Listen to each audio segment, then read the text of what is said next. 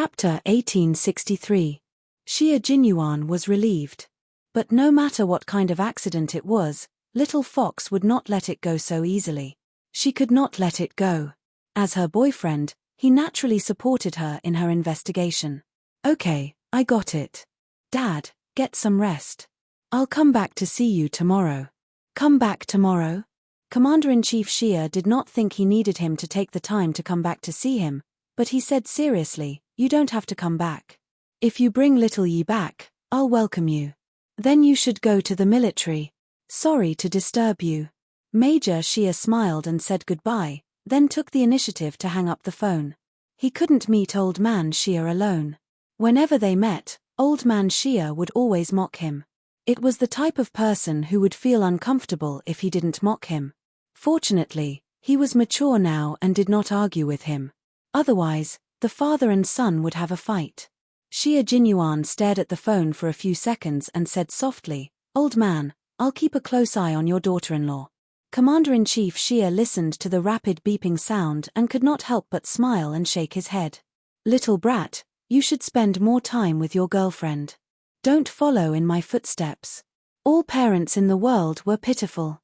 The dignified commander-in-chief was also like an ordinary parent, deeply caring for the devil-incarnate son that he spoke of. Knowing that it had nothing to do with a foreign organization, Xia Jinyuan's footsteps became lighter. However, it did not mean that he did not have any other questions. On the contrary, he had a lot of questions. Xia Jinyuan, who was chatting with the guard outside the door, began to ask a few questions. The content of his questions was different from Yi Qian's. He mainly asked if anyone had come to visit and if anyone from the southern province had come to inquire. Other than Commander Liu and Political Commissar Yang, no one else from the southern province had the opportunity to visit. He only asked if anyone had come to inquire about the situation. The People's Hospital of the southern province has sent people here many times. The military has issued a strict order not to leak any information about the squad leader. The General Military Hospital strictly followed the order and did not release any information. The people from the People's Hospital of the southern province still do not know about the squad leader's situation. Other than the People's Hospital of the southern province, only Commander Liu and Political Commissar Yang from the southern province visited him once half a month ago. In other words, there were no other suspicious people in southern province. Then, Xia Jinyuan narrowed his eyes as he read the report. His eyes were dark and unfathomable. This was what Uncle Chen had said to cooperate with the military's investigation. The military had asked him if anyone had come to the Southern Province People's Hospital while he was hospitalized, if he had any conflicts with anyone, or if anyone had come uninvited and so on. The rest of the answers were fine. Only the part about Yi Zhifan made him feel a little strange. He couldn't tell what was strange about it, but he couldn't tell what was wrong with it. However, he didn't know why he felt strange when Uncle Chen said, I don't have any personal grudges with Director Yi. It didn't mean much, but it could be understood as, personal grudges existed. Since that was the case, then Uncle Chen's next sentence, if an official knows the law, I don't think he needs to do something that will ruin his career. My case is actually just an ordinary medical accident. I don't think could be used as a way of saying, I don't think he is sure of himself and has a certain degree of suspicion. Little Fox had been insulted and framed by Yi Zhifan and his family. She almost couldn't attend high school normally. During the college entrance examination, Yi Zhifan had used underhanded means to frame Little Fox. As a family member, Uncle Chen already hated Yi Zhifan to the core.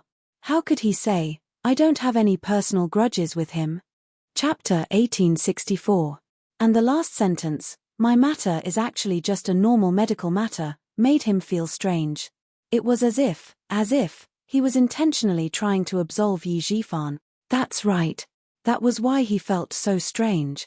Uncle Chen's words made him feel as if he was intentionally trying to absolve Yi Zhifan, but at the same time, he was angry. That's why he said things like it doesn't really matter and I think, which contradicted what he said at the end. Did Uncle Chen think that there was something wrong with Yi Zhifan? Or could it be that he sensed something? How could Yi Zhifan have the guts to harm Uncle Chen? Why would he harm Uncle Chen? What would require him to do so? What could Yi Jifan gain by harming Uncle Chen?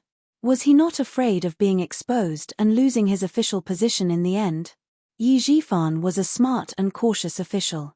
Even when Little Fox had such a bad relationship with his family, he did not do anything irrational.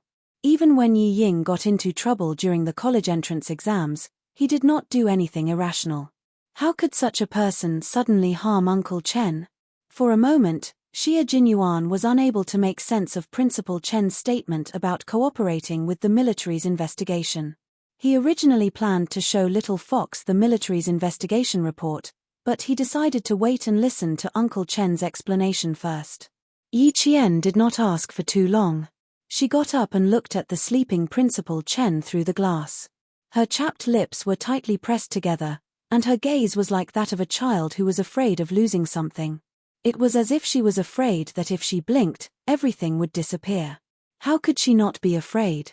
In her previous life, Yi Qian longed for family and love, but even until her death, she was alone. In this life, she got what she wanted and made up for the regrets of her previous life. Uncle Chen had already passed away, and Yi Qian was most worried about Principal Chen. In addition, she knew the identity of Principal Chen, so she was even more afraid of losing her last family member. She was really scared, really scared. Even if she was a strong-willed soldier, she was still afraid of losing her family. If you keep watching like this, you'll wake up Uncle Chen even if you don't go in. Xia Jinyuan gently pushed open the door and walked in. He pulled Yi Qian away and told her not to keep looking at him. Seeing her looking at him like that, the sadness in her background made him feel as if there was something stuck in his heart, making him feel very uncomfortable. Her sadness made his heart ache the most. He really wanted to ask her why she would occasionally feel the sadness of the twilight. It was like a thick ink that couldn't be dissolved, isolating the entire world. He couldn't help but feel flustered. He had to ask. He had to ask. Uncle Chen was still lying in the hospital. If he asked her now, she would definitely say that she was worried about Uncle Chen. It's all in the past. Little Fox, Uncle Chen is still fine. Why are you sad? You should be happy.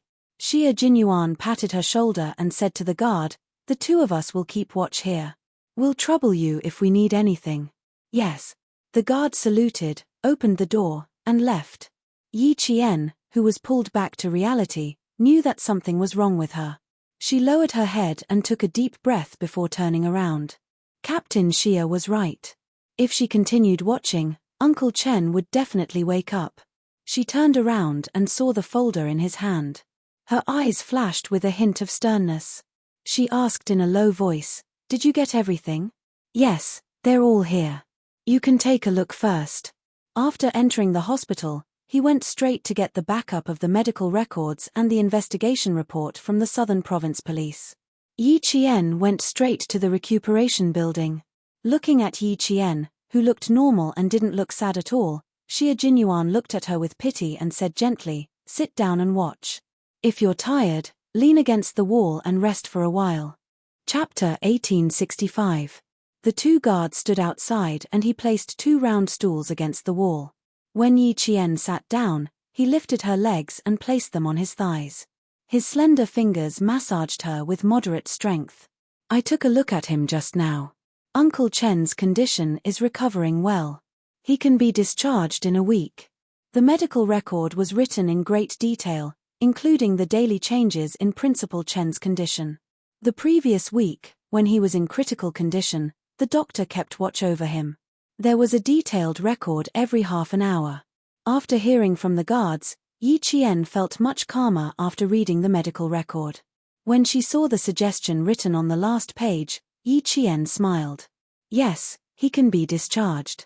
I calculated the time. I'll be able to pick up Uncle Chen after my exams. 2 days earlier than you. The exams in military academies are slightly longer than those in normal high schools." She smiled. Xia Jinyuan also felt very happy. After his discharge, Uncle Chen can't return to Nan Province for the time being. Why don't I arrange for Uncle Chen to live in the government's family compound? Then I'll transfer 2 guards to take care of Uncle Chen's daily life. Since it concerned Principal Chen's daily life, Yi Qian nodded without hesitation. As long as Uncle Chen is willing, I have no objections. However, although she didn't hesitate, Yi Qian frowned when she thought about Principal Chen's status. She thought for a while before continuing, with Uncle Chen's status, it doesn't seem appropriate for him to live in a crowded place, especially in a government agency's family compound. Do you think they'll recognize Uncle Chen? What she said made sense. Xia Jinyuan fell silent for a moment. When Uncle Chen wakes up, we'll ask him for his opinion. Also, let's take a look at the military's arrangements. Yi Qian flipped to the Nan Province Police investigation report.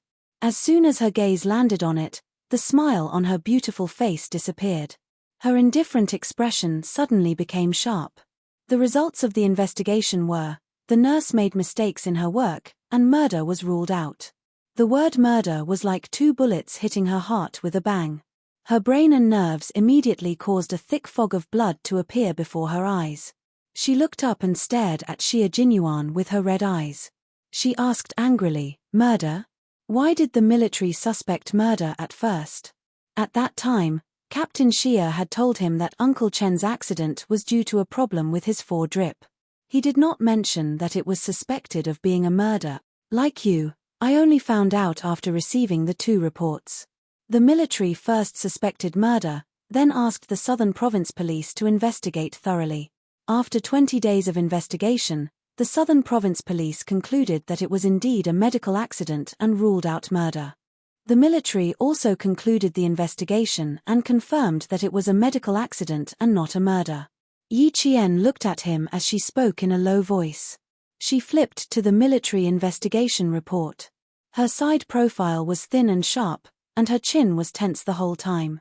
When she saw the military's question about Yi Zhifan, Xia Jinyuan clearly felt that her entire body's hostility had suddenly multiplied. He could see a strong murderous intent on her face. "Calm down and read slowly," Xia Jinyuan calmly reminded her. His hands kept massaging her tensed thighs and calves. After finishing the mountain training, everyone's legs were so sore that every step they took hurt their muscles. When Yi Qian rushed to the hospital and jumped out of the car, the muscles in her legs went out of control. She staggered a few steps before stabilizing herself and not falling. She was a girl who could endure. No matter how tough or tiring it was, she could grit her teeth and endure it. Chapter 1866. She was so good at controlling herself that it made him a little worried. He was afraid that if he held back too much, he would end up hurting her. Therefore, whenever he had the chance, he would help her loosen her muscles and bones and check if there were any bone injuries. There was an old saying in the army, recruits are more trustworthy, veterans are more sick, and there are more problems that are neither old nor new. The phrase veterans are more sick meant that after being in the army for a long time, they would have problems all over their bodies, especially their knees. If they didn't take good care of them, they would be plagued with illnesses and it would affect their future battles. He increased the strength of his massage, and Yi Zhenjian felt the pain. The red in her eyes that were staring at him gradually faded, and she slowly regained her calm. Yi Zhifan's mother has been recuperating at the People's Hospital of Nan Province. Uncle Chen had gastric bleeding and was sent to the hospital for emergency treatment. Regiment Commander Liu and Political Commissar Yang were running up and down with their men, so it was inevitable that they would run into Yi Zhifan. The report contained a conversation between Regiment Commander Liu and Political Commissar Yang. Yi Zhifan did run into them by accident. The military also questioned Uncle Chen privately. Uncle Chen said that it had nothing to do with Yi Zhifan. "Yi Qian, even if you're angry now, it's useless. Sometimes, things are just so coincidental that it seems like a case of murder." Xia Jinyuan looked at Yi Qian coldly. Even his voice was cold. "The things in the report have already been investigated. What's there to be angry about? Yi Zhifan only came to visit Uncle Chen once. How could you lose control of your emotions so easily? If he really had bad intentions, he would be happier if you lost control of your emotions. You can only handle things calmly. Anger will only make things worse. Yi Qian, you need to calm down right now." With that said, Xia Jinyuan took the file without hesitation. "You need to calm down right now. Get some sleep and wait for Uncle Chen to wake up." Yi Qian knew that he was in a bad mood, so he didn't refute Xia Jinyuan's words. He took a few deep breaths to suppress the anger in his heart. Okay, I'll rest for a while. I'll look at it after I calm down. I'll ask the guards to bring a folding bed over. You can rest here. In her current situation, it was better not to look at it anymore. If she also noticed the strangeness of Uncle Chen's words, her emotions would only fluctuate even more. It seemed that Yi Jifan's influence on Yi Qian was still quite big, even bigger than Yi Ying's appearance. The guard brought the foldable bed over, not forgetting to bring 2 quilts that reeked of disinfectant. Let's each take half a side. There was only one folding bed. Yi Qian, who was hugging the quilt, suggested, I'll sleep on this side, and you can sleep on the other side. Let's rest together. It was tiring enough to accompany her. She couldn't let him suffer. Upon hearing this, Xia Jinyuan gestured to the small foldable bed. I'm afraid that if I lie down, the foot of the bed will break. I don't choose a place to sleep. You should rest. Last week, her period had just ended. She had to train twice in a row and didn't rest in bed for a single day. It was said that girls must pay attention to keeping warm once a month, otherwise there would be endless trouble. She had run in the rain and rolled in the snow for 2 months in a row. Now that she was back and had a place to sleep, how could he let her suffer? She was afraid that he would suffer, and he was afraid that she would suffer. In the end, the Major's domineering personality kicked in. He carried Yi Qian and placed him directly on the long table. You're so dishonest. You have to insist on arguing with me. Don't you know that I'm actually more stubborn than anyone else? Who can argue with me? Don't move, don't talk. Uncle Chen is still sleeping inside. The domineering Major was in high spirits. He bent down and personally took off Yi Qian's military boots and jacket. Chapter 1867. Yi Qian really couldn't move. If she moved, the long table she was sitting on would creak. Not only was she afraid of waking Uncle Chen up, she was also afraid of alerting the 2 guards standing outside. After taking off his jacket, Yi Qian hurriedly covered his belt with her hands. You can't take off your pants. It'll make it easier for me to get up in the morning. She felt a little unnatural, afraid that he would really take off her pants. No, I'm not thinking of taking them off. Seeing her unnatural expression, Xia Jinyuan lowered his head to hold back his laughter and carried her to the foldable bed. Go to sleep. Have a good night's sleep. We can still sleep for 3 hours after the shift changes at 7. We've overworked our brains during this period of time, so we need to rest well. It won't be too late to think about things when we wake up. Faced with the determined Major, Yi Qian lay down in bed and got up on her elbows. She still asked worriedly, How are you going to sleep? Get the guards to bring another layer of blankets and sleep on the floor. Xia Jinyuan hugged the blankets and put his feet on the long table. He leaned against the corner of the wall that was warmed by the heater and raised his eyebrows. This is good. The heater is facing us, so we don't have to worry about catching a cold. It was still winter in the capital, so the hospital was still using central heating. Yi Jian watched him close his eyes, as if he was too tired to say another word. Only then did she lay back down gently on the bed. She was a person who could calm down quickly. She was no longer as angry as she was before. She snuggled a little deeper into the bed, only her short black hair was visible, so he couldn't tell if she had closed her eyes or fallen asleep. Xia Jinyuan quietly opened his eyes and saw that she was lying motionless under the blankets. Only then did he relax and close his eyes again. There was a faint smile on his handsome face, and he soon fell asleep. The shift change at 7 o'clock. Xia Jinyuan only slept for 2 hours before opening his eyes. Sleeping in this position was not comfortable at all. 2 hours was his limit. His legs were long and slender to begin with, so when he put them down, they were like a bridge. When he put them down, his legs were numb and didn't feel like his own legs at all. He only gently put on his military boots when his blood flow returned to normal. 2 hours of deep sleep had swept away most of the fatigue in his body. He stood up and looked into the room. He met the eyes of Principal Chen, who had just woken up less than 10 minutes ago. The 2 of you are too good at tormenting people.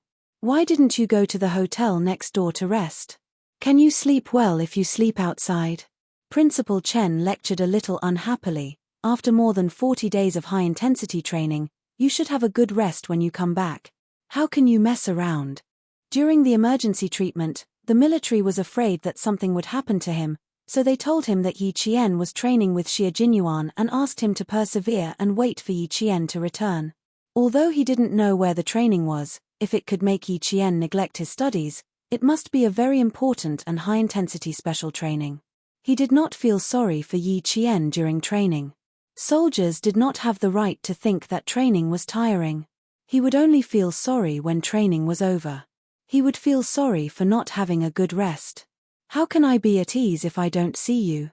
Also, don't you know Yi Qian? If she doesn't come to see you, even if I tie her up and take her to the hotel, she will still find a way to escape. Xie Jinyuan poured a glass of warm water and handed it to him. Have a glass of water first. The guard said that Uncle Chen didn't like to be served by others. It was as if he was a good-for-nothing who could only be taken care of. Xie Jinyuan kept that in mind and did not dare to feed him water. Uncle Chen, she hasn't woken up yet. I'd like to take this opportunity to ask you a few questions. I need you to answer them for me. Since this was a serious matter, Xie Jinyuan asked directly, I want to know if you have any scruples about Yi Zhifan. Chapter 1868. Xie Jinyuan's words really gave Principal Chen a fright. He thought that Xie Jinyuan had found something. No, it was impossible to find anything. If the military couldn't find anything, how could he have the time to investigate in the middle of training? Therefore, he didn't find anything. He just had his suspicions. Principal Chen's body was injured, and his brain wasn't as fast as it used to be. He lowered his head and took a sip of warm water. He asked calmly, Why do you ask? Uncle Chen, take a look at this. Xie Jinyuan's gaze slid past Principal Chen's face. He took out a page of the report that he hadn't shown to Yi Qian. This is one of the military's investigation reports. It's also the military's investigation into whether there's anything wrong with Yi Zhifan. They want to confirm what you said. If he had only had his suspicions before, then Uncle Chen's act of drinking water just now confirmed his suspicions. Uncle Chen must have some misgivings about Yi Zhifan. In other words, he also suspected that there was something fishy going on this time. It might have something to do with Yi Zhifan. Principal Chen glanced at the single piece of A4 paper on top of the quilt. He put the glass of water aside and picked up the report. He unhurriedly opened it. What's wrong? Did I say something wrong? Principal Chen opened the A4 paper that Xie Jinyuan had folded for convenience. Although he looked calm on the surface, he wasn't calm on the inside. He casually glanced at it and sneered. There's nothing wrong with what you said. There's nothing false about cooperating with the military's investigation. Xie Jinyuan did not expect to get anything out of Principal Chen immediately. He was not in a hurry, but the color in his eyes darkened a little. He said slowly and elegantly, You told the military that you and Director Yi Zhifan did not have much of a personal grudge. This can be understood as a personal grudge. No matter how big or small it is, you and Yi Zhifan have a personal grudge. In the end, you said, I don't think there's a need for him to do something that would ruin his career. Uncle Chen, I don't think is a term of uncertainty and suspicion. It means that you've already suspected Yi Zhifan. Principal Chen, who was listening quietly, couldn't help but narrow his eyes. Deep in his eyes, there was a well-concealed surprise. Even the military didn't suspect him, but he actually suspected him from a few words. As expected of the Weapon King, this kind of sensitivity, this kind of intelligence, he was definitely not an ordinary person. Principal Chen was also a king among the snipers. If he didn't make a move, the people around him naturally wouldn't be able to tell. When the two generations of Weapon Kings met face to face, Xie Jinyuan knew that the veteran king was still better. This was because the veteran king had fooled the military investigators and made the military think that Yi Zhifan really had nothing to do with the incident. If he didn't know how much Uncle Chen loved Yi Qian and how much he hated Yi Zhifan's family, he would also have been fooled by Uncle Chen like the military. In the end, you said, my incident was actually just a normal medical accident. It seemed more like you were deliberately trying to cover up the truth and defend Yi Zhifan. Uncle Chen, At first, I didn't quite understand why you said such contradictory things, but when you drank the water just now, it made me certain that you were indeed suspecting Yi Jifan. Although he spoke slowly, there were no pauses in between. This meant that he didn't give Principal Chen a chance to interrupt him midway. He controlled the entire rhythm of the conversation in his own hands. Uncle Chen, I just want to know why you did this. Is it because of Yi Qian? If it's because of her, you should have told me. Chapter 1869. Because. Xie Jinyuan paused. His dark eyes were filled with respect as he looked at Principal Chen. Because, like you, I only want Yi Qian to be safe and sound. I can't bear to see her get hurt because of Yi Jifan. Principal Chen was very sure of this. He had seen how much the young major in front of him protected Yi Qian over the years. When old uncle was still alive, he once said, "In this world, only Major Xie is worthy of our Yi girl." The worthy that old uncle was talking about was not a good match in terms of family background. He was referring to Major Xie's love and care for Yi Qian. Yi Qian could rely on him for the rest of his life. If something were to happen to Yi Qian, this young major would be the only person that Yi girl could trust. Even if they could not become husband and wife in the future, Xie Jinyuan was still a man worthy of Yi girl's trust. That's right. I do suspect that Yi Jifan had something to do with me giving the wrong medicine. However, it's only a suspicion. I don't have any evidence. After thinking for less than 2 minutes, Principal Chen stopped beating around the bush with Xie Jinyuan. Principal Chen, who had walked through the gates of hell countless times, had a cold expression on his thin face. He said calmly, "Go and see if Yi girl has woken up. It's a long story. There are some things that I can't let Yi girl know for the time being." Xie Jinyuan could read the seriousness on Principal Chen's serious face. He couldn't help but feel a chill in his heart as he quickly got up. After confirming that Yi Qian had not woken up, he returned. Almost 50 days ago, Marta's son Xueqing's former comrade came to Shuiku village to look for me. He told me about Marta's son Xueqing's past in the army. Taking advantage of the fact that Yi Qian was still unconscious, Principal Chen sped up his narration. He started from Chief Cai's visit to Shuiku village, to Chief Cai's suspicions, and how there were people who wanted to harm Marta's son Xueqing. Chief Cai suspects that Marta's son Xueqing's sacrifice was actually due to an assassination attempt, and it's very likely that it was done by someone close to her. Xie Jinyuan's handsome face was getting colder and colder. He couldn't help holding his breath as he listened to the conversation. His eyes were fixed on the small glass window in the ward. When Yi Qian woke up, the first thing he would do was stand at the glass window and look into the ward. This way, he could immediately interrupt the conversation. Even after Bureau Chief Cai retired from the army, he still couldn't find any clues. That was until he accidentally met Yi Qian, who bore a striking resemblance to Marta's son Xueqing in Tongju. Tongju? Wasn't that a mission to clear out the cultists? He even carried out this mission with Yi Qian. At that time, Chief Cai was busy and couldn't talk to Yi Qian in detail. Before he left, he told Yi Qian that if she wanted to know about Marta's son Xueqing's past, she could contact him at any time. After that, Yi Qian didn't contact him. Because of Yi Qian's appearance, Chief Cai recalled the past and returned to his own army, which was the army that Marta's son Xueqing was in when she was alive. Chief Cai couldn't accept this. The army had information on all of them, but there was no information on Marta's son Xueqing, who sacrificed herself for the country. There wasn't even a single word about her. Yi Qian's mother was an outstanding female soldier when she was alive. She was also one of the first batch of female soldiers to officially join the female special forces. She had made countless contributions to the country and was personally received by the president during the commendation ceremony.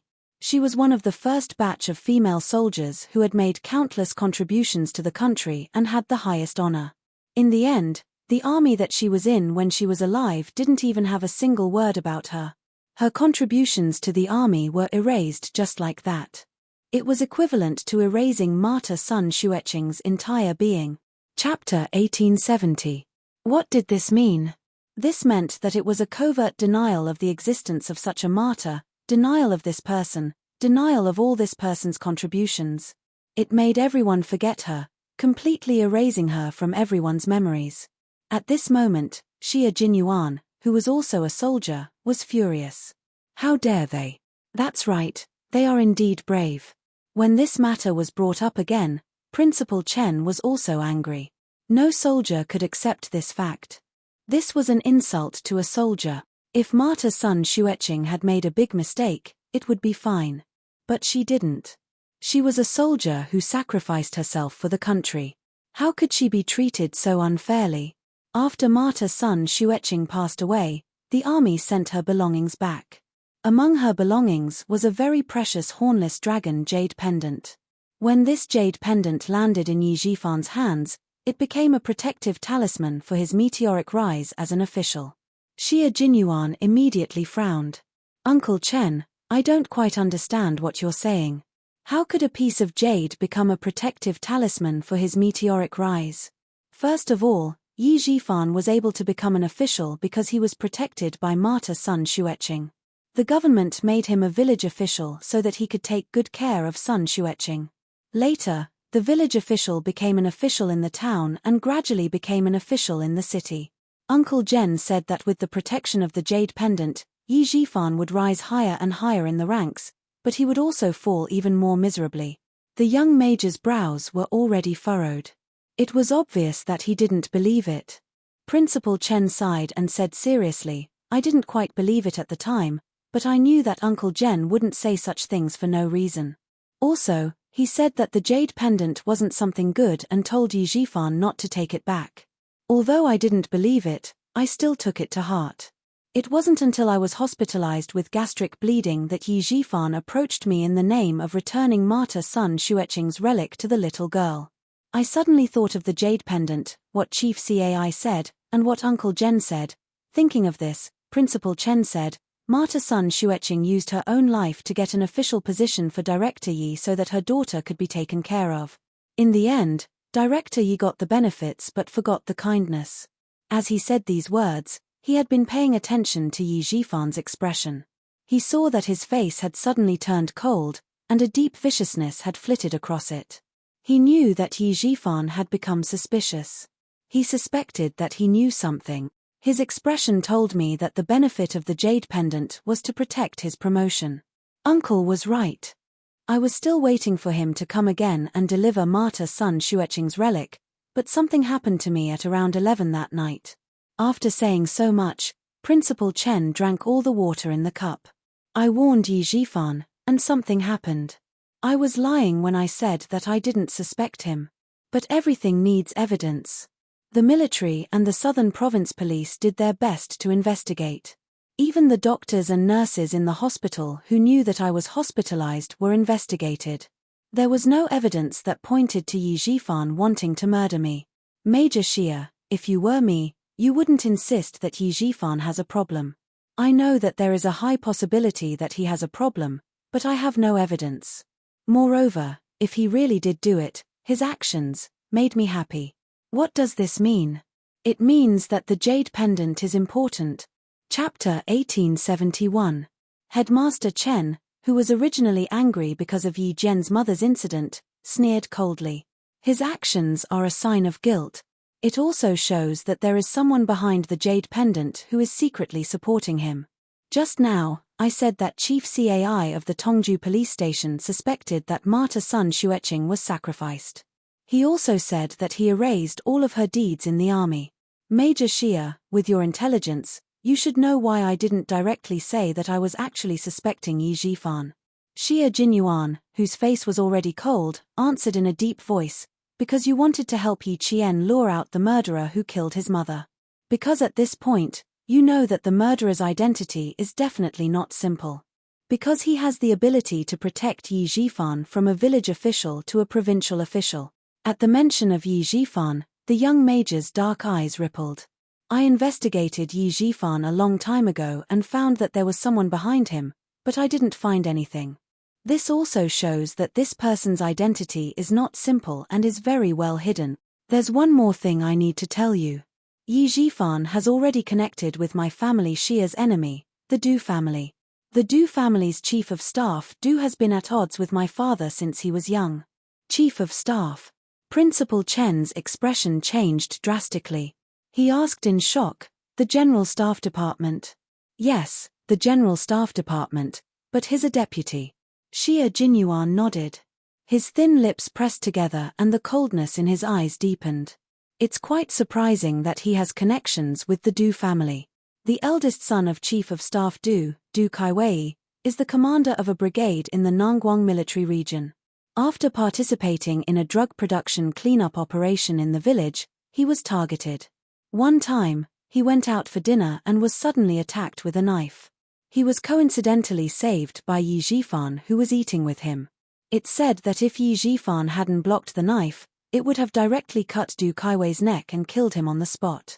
Now that you've heard about this jade pendant, even I have my suspicions. Such a big coincidence. Is it a coincidence? Or was it arranged by someone? It's such a coincidence that I saved the eldest son of Chief of Staff Du, who doesn't get along with my family Xia. Even the experienced Principal Chen couldn't help but gasp. You mean, the person behind the jade pendant knows that the Du family and family Xia don't get along, so they deliberately let Yi Zhifan get close to the Du family. Well, it turns out that I didn't think about it. It was you who mentioned the jade pendant that made me suspicious. When Yi Qian was adopted by Yi Zhifan's family, they didn't beat her or scold her. They raised a smart girl into a good-for-nothing. Uncle Chen, what does this mean? This means that someone instigated Yi Zhifan to raise Yi Qian into a cripple. He purposely got that comrade of Marta's son Xueqing to tell Chief Cai that Yi Qian had died after falling into the water. That person didn't want others to know about Yi Qian's existence. But that person had some misgivings and had no choice but to keep Yi Qian alive. But he was very unwilling. Even if he kept Yi Qian alive, he only wanted to see a good-for-nothing like Yi Qian. That's why he instigated Yi Zhifan to turn Yi Zhifan into a cripple. Xia Jinyuan was terrifying. His logical thinking and analytical skills were as rigorous as a net. As long as he caught everything in his net, as long as he could string everything together, he wouldn't miss anything. It was just a combination of what Headmaster Chen and Chief Cai had said, combined with Yi Zhifan's various guesses, one after another, popping out from his mouth. It wasn't a whimsical thought, but a logical and well-founded one after another, cutting into the facts and analyzing them one by one. Chapter 1872. Xia Jinyuan's analysis was like a clap of thunder, one after another. Principal Chen was originally leaning against the headboard of the bed, but after Xia Jinyuan's in-depth analysis, he couldn't help but sit up straight. Although he was thin, his expression was still firm. The more he listened, the more serious his expression became. Major Xia, who was born in a military family, and whose elders and brothers were either in politics or the military, was definitely more politically sensitive than a retired soldier like him. Every word he said would not be shot without aim, and his speculations would not be made carelessly. On the contrary, Headmaster Chen felt his back drenched in cold sweat after hearing his speculation. He and Uncle Jen had both made a mistake. Uncle Jen and I have both made a very serious mistake. Principal Chen, who had a serious expression, punched the bed with one hand and said in annoyance, "All this time, Uncle Jen and I have only thought that Yi Zhifan's family treated Yi Qian this way because they didn't want the little Yi girl to be too outstanding and overshadow Yi Ying. That's why Sun Dongqing always made things difficult for the little Yi girl. She either hit or scolded her because she was afraid that the little Yi girl would steal Yi Ying's limelight."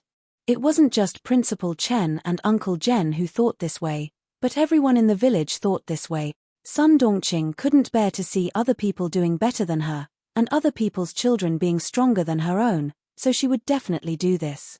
They all thought this way and never thought about it in other ways. I heard from Uncle Jen that not long after Sun Xueqing was buried, old Madam Yi started spreading rumors in the village. She said that her eldest son and eldest daughter-in-law died early because of the little Yi girl. Whoever wants to take in the little Yi girl, beware of bad luck. With just one sentence, she convicted Yi Qian, causing everyone in the village to avoid Yi Qian like the plague, afraid that they would be tainted with bad luck. Xia Jinyuan had never heard of this part of Yi Qian's past. When he heard it, Every word turned into fine steel needles that pierced his heart. It pierced his heart until it hurt, causing his handsome face to twist into a vicious expression. How old was little Fox? He was only 2 or 3 years old. That was a time when farming was a big collective and there was no guarantee of livelihood. It was a time when news was blocked. No matter if they were in trouble or sick, the first thing they would do was to pray to the gods and Buddha. There was a rumor that the little fox was a jinx. The Yi family was really vicious.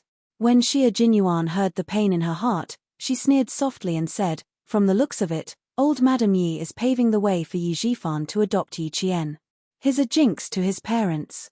Even if the village wants to adopt Yi Qian for the sake of the pension, they're scared by the fact that he's a jinx. A jinx in his life. To treat the little fox so cruelly and viciously, it was only right that he cursed them until they had nothing left."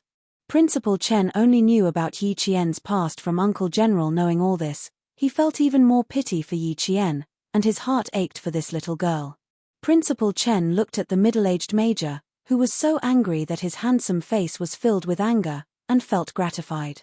Although Commander-in-Chief Xia's only son was the son of God, he was also a man who valued friendship and righteousness, and had the demeanor of a gentleman.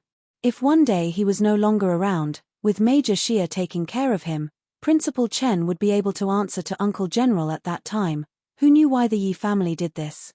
When old Madam Yi lost her son, everyone sympathized with her. After she lost her beloved daughter-in-law, the rumor that the little girl was a jinx was much more credible than the usual gossip. Chapter 1873. Yi Jifan, who happened to be the village official, was furious because of this. He said that old Madam Yi was too foolish and that Yi Qian wouldn't be able to live in the village in the future. Uncle Zhen was still in the army at that time. By the time he returned, everything had been settled. Yi Jifan didn't care that his family would be cursed by Yi Qian and went with son Dongqing to bring Yi Qian back. To the villagers, it was a happy ending. They didn't have to worry that Yi Qian would be arranged to stay at their house for a while. Not long after, old Madam Yi and old man Yi left Shuiku village together and went to the coastal city with their daughter and son-in-law. The reason they left was that Yi Qian's life was too tough and would be a curse to her. The villagers more or less believed in fate and didn't suspect anything. Even when son Dongqing treated Yi Qian badly, the villagers didn't say anything. Yi Qian's life was too tough. Son Dongqing raised her well. It was normal for a child to be beaten and scolded. If a child was disobedient, wouldn't they also be beaten and scolded? But who knew that not only did son Dongqing beat and scolded Yi Qian, sometimes she also didn't give Yi Qian food to eat. Other than dressing similarly to Yi Ying, who knew what she did when she closed the door? Principal Chen recalled the expression on his uncle's face when he talked about these things. Every wrinkle on his weathered face was filled with deep guilt. It was a deep guilt towards Yi Qian. Even though Xia Jinyuan knew that Yi Qian's childhood wasn't smooth sailing, he never thought that it would be so tragic. Suppressing his anger, he closed his eyes gently and suppressed the surging anger in his heart. He said to Principal Chen, "Uncle Chen, tell me more about Yi Qian's childhood. I'll see if there are any other suspicious points." He wanted to know everything about her. He didn't participate in her past, but he wanted to know everything. He wanted to know how painful it was for her back then so that he could dote on her more in the future. He wanted to make up for all the pain she had suffered. He wanted to take responsibility for the rest of his life. Little Yi's childhood, sigh. Before he could say anything, Principal Chen's long sigh turned into a sharp thorn that pierced straight into his heart after entering his ears. It hurt so much that he had to clench his fists tightly to suppress his anger. At least in the eyes of the villagers, Yi Jifan is living a good life. Every time he comes back, the first thing he says is, "Yi Qian, come out and see what delicious food I brought for you." After a long time, the neighbors started to feel that Yi Jifan had not let big brother and sister-in-law down. He wasn't afraid of being jinxed by bringing his niece, Yi Qian, into his home. "Every time I come back from the army, I'll ask about little Yi. Naturally, what I hear is that little Yi is doing well. She has food, clothes, and even goes to school." Later on, little Yi grew up a little. Everyone in the village knows that little Yi is naughty. She likes to get into trouble and likes to lie. Sometimes, Yi Ying has to apologize on her behalf. When she was in 4th or 5th grade, she almost froze to death in the snow.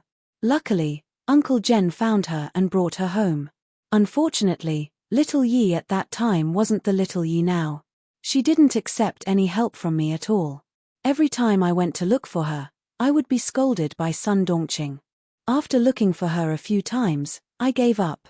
Just like that, little Yi lived in Yi Jifan's house. On the surface, everyone thought that she was living a good life. Scolding, beating, and framing became a common occurrence in the family. If she didn't say anything, no one would know. Chapter 1874. Under such circumstances, none of the villagers would stand up for Yi Qian. Even though the villagers were down-to-earth and narrow-minded and did not stir up trouble, in the face of Sun Dongqing's scolding and beating of Yi Qian, they believed that as long as Yi Qian had food to eat, a place to stay, and a place to go to school, that would be enough. It was normal for them to be scolded and beaten for being naughty. Faced with Yi Qian's tragic past, Xie Jinyuan clenched his fists several times before he asked in a low and hoarse voice, "Did Yi Jifan ever scold or beat Yi Qian?" No, it was always Sun Dongqing who stepped in, so it was not convenient for Uncle Jen to stand up for Yi Qian sometimes. When he saw that she was unwilling to come back, he just assumed that Yi Qian was doing well, so he gave up on bringing her back. Principal Chen sighed as he talked about Yi Qian's childhood. It wasn't until the second day of Chinese New Year that Yi Qian came to her senses and resolutely left the Yi family to look for Uncle General. You know what happened after that. That was when Yi Qian's bitter days finally came to an end. As for her past, if Uncle Jen hadn't asked about it, I wouldn't have known that she was living such a bitter life. Uncle Jen blamed himself and kept telling me that he blamed himself for not persevering and leaving the child in a wolf's den. After hearing about Yi Qian's childhood, Xie Jinyuan, whose eyes were slightly red, was silent for a long time before he said in a hoarse voice, "Yi Qian almost froze to death outside in the 4th or 5th year of Chinese New Year." What was the cause? On the eve of Chinese New Year, Yi Qian did something wrong and angered old Madame Yi's one-eyed son-in-law, Sun Yaozu, who kicked him. Old Madame Yi also thought that Yi Qian was a jinx to her and was an unlucky person, so she ordered Sun Yaozu to throw Yi Qian, who was pretending to be unconscious, to the edge of the field. Just like that, Sun Yaozu's name was engraved in Xie Jinyuan's heart. He would settle the score with him and old Madame Yi. Life had given his little fox so many trials and tribulations, but she had never bowed her head and admitted defeat. Once she woke up, it was as if she had been reborn from the ashes. No matter how difficult the road ahead was, she had persevered and walked on with gratitude. Principal Chen told Xie Jinyuan everything he knew. Xie Jinyuan not only felt distressed, but also found all kinds of suspicious points while digesting all the past events. Yi Jifan never hit or scolded Yi Qian. He never asked Yi Qian what trouble he got into or what lies he told. He also never cared about Yi Qian's studies. Even when Sun Dongqing hit or scolded Yi Qian, he didn't ask. It wasn't until the incident on the second day of Chinese New Year when Yi Qian was forced to drop out of school that Yi Jifan stood up for the first time. He said that Yi Qian got into trouble because of him as her uncle. In order to prevent her from continuing to affect the school, he asked Yi Qian to drop out of school and go home. This was the only time Yi Jifan came to school for Yi Qian. It was for no other reason than to ask Yi Qian to drop out of school. After connecting the previous analysis with Yi Qian's childhood, Xie Jinyuan's eyes turned cold. He said in a low voice, Yi Jifan didn't get involved in Yi Qian's matters because he wanted to protect himself. If anything happened, he could push all the blame to Sun Dongqing. The incident on the second day of Chinese New Year made Yi Jifan think that the time was right. He could directly ruin Yi Qian's studies and make her drop out of school because of her reputation. As the mayor, he didn't use his power for personal gain, which showed that he was a fair person. "Uncle Chen, you still have to hide our conversation from Yi Qian. I need to investigate a few more things. I'll let you know if I have any leads." Chapter 1875. What he could be sure of now was that firstly, someone had indeed killed Sun Xueqing. Second, this person was no ordinary person. He already had a certain amount of power back then, To be able to support Yi Jifan all the way to the top, he must be even more powerful now. Third, why did this person kill Marta's son Xueqing? Why did he want to cripple Yi Qian? What was the big secret behind all of this? He actually involved the next generation and caused Yi Qian to suffer so much. Fourth, did old Madam Yi and Yi Jifan know anything? Fifth, why did Sun Yaozu want to kill Yi Qian, a child? Sixth, Yi Jifan was now in contact with the Du family. Was this person the one who pulled the strings? Was it so that Yi Jifan could contact the Du family to deal with the family Xia and Yi Qian? Everything needed to be investigated, and he had to start from the death of Marta's son Xueqing. He had to use this as a breakthrough point to slowly tear apart the case. At the same time, he would tell old man Xia everything and have him pay attention to the Du family's recent movements. He would see if he could find any clues about the person behind the hornless dragon jade pendant. What do you want to investigate? Principal Chen's expression immediately darkened. No matter what you're investigating, it's very dangerous. There are too many things to investigate, Uncle Chen. I don't understand why someone would want to make things difficult for Yi Qian. I don't understand why they would want to cripple Yi Qian. The matter was too complicated. Even the intelligent and meticulous Xia Jinyuan couldn't straighten everything out in one go. Seeing Principal Chen's expression suddenly turn cold and worried that he would act rashly, Xia Jinyuan couldn't help but smile. Don't worry, I won't investigate rashly. That's good. But you've always been steady, so I'm not worried. Although Principal Chen said this, the courage on his face slowly disappeared into his eyes. He glanced at the young major who was wholeheartedly concerned about Yi Qingtang and sighed softly. It seemed that he still had something to say, but was hesitating whether to say it or not. Xia Jinyuan poured a glass of warm water for Principal Chen and himself. Holding the glass, he stared at Principal Chen's thin face. His clear and dark eyes held a faint smile as he looked into Principal Chen's eyes. You don't have to worry about anything when it comes to me.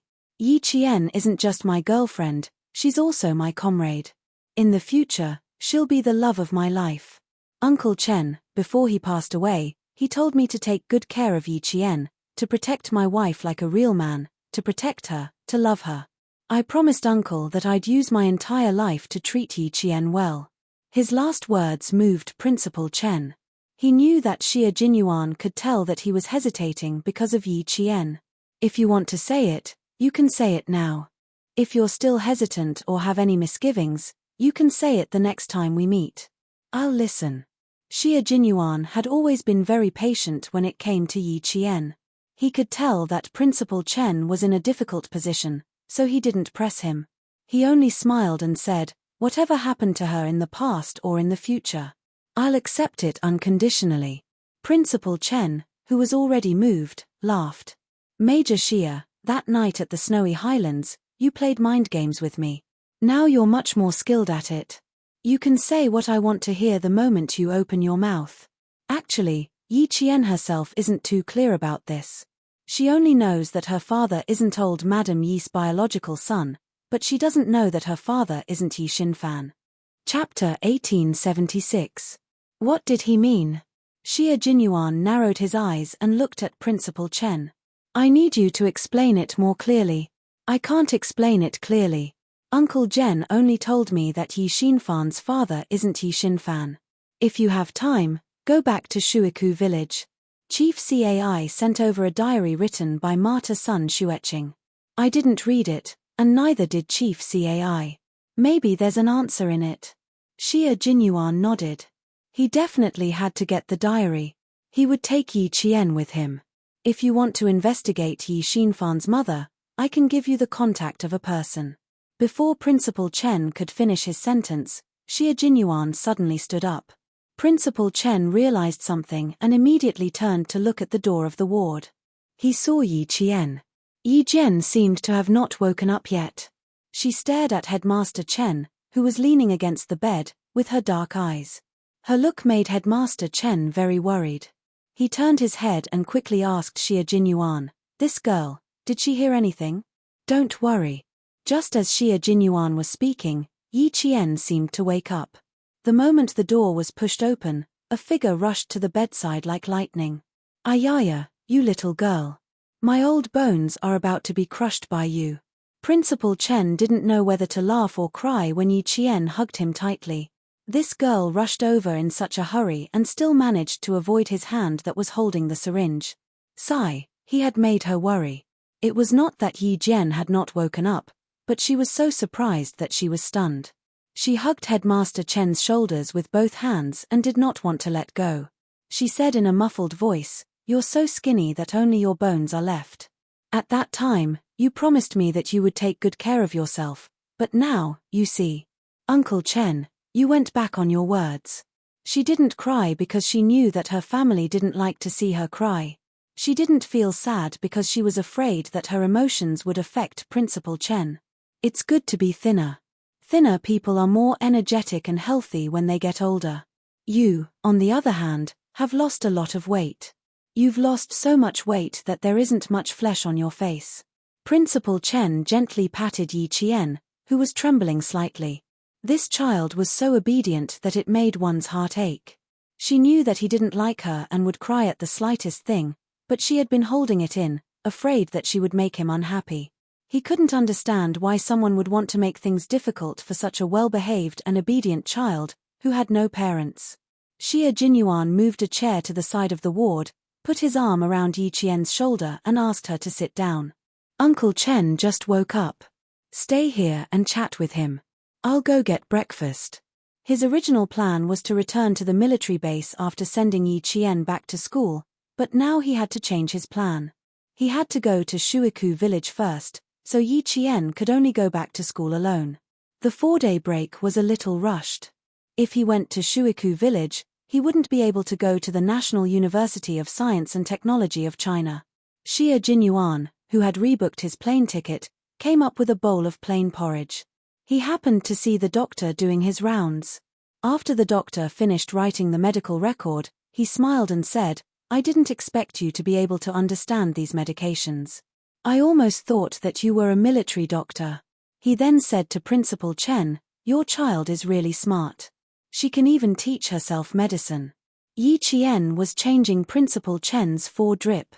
She had inserted too many needles recently, and there were countless needle holes on Principal Chen's arms. There were also many bruises left behind from the needles. The nurse came over and inserted 2 needles, but there was no blood flow back. Yi Qian disinfected her hands and asked the nurse to go to the side. She then inserted the needles into Principal Chen's arms with familiarity. This made the doctors around her think that she was a military doctor. Chapter 1877. Xie Jinyuan suddenly remembered that night in Fujian town, the soldier who was chasing after the gang leader was shot.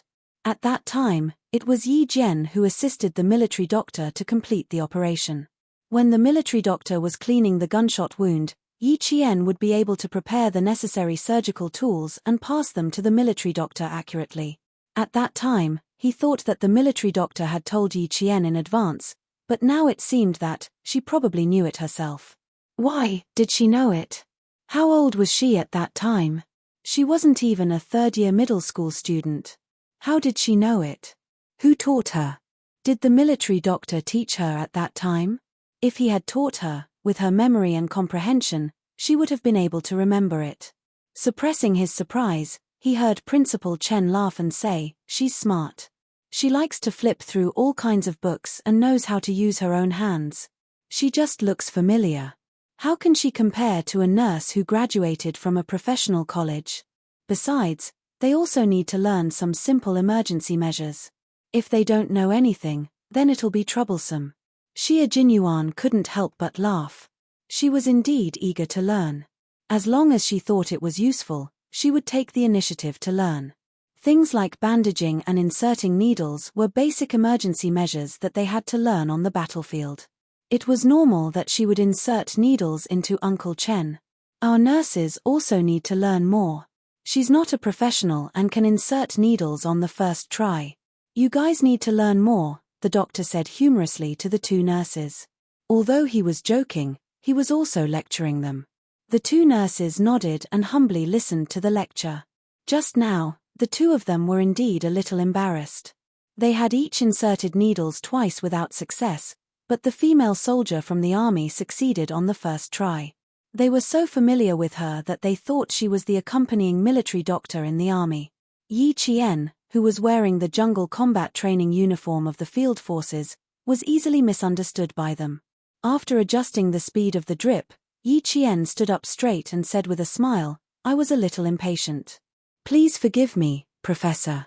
This child sure knows how to be polite." The doctor saw that Yi Qian was very polite and mature. He smiled and said, "Then you have to take good care of the old class leader. He can eat some meat now, but it should be light. He can't eat spicy food." The military was extremely meticulous when it came to living arrangements. Previously, there were caretakers to take care of him, especially when it came to food. Every day, there would be nutritious meals, and there would be a list of what to eat and what nutrients to add. This was something that Principal Chen, who was used to living a rough life, could not get used to. Last week, after he was allowed to eat some meat and fish, he was determined not to be given any more preferential treatment. He even asked the military and the hospital to withdraw the caregivers and stop giving them such special treatment. The guards asked for instructions from their superiors. Only after obtaining the military's approval did they inform the hospital to withdraw the special treatment according to Principal Chen's wishes. Only then did Principal Chen feel much better. "Uncle Chen, listen carefully. In the future, you have to quit drinking alcohol and spicy food." Although there were no caretakers, Yi Qian could supervise him better. Hearing this, Yi Qian immediately asked the doctor what he could and could not eat. He asked so carefully that Principal Chen could only feel helpless. When the doctor left, he even joked, "Looks like your nemesis is here. Our nurses will have an easier time in the future." The old class leader was very cooperative in other aspects, but he was not cooperative when it came to his daily life. He was afraid that the hospital would give him special treatment. Every time the caretakers delivered food, they would explain it in detail. Sometimes, they would even ask the nurses. This caused everyone in the department to collectively tell them that the food was from the cafeteria every day. Chapter 1878. To Principal Chen, the food in the cafeteria was more than enough. He did not need to be served like an empress dowager. To him, the food in the cafeteria was more delicious and appetizing. Abstaining from alcohol and spicy food is not a problem. Just don't arrange for any caregivers. I already feel that it's too troublesome to arrange 3 shifts of guards to watch over me. I feel like I'm going to become a useless person if you arrange for more. Principal Chen, who was drinking millet porridge, said earnestly, "You've already caused a lot of trouble for the military. You can't be so meticulous about everything. Little Yi, remember not to make any requests." "Uncle Chen, I'm just seriously ill. I'm not crippled. I don't need anyone to take care of me. Don't treat me like a useless person. I don't like to be served like this." Yi Qian knew Principal Chen's temper. He had the same temperament as Uncle General. If the military needed them, they would be duty-bound to join the military. But when they returned to their daily lives, they would have to solve any problems on their own. They would never trouble the military. Uncle Chen was a strong-willed person and was once a world-class sniper. How could he accept a life of being taken care of everywhere? This kind of life might be good for others, but for Uncle Chen, it was denying his ability to continue contributing to the military. This was what Uncle Chen could not accept the most. Hearing this, Yi Qian smiled and said, "I'll remember what you said. I won't make any requests to the military. But when you say return to the military, do you mean your second military service?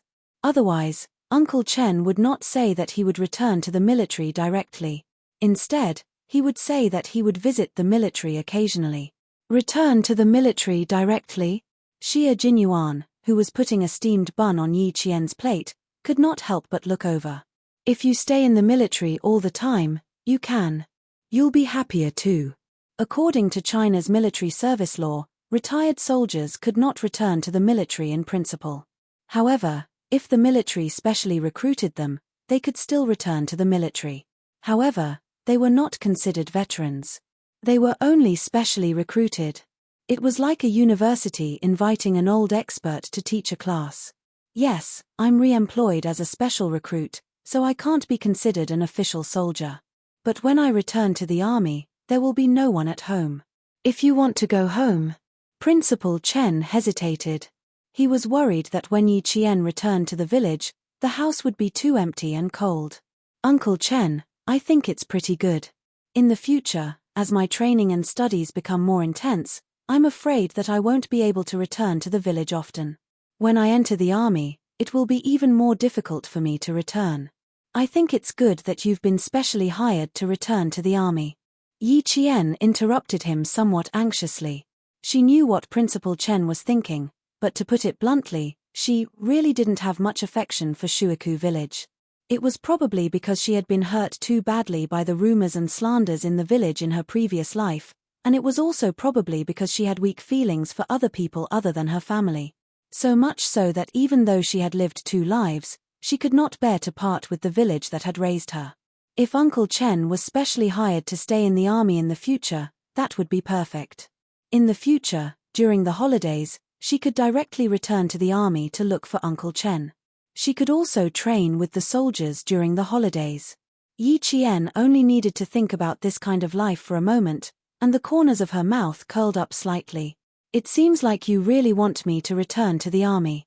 All right, as long as you don't have any objections, then I've decided. In the future, I'll stay at the sniper base in the southern province. Shuiku village. Yi girl, I'm afraid I won't be returning to the village in the future. Chapter 1879. Principal Chen was not a local resident of Shuiku village. Being far away from his hometown, he was used to traveling around the world and was less homesick than others. He had been the principal of Fujian Town Middle School for more than 10 years, and even his house was arranged by the school. If you don't want to go back, then so be it. I'll go wherever you go in the future. Yi Qian spoke so quickly and confidently that Xie Jinyuan couldn't help but raise his eyebrows. He coughed lightly and waited for her gaze to fall on him before he said calmly, I heard that the sniper training base in Southern Province is very convenient to get to the airport. If you're free, you can actually come to Beijing for a short stay. My dad and grandparents will be very happy to have you here. I called my dad in the wee hours of the morning and told him that I planned to go back in the afternoon to visit him. Who knew that he would tell me directly that I didn't need to go back alone and that he would be happy to bring you back. Yi Qian, who was chewing on a steamed bun, blushed a little. She stuttered, Who told you to tell the commander-in-chief that I was coming to Beijing? You deserve to be despised. Was it a bad idea not to go? But going didn't seem right either. Yi Qian had a headache. She was most afraid of this kind of thing. It's time to pay him a visit. During this period of time, as long as Commander Xie has time, he will take the time to visit me in the hospital. He will send people to take care of things in the hospital. Little Yi, you will go with Major Xie to visit the commander-in-chief in the afternoon. Principal Chen was naturally happy to see that the relationship between the parent and the representative was stable. As he spoke, he signaled Xie Jinyuan with his eyes. The major, who was well liked for his work, immediately said, Then we'll listen to Uncle Chen. We'll go home together in the afternoon. Yi Qian was so scared that she didn't even chew the steamed bun in her mouth and swallowed it. She didn't want to go back to Captain Xie's house now. She didn't want to go at all. Principal Chen glanced at the way she swallowed the steamed bun in fright. Before she could catch her breath, he quickly nodded. Go earlier. Don't come back too early. I need to catch up on my sleep in the afternoon. Commander-in-Chief Xie liked Yi Wanwan very much. Every time he came back, he couldn't help but talk about her. His words implied that he wanted Yi Wanwan to visit his home. But this girl was thin-skinned. She definitely wouldn't agree if Major Xie invited her to his house. It was only possible if he opened his mouth. Then I'll call my dad now and tell him. It just so happens that it's Sunday today. If he's free, he usually plays chess and fish with his old comrades. It's easy to arrange the time. All right, then call the commander-in-chief. I have something to discuss with little Yi.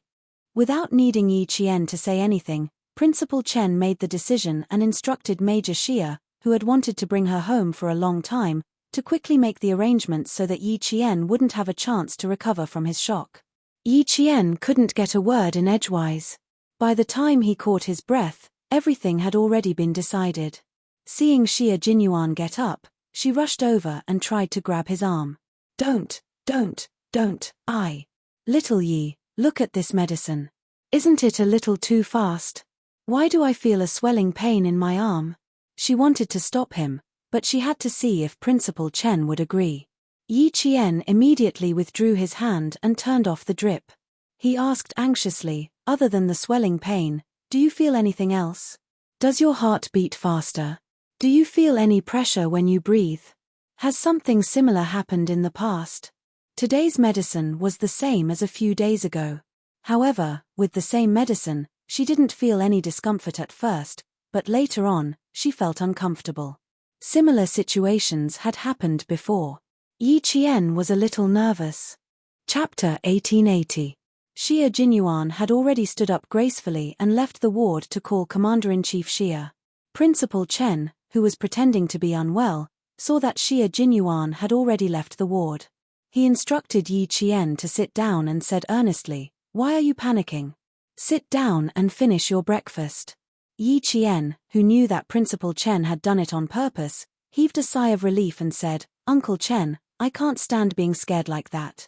He did not give up and turned to look outside. He quickly calculated in his mind. Don't look anymore. It was my idea and my intention. Headmaster Chen's face was full of smiles. Relationships that don't aim for marriage are all hooligans. He had to keep an eye on them. So far, the Commander-in-Chief's son was indeed impeccable. Yi Qian did not have any other long-term plans. He only wanted to bring Yi Qian home. Not bad, not bad. Yi Qian was a dependable and responsible man. Even though Principal Chen had always been satisfied with Xia Jinyuan, he still had to observe him. He was quite satisfied with Yi Qian's performance today. Yi Jian had lost her appetite for breakfast. At this moment, her heart was filled with anxiety. Uncle Chen, I'm not prepared at all. It's too rash of me to visit you all of a sudden. I was also afraid that I would be rude.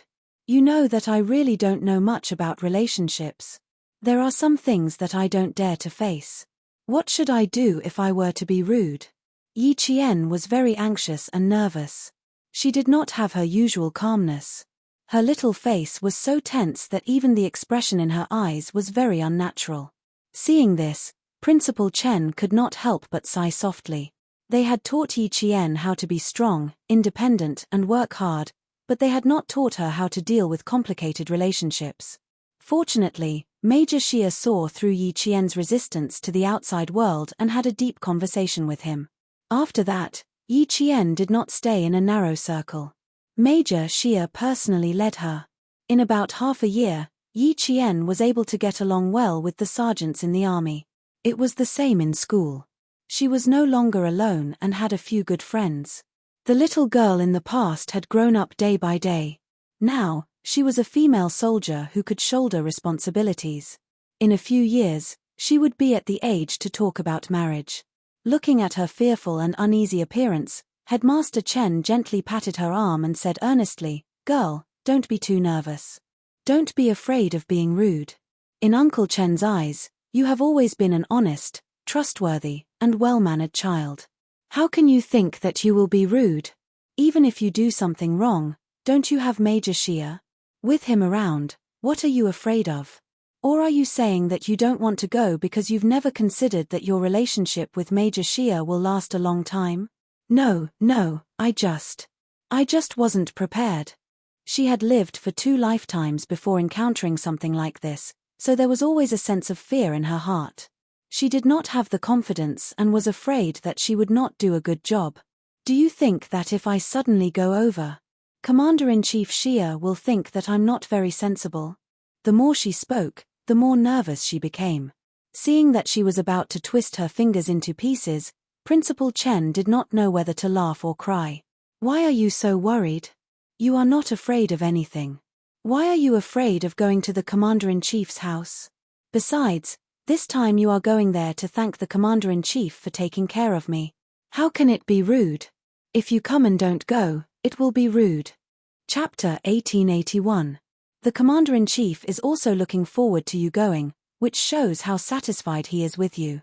Little girl, although you are still young and Uncle Chen has never been married before and doesn't know how to get along with marriage, Uncle Chen is here to tell you that marriage is definitely not a matter between you and Major Xia, but an important matter between two families.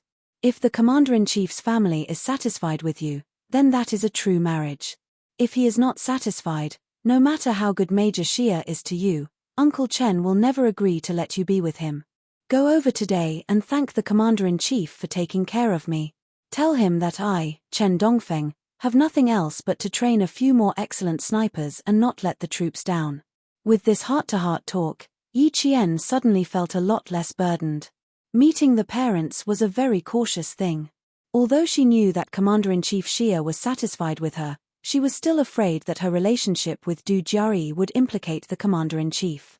After all, Du Jiari's father was Chief of Staff Du of the General Staff Department and was not on good terms with the Commander-in-Chief. If Chief of Staff Du knew about her relationship with Captain Xia and wanted to help his daughter, would he go against the Commander-in-Chief again? Wei Jiahua had said that Chief of Staff Du and his wife, Madame Li, were very protective. Don't feel burdened. Uncle Chen believes that you will do well. If the Commander-in-Chief asks you to stay for dinner, don't refuse, okay? It is not easy for Major Xia to come back to the capital. If you refuse to eat, he will definitely come with you. You want to spend more time with me, but you have to think from Major Xia's point of view. Who doesn't want to spend more time with their family?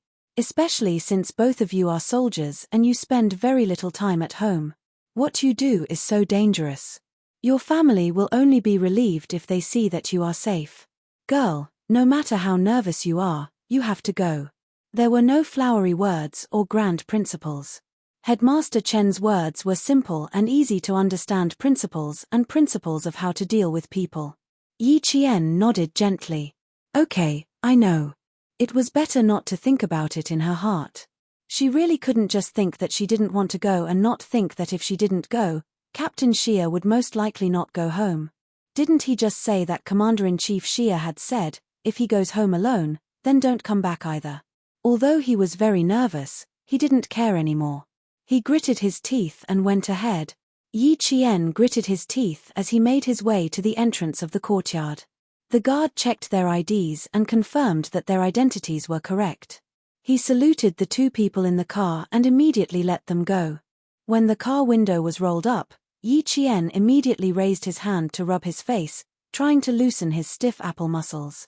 I'm so nervous, so nervous. I'm even more nervous than the first time I used a gun to kill a target.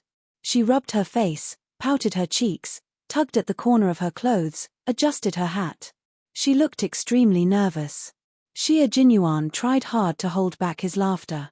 He was afraid that his laughter would provoke this little ancestor, so he directly opened the car door and rolled on the ground. He didn't even wait for Xia Jinyuan to stop the car before he left. Is there really only the Commander-in-Chief at home? Was there really no one else? Are there any other leaders? Captain Xia, you have to tell me the truth too. Don't make me confused. Then, before Xia Jinyuan could answer, she said again, if I do anything wrong later, quickly give me a look. I can understand what you mean. If I do something stupid, don't just sit there. You must stand out. Is my bow tie crooked? Is my collar flat? Oh, are my epaulets loose? Chapter 1882. There was no one else who could be this nervous. Without Xia Jinyuan saying anything, Yi Qian, who had been talking to himself, began to tidy up the military academy's winter uniform, afraid that it would be rude. She had spent a long time tidying up the winter uniform in the hospital. Her epaulets, collar, bow tie, and belt were all neatly arranged. Because the clothes had been in her bag all this time and had not been worn before, she had even borrowed an iron from the caregiver to iron them to the point that there were no creases at all. She had already checked them carefully, yet she was still afraid of being rude. It was obvious that she was extremely nervous. After entering the courtyard, Xia Jinyuan slowed down the car. He smiled and looked at her gently. His slender fingers nimbly maneuvered the steering wheel to turn to the left. Everything is fine. There's nothing rude about it. Little fox, you're too nervous. Relax. My dad isn't some evil spirit. Why are you so nervous? Besides, you've already met my dad. It's not like an ugly daughter-in-law meeting her in-laws.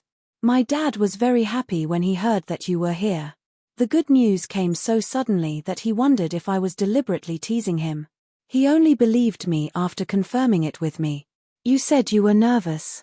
Maybe my dad is even more nervous than you are. Yi Qian, who was so nervous that he could not sit still, laughed when he heard this. How can you say that? Why would the commander-in-chief be nervous?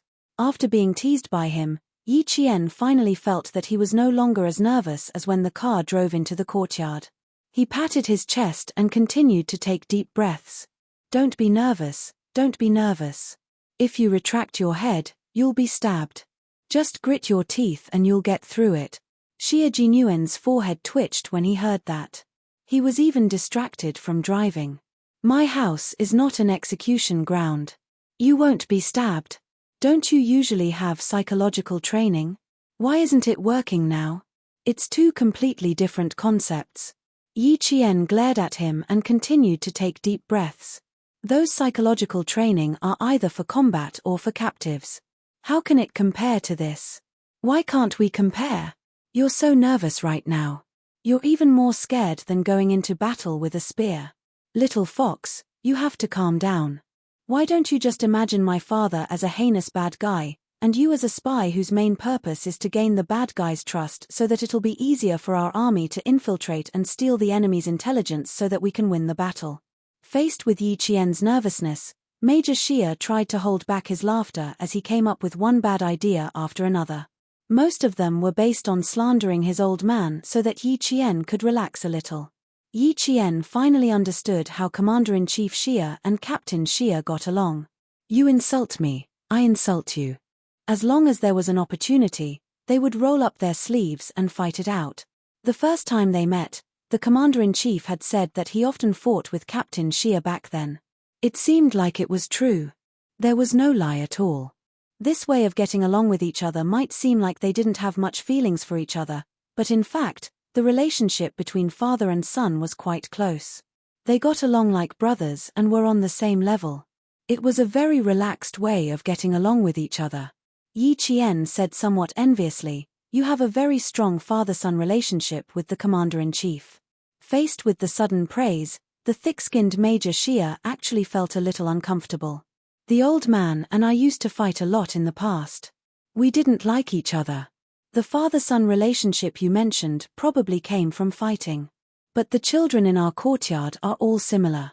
Take Han Zheng for example. He used to scheme with me about whether to steal his father's gun. Let's make them anxious. Chapter 1883. Xie Jinyuan didn't want to talk about his dark history, but when he saw the excitement in Yi Qian's eyes and how she didn't look as nervous as before, Major Xie was still willing to use his dark history to make her happy.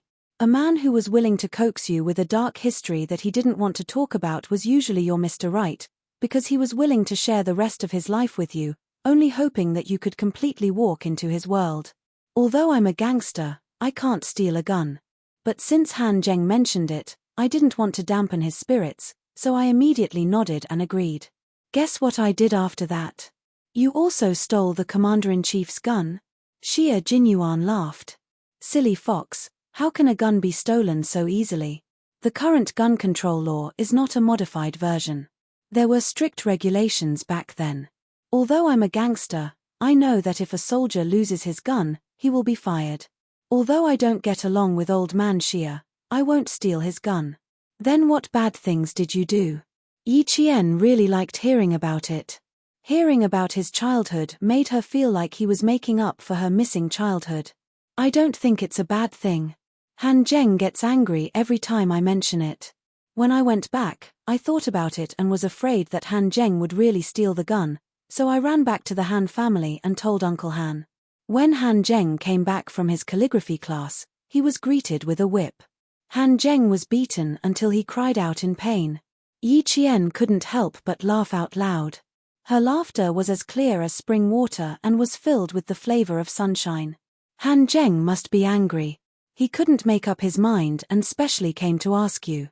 It wasn't easy for him to make up his mind, but you betrayed him right after he made up his mind. He was beaten up until he cried out in pain before he even did anything bad. It would be strange if he wasn't angry. After Han Zheng was beaten up, he said that it was worth it to be beaten up for doing something bad. He didn't even have time to do anything before he was beaten up. It was a big loss. Speaking of the past, Xie Jinyuan couldn't help but want to laugh. He had done so many horrible things that he couldn't even finish recounting them in 3 days and 3 nights. Uncle Han beat Han Zheng up and even brought some fruits over to thank him. When my dad heard that, he felt that Han Zheng didn't have the guts to do that. I was probably part of it. When Uncle Han took a step forward, I would be beaten until I cried out in pain. Ever since this incident, I've understood one thing. Before doing something bad and snitching on others, you have to consider whether you're important enough. Although Uncle Han came to thank me, he also exposed my involvement. In the future, if you want to do bad things, you must remember that you can't leave a tail behind. You must not casually snitch on others. You must hide yourself well. You must hide your achievements and reputation. Yi Qian was laughing so hard that tears were welling up in the corners of his eyes.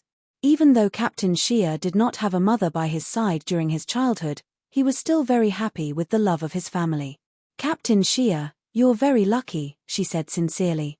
Trust me, little fox, we will always be happy. Her childhood was filled with darkness.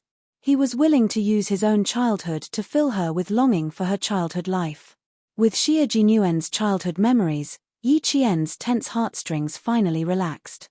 When the car drove into an ancient Shanghai courtyard that was even covered with ivy vines outside the red walls, the smile on Yi Qian's face did not disappear.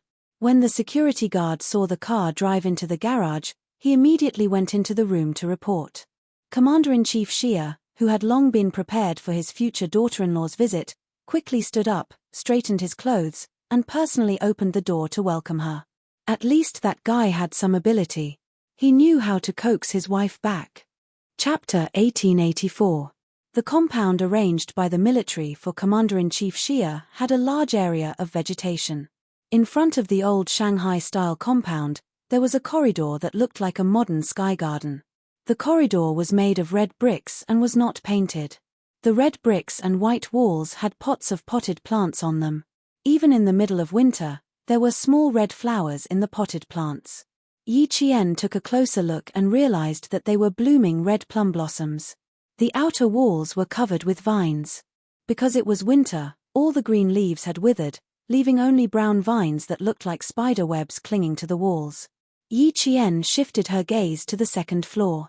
The ivory-white old-style window arches looked freshly painted against the red bricks. They were very clean. One of the windows in one of the rooms was pushed open. The light-colored gauze curtains danced gently in the wind. It made Yi Qian feel as if someone was watching her from above. Yi Jian shuddered, and her heart, which had just relaxed, tensed up again. Just as she was about to speak, she saw a dark green figure pass by behind the pillars in the corridor. Yi Qian puffed out her chest and sucked in her stomach. Her expression was so serious that it was as if she was returning to a government office to report on her work. She even muttered, "Walk faster, walk faster, walk faster. The commander-in-chief is already here. Don't let him wait for too long. Walk faster, why are you walking so slowly all of a sudden? You can't even walk properly. Little fox, I have to match your pace to walk faster." Xie Jinyuan wanted to laugh again. At the same time, he felt that his bad habits were a little too deep. It was a little too unkind. His girlfriend was so nervous that she was walking properly, but he just wanted to laugh. Cough, no, he couldn't laugh. Laughing would ruin things. It wouldn't be too late to laugh after he brought her in. It was too interesting. He was used to little Fox's calmness that was beyond her age. He had never seen her embarrassed before. Today was a fresh experience for him.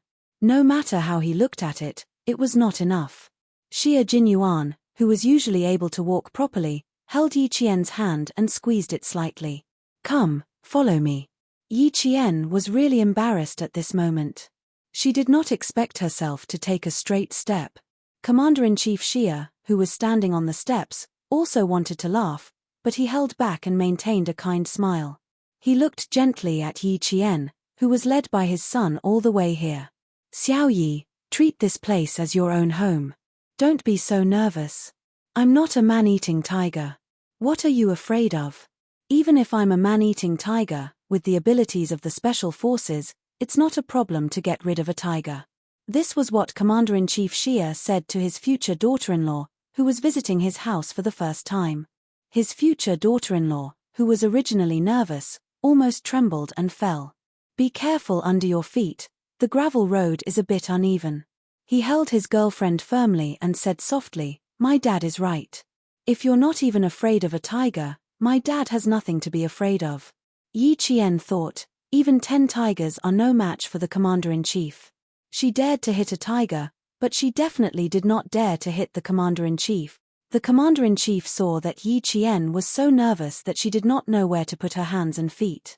The smile on his face became even more benevolent. Take a seat first. I'll make you some tea. Drink some hot tea to calm your nerves, then relax and chat. I won't trouble you. I'll go. Yi Qian, whose butt had just touched the sofa, suddenly jumped up and looked like she was ready to make tea at any time. Commander-in-Chief Xia could not help but tease her.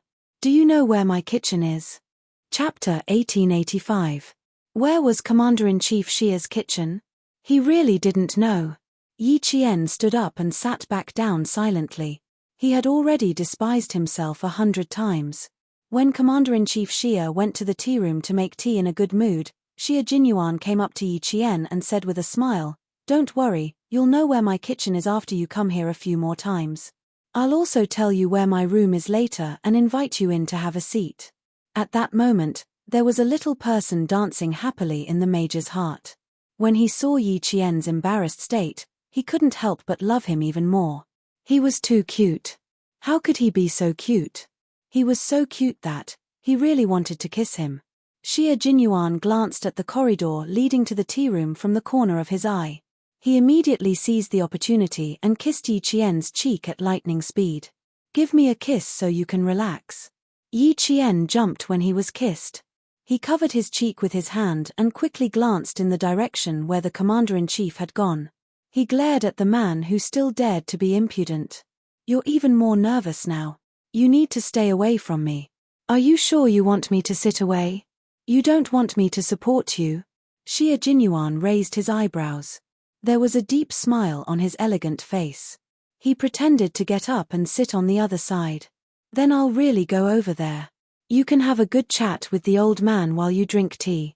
Yi Qian grabbed his arm and pinched it. Don't you dare. He then asked softly, how does the commander-in-chief usually settle his meals?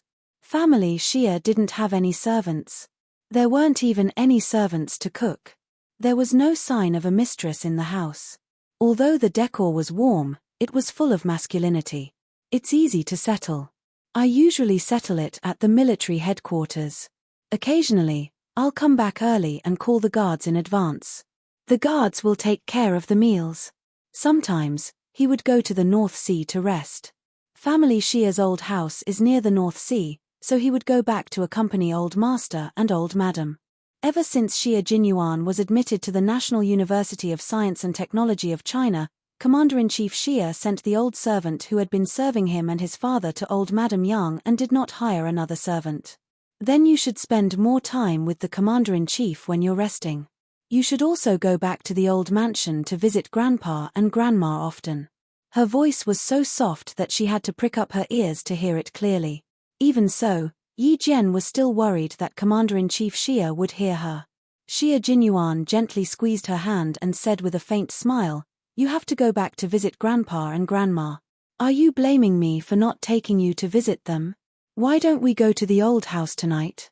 Take a look at the 2 elders. I didn't mean that. Knowing that he did it on purpose, Yi Qian could only hold it in for the time being. Don't mention going back to the old mansion later. I can say that I'm here to thank the Commander-in-Chief, but if I visit the 2 elders, I'll become mute. He knew that she wasn't fully prepared to face his family, so how could he make her feel awkward? Seeing that she was so close, Xia Jinyuan lowered his head and pressed his forehead against hers intimately. He rubbed it a few times before looking up and smiling gently. Okay, I won't scare you anymore. Don't worry. I won't take you back to the old mansion today. You have to be prepared. I have to give you time. But we'll definitely have to go back to the old mansion in the future. You have to be prepared in advance. The earliest is next year. Old Master will be celebrating his 90th birthday next year. If we have time, we have to be there. Chapter 1886. There was still a year to prepare, so Yi Qian felt that he would be fine. He nodded and said, "Okay, if I have time, I will definitely accompany you home." "Really?" Xie Jinyuan raised his eyebrows. There was a deeper meaning in his smile. Yi Qian didn't seem to realize that he had just agreed to something. He nodded and said, "Of course, I always keep my word." "Okay, I will remember." Major Xie smiled like a cat that had stolen a fish. No matter how you looked at it, there was a deeper meaning behind his smile. Yi Qian didn't know about family Xie's rules. If a man with a family Xie brought his girlfriend home to attend the birthday banquet, it meant that their relationship was stable enough that they could get married and have children at any time. Yi Qian, who didn't know, agreed to Major Xie's proposal. He believed that he was the wife of family Xie and Major Xie's wife. Major Xie was naturally happy that their relationship had changed so drastically. When the commander-in-chief came out with the tea, he saw the two of them sitting side by side on the two-seater sofa, their heads touching as they chatted. He felt very comfortable. In his life, he had lived up to the heavens, the earth, the country, and the people. But he had let down his only son. He owed him too much, so he didn't have the confidence to educate him. He had to straighten his neck and roar in order to feel a little more confident. He felt more at ease when he saw the young couple kissing each other. They seemed to be in a good relationship. Yi Qian heard footsteps behind him. He was about 2 fists away from Xie Jinyuan. He immediately stood up and greeted him. "Commander-in-Chief, I can do it myself." "Xiao Yi, don't be so formal." "We don't need to be formal at home. You can call me uncle. I will be happier when I hear that." Commander-in-Chief Xie wasn't as rigid as he was at work. He was witty and humorous. However, he had been in the military for many years and held a high position. Even when he smiled, he still had a dignified aura about him. Commander-in-Chief Xie handed the steaming teacup to Yi Qian, who blushed when he heard his words. He added, "You're making me even more nervous." Hearing this, Yi Qian did not know how to respond without being rude. Come. Sit. Old Six, let little Yi sit down." Director Xie did not want his future daughter-in-law to be afraid of him. Although he was wearing a military uniform, he deliberately restrained his military might. He was afraid that she would be too nervous and not dare to come again after her first visit. "Have a seat, don't stand on ceremony." In front of the commander-in-chief, Xie Jinyuan hid his bad habits very well. He did not do anything that would make Yi Qian feel even more unnatural. Even the way he spoke was much more normal. The tea was very hot. Yi Qian took a small sip and was about to put the teacup on the coffee table when a pair of slender hands reached over and took the teacup for her. "Be careful not to burn yourself." After taking the teacup, Xie Jinyuan also took a sip from her cup before putting the teacup on the coffee table. Yi Jian, who was blushing, kept receiving the gaze of Commander-in-Chief Xie.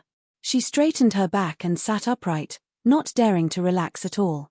"Go home and relax. Although this is your first time home, this will be your home in the future. It will make you relax and feel happy." Not many people could completely relax in front of him. Commander-in-Chief Xie smiled and looked at the nervous but magnanimous girl. He kindly asked about Principal Chen. He's about to be discharged. He wanted to be discharged for a long time. He even wanted to run out of the hospital and ask for permission later. In the end, he didn't succeed and was stopped by the guards. "I had to reprimand him a few times before he calmed down. It's only a few days until he can be discharged. I don't know if he can stay here for the next few days." Chapter 1887. After taking a few sips of hot tea, Yi Qian gradually relaxed his stiff body and said politely, "Commander-in-Chief, Uncle Chen's illness has caused you to worry. Thank you very much. If it weren't for your timely arrangements, Uncle Chen might not have been able to pull through. I don't deserve your thanks." This is what the military should do. He fell in a position to train talents for the army, so it's only right for the military to do its best to save him. Fortunately, he survived the scare without any mishap. Otherwise, it would be the biggest regret of the military. Xia Jinyuan became the guest. He stared at the girl he admired with a soft gaze. He watched her go from nervousness to calmness, and then back to calmness. Her thin and sexy lips were always slightly raised. His girl took this step for him, which meant that she approved of him and was willing to treat his home as her own.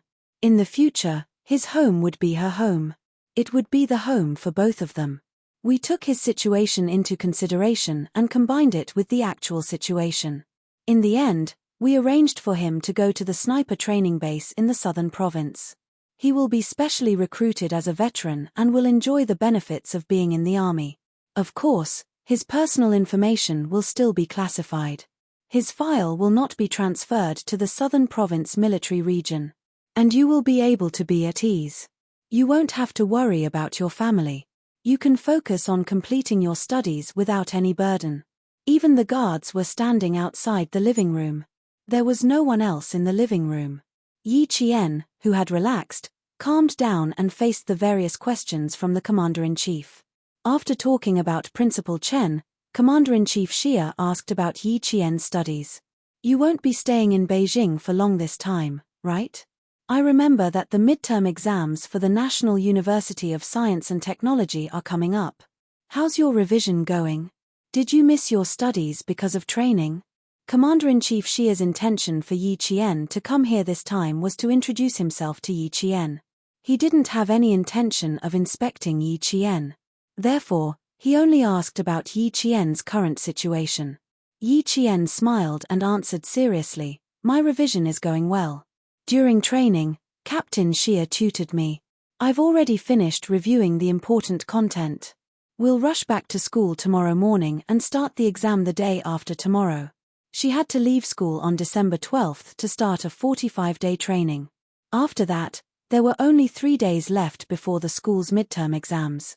Calculating the time, it would be the day after tomorrow. Therefore, she had to return to school tomorrow morning. Military academies are different from high schools. Academic results are ranked second, while comprehensive physical fitness results are ranked first. Although you have 45 days to train outside, I believe that with your ability, you can do both at the same time and achieve good results in both your specialization and comprehensive physical fitness. Commander-in-Chief Xia couldn't help but nod when he found out that Xia Jinyuan took time out to tutor Yi Qian every day. It seemed that his little rascal knew how to coax his wife better than he had imagined. Starting from his studies, Yi Qian was able to gradually relax. Commander-in-Chief Xia was like an elder in the family as he made suggestions. At the same time, he was also concerned if Yi Qian had any difficulties. If there were any, he should mention it and so on. More than an hour passed by just like that. Yi Qian arrived at the compound at 3 o'clock. In the blink of an eye, it was already past 4 o'clock. Commander-in-Chief Xia, who didn't realize that time had passed by quickly, was still teaching Yi Qian. You have a lot of room for improvement.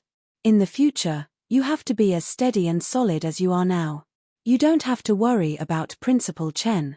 I had a small meeting with the southern province. He will be specially hired to return to the army and train a group of snipers like you. Chapter 1888. You and sixth brother don't have to worry about family matters. Just take care of your own affairs and don't let down the country's expectations of you. He then said to Xia Jinyuan, you also have to restrain yourself better. As a man, not only do you have to shoulder the responsibility of your military uniform, but you also have to shoulder the responsibility of your family. Treat Xiao Yi well, who dared to go through hardships with you. Don't mess around. She was a very nice girl who didn't deliberately curry favor with him just because he was the commander-in-chief. Although she was very nervous, it was obvious that her nervousness stemmed from the importance of family Xia. She was afraid that she would be rude. She had a down-to-earth temperament, a sincere way of dealing with people, and her talent. Every family would like such a female soldier. Commander-in-Chief Xia didn't want such a good girl to fall into his family.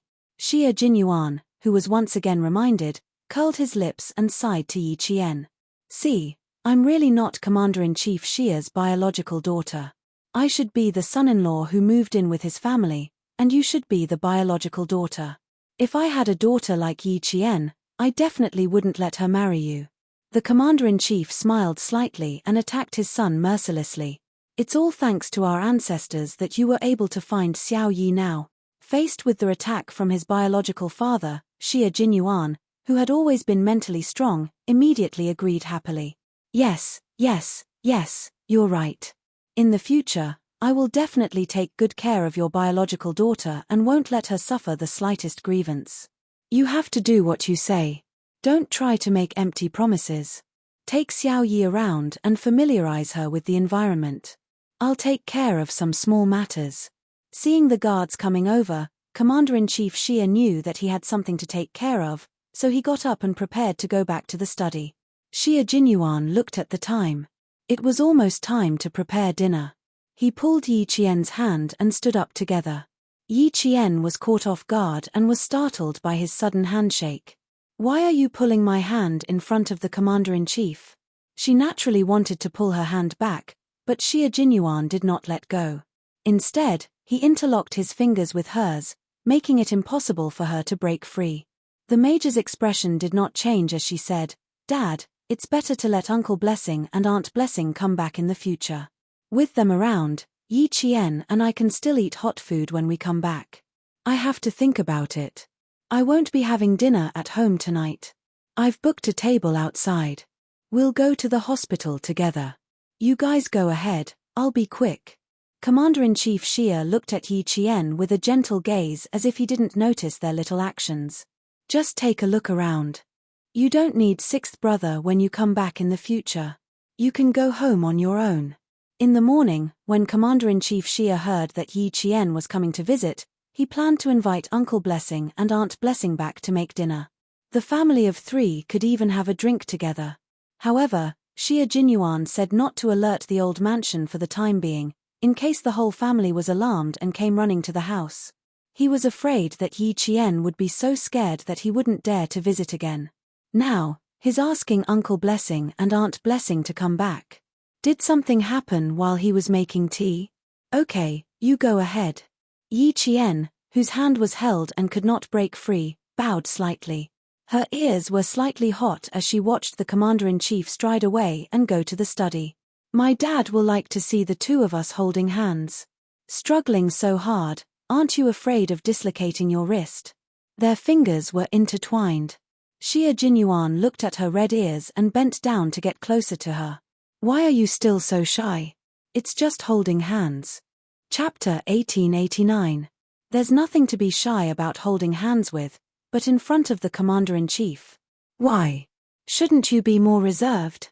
Being around him was really a good way to train one's psychological tolerance. Yi Qian looked at their interlocked fingers and decided there was no need to shake them off. However, he still had to make things clear.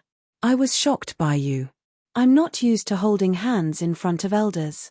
She wasn't angry, but she was indeed not used to it. Xia Jinyuan kissed the back of her hand.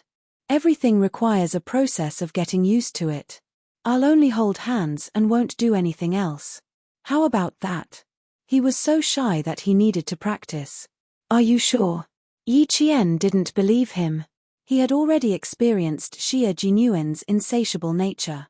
Xia Jinyuan immediately changed the topic. "Let's go. I'll take you around. The old man is right. In the future, when I'm not at home, you can go home alone." Before they left, Yi Qian suddenly heard the sound of something slamming on the floor upstairs. Xia Jinyuan looked up. The sound didn't come from the study, but from the bedroom. Xia Jinyuan was a little worried. He frowned and said softly, "Wait a minute. I'll go ask the guard." Yi Qian, who was nervous again, quickly nodded and gestured for him to go take a look. He was angry. Something big must have happened. He thought he would have to wait for a long time. Who knew that the man who left in less than 3 minutes would return to the living room? This was bad. Even Xia Jinyuan, who had been smiling the whole time, looked a little gloomy. Yi Qian became more and more uneasy, but he knew it wasn't because of her. When Yi Qian walked out, He realized why his face was gloomy. It turned out that Commander-in-Chief Xia's ex-wife, Madame Xiao, came to the villa complex a few days ago but was rejected. This afternoon, she went directly to the family Xia's old mansion to disturb Madame Xiao's peace. Every time she comes back, there are a lot of things to do. She makes everyone unhappy, and then she leaves without taking any responsibility, just like before. After Xia Jinyuan said coldly, he looked calm again. Let's not talk about her. Let's go. I'll take you to the place where I used to go when I was young. One is the sports field, where the punishment is the most severe. The other is the banyan forest, where a group of people play a game of good guy and bad guy. He didn't mention Madame Xiao again, and Yi Qian didn't ask about it either. She smiled and asked a few more questions as she listened to his childhood. Soon, the man beside her was the handsome, smiling, and elegant young master again. Most of the senior officials and heads of state in Jing City lived in the compound. Most of them were senior generals in the army. Xia Jinyuan didn't take her too far. Because it was a Sunday, they met a few people who knew Xia Jinyuan. Fortunately, the two of them did not hold hands and only chatted as they walked. When they met someone they knew, Xia Jinyuan said that she was his junior from school and came to Beijing for an internship. He did not directly introduce Yi Qian as his girlfriend. Military school students should abide by the rules. They could be more presumptuous at home, but when they were outside, Xia Jinyuan was very careful about Yi Qian's reputation. He didn't want her to be criticized again. I'm not free tonight. My junior brothers and sisters from school are coming over, so I have to be a good host. Let's have a drink. I'll definitely look for you when I come back next time. Xia Jinyuan smiled and declined the invitation. After chatting with them for a while, he took Yi Qian back home. The people who asked him out for a drink were all of the same age. Although they weren't as close as Han Zheng, they got along well. They didn't really grow up in the villa complex. Some of them only moved to the villa complex when they were in their teens with their parents. Although they know each other, they aren't very close. Chapter 1890. There aren't many people who are very close to me. Han Zheng, whom you've met before, is one of them. There are a few others who are involved in satellites, research, business, and even overseas. I'll introduce them to you when we return to Beijing. As they grew up, it was inevitable that they would separate from each other. Although they were separated, their bond for doing bad things together did not diminish. Instead, it deepened. They understood each other, and they liked each other. Naturally, they could be brothers for life. Commander-in-Chief Xia was on the phone with the housekeeper of the old mansion. You don't have to let her in next time. I'll have a good chat with her. I'll come back to visit old madam in a few days. He spoke for 3 to 5 minutes before hanging up. After changing into casual clothes, he asked the guard to call back the two who had gone out for a walk. After walking for a while, the two of them pushed the door open and entered without waiting for the guard to come out. They saw the commander-in-chief, who had changed into casual clothes and was wearing a dark blue coat, standing in the living room. When he saw the two of them enter, he smiled and said, I was just about to ask the guard to look for you when you came back. Although he was smiling, Yi Qian could tell that he did not look too good. He must have been angry just now. There was still anger between his eyebrows. The commander-in-chief was not wearing a military uniform. Even if he was wearing casual clothes, his military aura could not be concealed. In addition, there was still anger between his eyebrows. His aura was so strong that it made people feel pressured. Yi Qian secretly glanced at the man beside him. Seeing his natural expression, he felt a little relieved. Commander-in-Chief Xia, who was originally angry, smiled and said, Laoliu, go get the car. We won't bring the guard today. It's just the three of us going out as a family. Xia Jinyuan, who acted as if he did not notice anything, sized him up and said, You're already a few decades old. Don't think that you're very young. You still have to pay attention to what you should. It's windy outside today. You'd better get a scarf. He asked the guard to go back to the room and get a scarf. In the past, the father and son often fought. When the father grew old and the son grew up, although they argued with each other, they were still filial. Yi Qian liked a warm family. Looking at the scene in front of him, The smile in his eyes was like a blooming flower, and his heart was full of joy. As for the unhappiness just now, it was like a stone thrown into a pond, and after the ripples, it was calm. He's getting more and more involved. Although the commander-in-chief complained, the smile in his eyes could not lie. He looked at his son, who was half a head taller than him, and then looked at the girl standing behind him with a smile on her face. He sighed softly and said, "This family finally looks like a family. It wasn't good to lose a mistress. It was too cold." Xia Jinyuan took the scarf from the guard and wrapped it around his father's neck. "It's always looked like a home. I don't think there's anything different about it. In the future, when you have Yi Qian, you will also have grandchildren. Your home will be livelier and livelier every day." Yi Qian, who was standing behind her, twitched his mouth. The moment he saw the birth date, he was already thinking about having a child. Commander-in-Chief Xia loved to hear this. He was so happy that he patted Xia Jinyuan on the shoulder and said, "Good luck, I'll be waiting for your good news." His ex-wife, Madame Xiao, was a topic that could not be brought up. Forget it, it was better not to mention it. There was no need to dampen his spirits. Both father and son had similarities. Yi Qian finally understood what the similarities between the father and son in front of him were.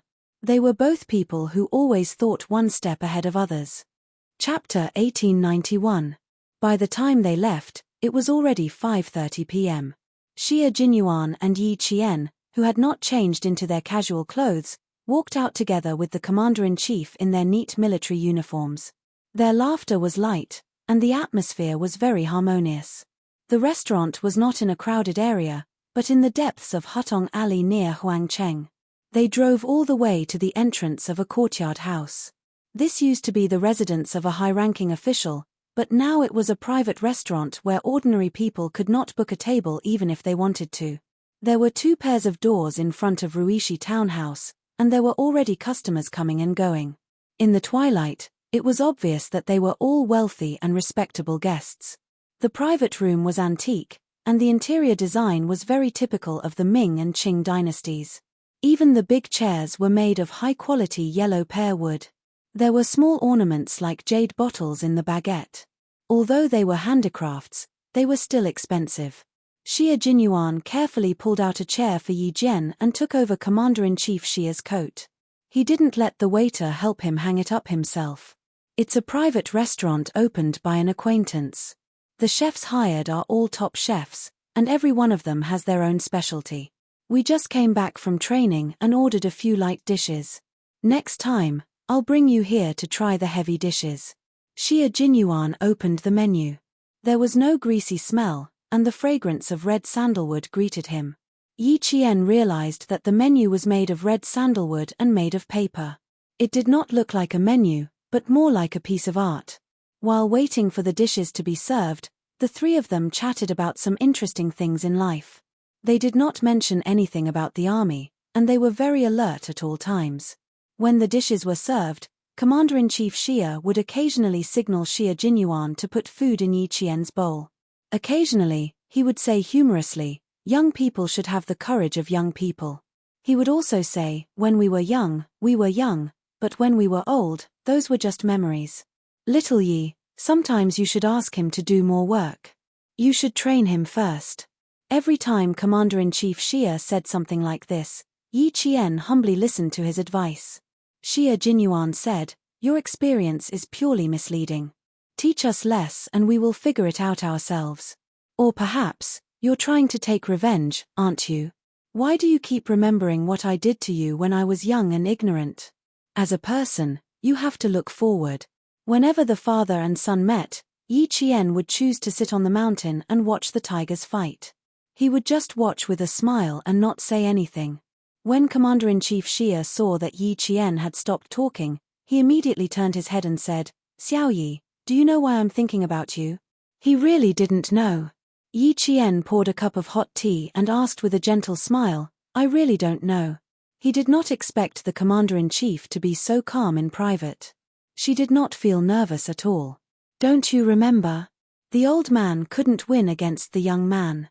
I'll never forget this for the rest of my life." Commander-in-Chief Xia laughed heartily. This should be considered a dark history. He caused trouble outside, and I wanted to throw him directly into the juvenile detention center to discipline him. He was very capable, so he proposed to make a bet with me. Yi Qian accidentally heard a part of Commander-in-Chief Xia's dark history. This was the dark history of the top leader of the army, and she heard it without any preparation. The situation was similar to the last time when Xia Jinyuan mentioned Madame Xiao. She heard the whole story without any preparation. I had 10 bullets, and he had 10 bullets too. We made a bet that whoever could shoot perfectly would lose. The loser would have to run 3 kilometers around the field. At that time, I thought that there was no way I could lose. Even if I couldn't shoot perfectly, I still could. Chapter 1892. Later on, I did indeed score 9 out of 10. Compared to a kid who had never seriously practiced shooting, I thought that I would definitely win. What I didn't expect was that he would pick up the gun and shoot straight down. It was a perfect score. When Xia Jinyuan was 12 years old, the fights between father and son became technical. They would either do push-ups or hang on the horizontal bar. He always thought that the reason why he was so fit was all because of the fights he had with his father when he was young. I won, and he lost. The most hateful thing was that he still wanted to cheat. I gave up and cried at the shooting range. My father was afraid of losing face, so he had to agree. He was the one who started the bet, and he set the rules. In the end, he still cheated. Don't you think that makes me angry? Xia Jinyuan also remembered this incident. Although it was still fresh, it was still in the past. From the age of 14 to 26, a full 12 years had passed. I was the first to admit defeat to my son. At that time, I was the first to do so. No matter how I think about it, it's still embarrassing. In the end, I had to agree to his ridiculous demands. It's even more infuriating. After he finished talking about his dark history, Commander-in-Chief Xia used tea as wine and raised his glass to Xia Jinyuan. Don't be too proud. I'll wait for a grandson who is even more shameless than you to come and teach you a lesson. Yi Qian, who always trembled in fear when she heard about Xia Jinyuan's dark history, silently picked up her food. Her scalp tingled just thinking about a grandson who was even more shameless than Captain Xia. Don't worry. With a powerful father here, he won't have that chance. Also, if I can't win, there's still his mother. 1 against 2, he's definitely going to lose.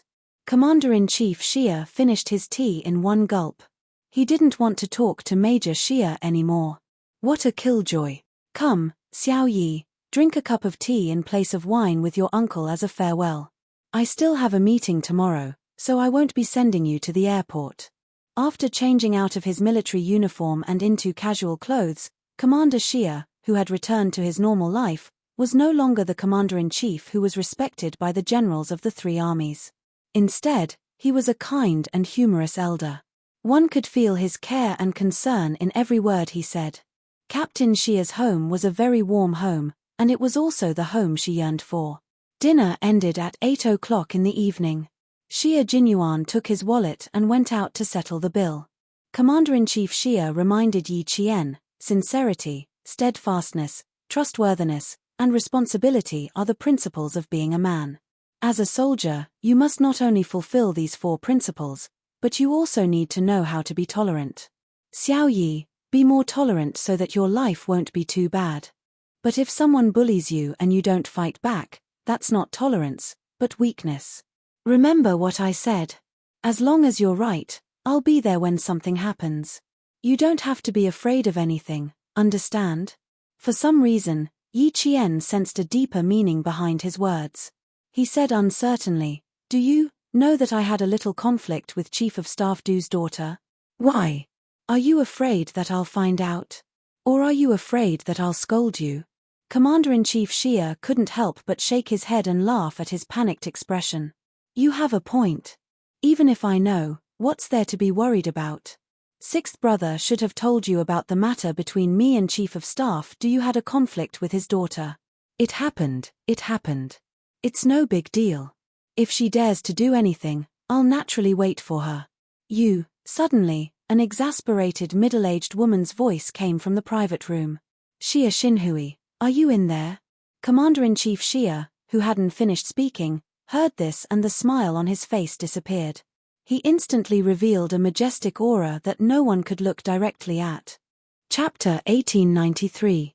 Yi Qian suddenly felt that something was amiss. Since she dared to call out the Commander-in-Chief's name so rudely, it was obvious that she did not come with good intentions. "Take a seat, I'm going out for a while." The Commander-in-Chief stood up with a gloomy face.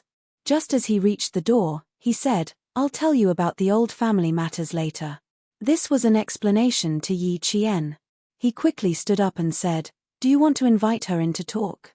"Okay, you can go back with old Six later. I won't be going to the hospital. Say hello to Principal Chen for me." Commander-in-Chief Xia nodded slightly. The moment he opened the door and walked out, Yi Qian saw how dignified the Commander-in-Chief was. The military's prestige could not be violated at all. Yi Qian, who slowly sat down, felt a little restless. The Commander-in-Chief was a high-ranking military officer, yet the person who came was shouting and yelling without any regard for the Commander-in-Chief's dignity. She even said that it was an old family matter. Could it be? Could it be? Could it be? When she thought of Yi Qian on someone, she could not sit still for a moment. Madame Xiao, the Commander-in-Chief's ex-wife. She suddenly wondered if it was her. If it was Madame Xiao, it would be inappropriate for her to wait for Commander-in-Chief Xia to return to the private room before leaving. No, she could not stay.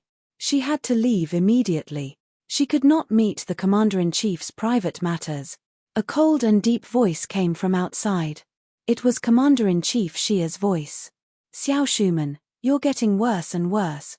He did not hide his anger, and it was like a sudden clap of thunder. Yi Qian, who could no longer sit still, stood up. She had to leave. The door was pushed open again. The elegant and handsome Xia Jinyuan walked over with a gloomy expression. "Little fox, you can go back first. I need to help my father with something." Xia Jinyuan was in a bad mood. He didn't pay attention when he was paying the bill. He bumped into the person he didn't want to see the most.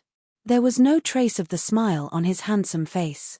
Only coldness could be seen on his face. "All right, don't lose your composure and don't make a ruckus outside. If you have anything to say it behind closed doors. Don't let others see you as a joke." Yi Qian didn't say it out loud, but Xia Jinyuan knew what she wanted to say. Xia Jinyuan nodded. "Don't worry, I won't give her a chance to make a scene. Let's go. I don't want you to get angry too." His biological mother, Madame Xiao, was definitely a weirdo. More than once, he had ridiculed Commander-in-Chief Xia for finding such a so-called talented woman back then. What talented woman? She was clearly a dull woman. He had a belly full of firewood, but none of it was real. Even if he chopped it up and burned it, it wouldn't make a fire. Madame Xiao's name was Xu Man. She was in her early 50s this year, 5 years younger than Commander-in-Chief Xia. She took good care of herself.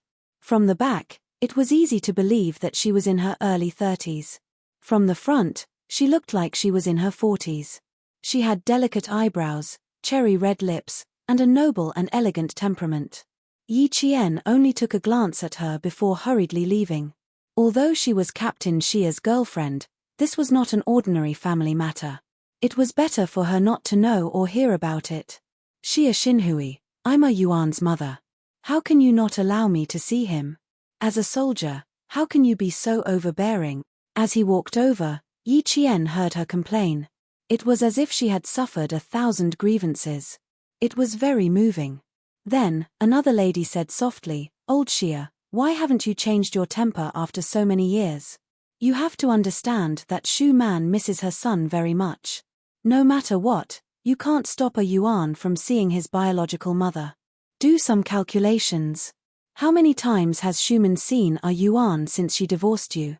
I'm afraid that our Yuan doesn't even know who his biological mother is." Yi Qian couldn't listen to it anymore. He suddenly stopped and said to Xia Jinyuan, "Captain Xia, I'll go back to the car myself. Go and talk to this lady. Don't think that they're in the right." Chapter 1894. Yi Qian was also a protective person. She did not dislike Madame Xiao's words. After all, they were husband and wife.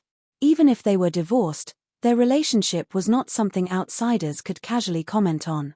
When it came to matters between husband and wife, both sides had their own say.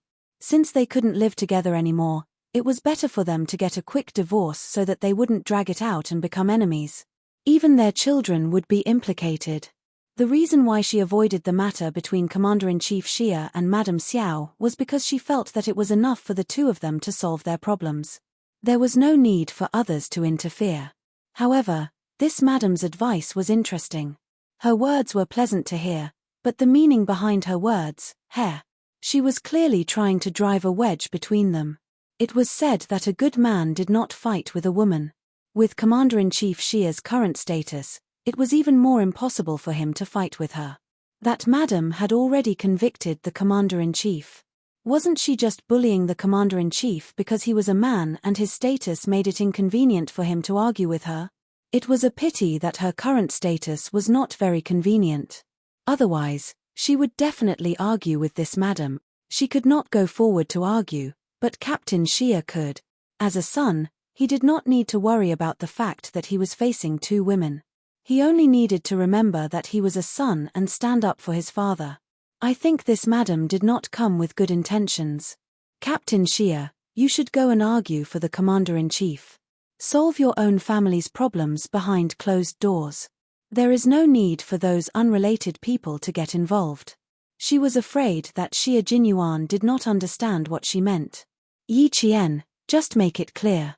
The Commander-in-Chief cannot argue with her, but you can. Yi Qian said softly and even pushed the man beside her. Go quickly. Don't let the Commander-in-Chief be at a loss for words. If my father knew that his daughter-in-law was so protective of him, he would be happy again. Their nervous expressions were really cute.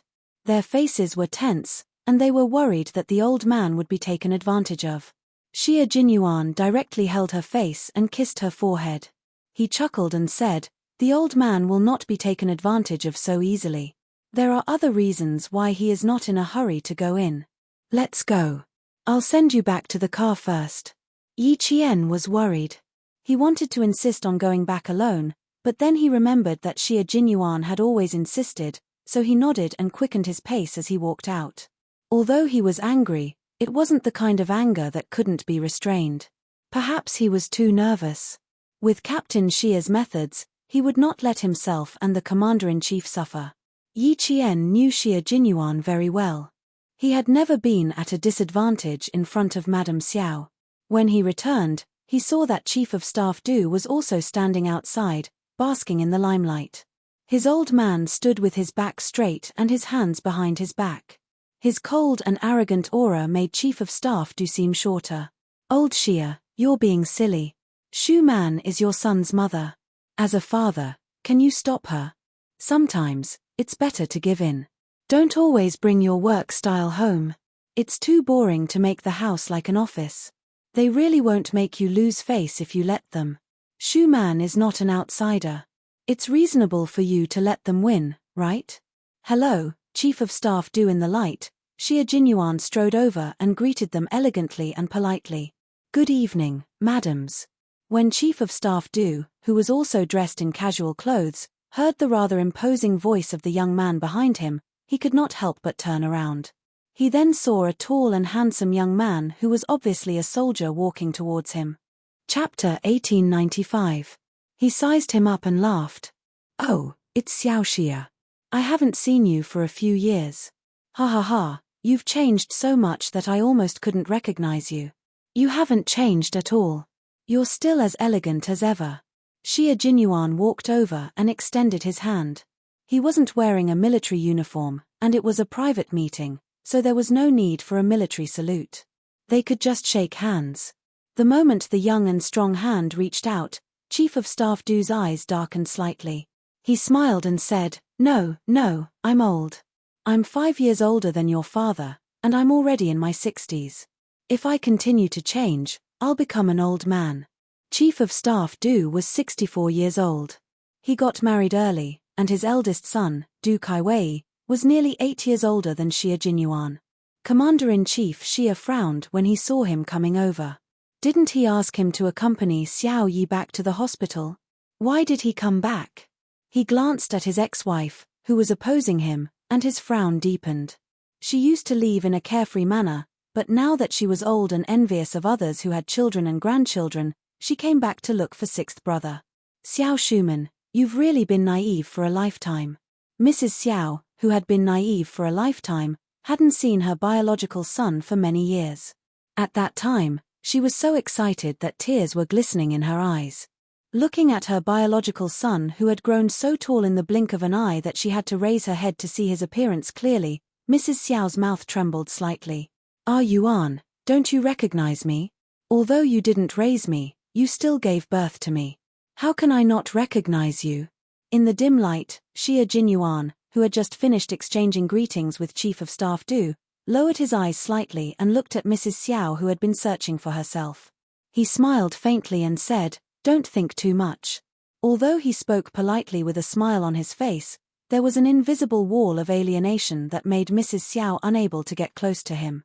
This discovery made Mrs. Xiao tremble slightly, and at the same time, tears burst out of her eyes. "Ah Yuan, do you hate Mom?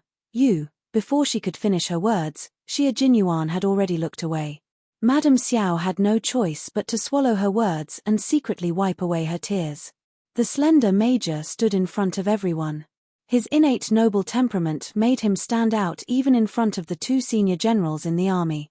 "It's such a cold day. Dad, why don't you and Chief of Staff Do go back to the box and talk about our family matters? Mrs. Li, you should come as well. You've always cared about my family. With you around, Mrs. Xiao will feel more at ease." Before Chief of Staff Du could understand the meaning of his words, Mrs. Li's expression had turned cold.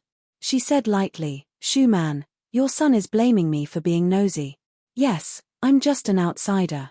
How can I intervene in the family affairs of Commander-in-Chief Xia?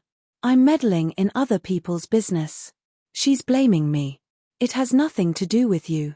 Madame Xiao raised her hand and gently wiped away the tears that flowed out. She said to Madame Li, "I'll chat with the father and son. I won't eat with you and old Du. I'll thank you when I have time." Madame Li first looked at her husband, who shook his head slightly. She sighed and held Madame Xiao's well-maintained hand. "You don't have to be so polite with me. I'm really worried about old Xia's temper. Let me and old Du accompany you. If anything happens, you still have us. I won't trouble you and old Du. Chenglan, you go eat first. I'll talk to old Xia." Madame Xiao was not moved. She refused Madame Li's company and said to Chief of Staff Du, "Old Du, I'll leave you." Chapter 1896. Since she had already said so, what else could Chief of Staff Du say? He could only say, "Okay, I'll eat with Chenglan first. It won't be too late for you to come over if you're early." He then said to Commander-in-Chief Xia, "Old Xia, you two have a good chat. It's not a big deal. Since little Xia is also here, the family of three can sit down and have a good chat. There's nothing that can't be solved. We have to be meticulous in our work, but we can't do that to our family. We have to give in. We can't have a dictatorship." He had said a lot, but the main point was the last sentence, "We can't have a dictatorship." Xia Jinyuan was neither servile nor overbearing. He smiled elegantly and said, "Thank you for your reminder, Chief of Staff Du. In fact, whether it's at home or outside, we can't be a dictatorship or be special." Chief of Staff Du didn't know if there was a hidden meaning in his words, but he could only smile and leave with his wife. Mrs. Xiao, who had wiped her tears, saw that there were no outsiders present and said, "Where's the private room? We haven't sat down for a long time. Ah Yuan, you should say a few words to your mother. It won't take up too much of your time. It just so happens that I also have something to say to Mrs. Xiao. Dad, please go back to the private room and have a seat. I'll ask the waiter to make a pot of tea." Xia Jinyuan was not in the mood to talk about their mother-son relationship. He said lightly and went to order the tea. When the tea was served, the three of them, who hadn't sat together for many years, sat in a triangle with a large distance between them. Mrs. Xiao looked at her son, who was unwilling to sit with her and didn't even look at her. She only felt bitterness in her mouth. She then looked at her ex-husband, who was sitting opposite her. Although he was old, he had more aura than when he was young. He had stayed in the army all this time and was now a commander-in-chief. She didn't dare to look at him more than a few times. Old, they were all old.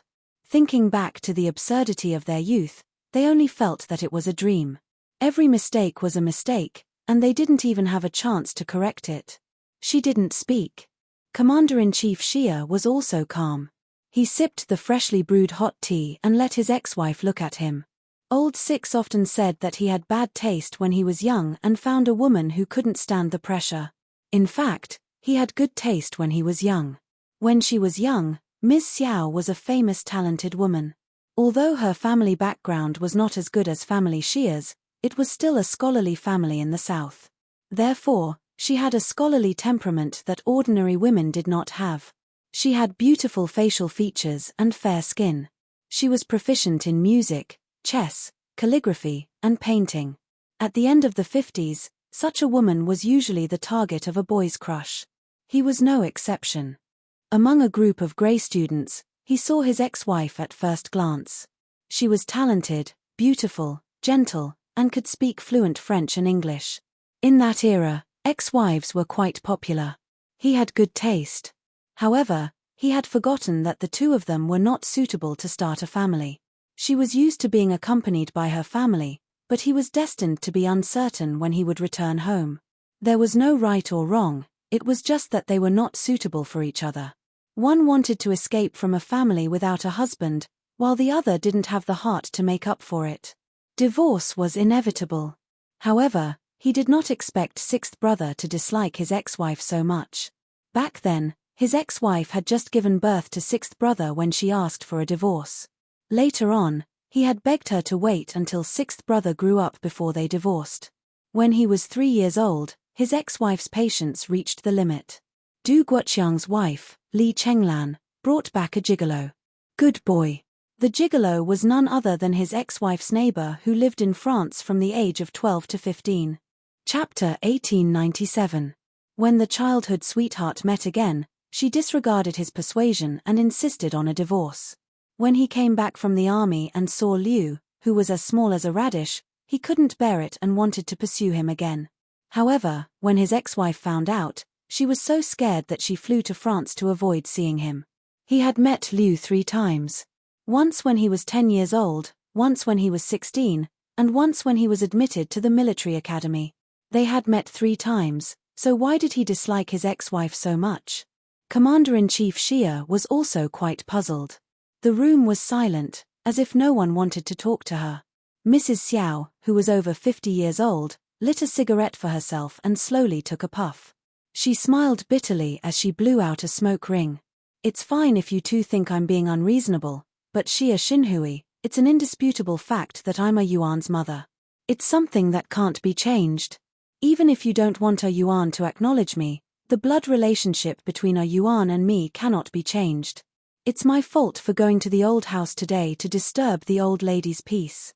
Xinhui, how many years has it been since I last saw my son? It's been 10 years since he was 16 and now he's 26. When I contacted you, you avoided talking to me. When I introduced my friend's daughter to a Yuan, you didn't even mention it to a Yuan. You didn't want a Yuan to meet me, so I could only go to the old house to find the old lady and beg her to let me see a Yuan. Xia Jinyuan originally wanted to accompany the guests, but now that he saw that they were obviously here for him, he had to stand up and say a few words. He was elegant and indifferent, and even his voice was flat and monotonous. Sorry to interrupt. Mrs. Xiao, who was smoking, saw Xia Jinyuan talking to her and immediately showed joy on her face. However, as soon as she showed her joy, she froze in an instant. Xia Jinyuan said calmly, I have to say something fair for my old man. Mrs. Xiao, all your thoughts are just self-righteous. First of all, my old man has never stopped me from meeting Ms. Xiao. On the contrary, back then, Ms. Xiao abandoned her husband and children for love and happiness. My old man often said that he had let Ms. Xiao down and couldn't blame you for leaving. He also told me to look at the photos of Ms. Xiao hugging me when I was free so that I would know that you actually loved me very much.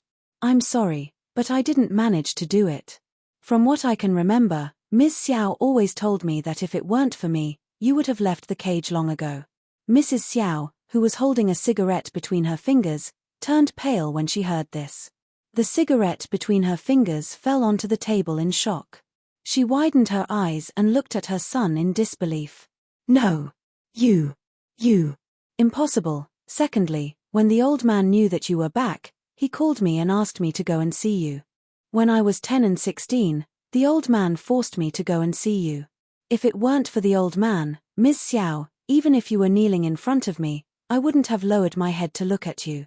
At this moment, Madame Xiao's face was so pale that it was covered with a layer of white dust.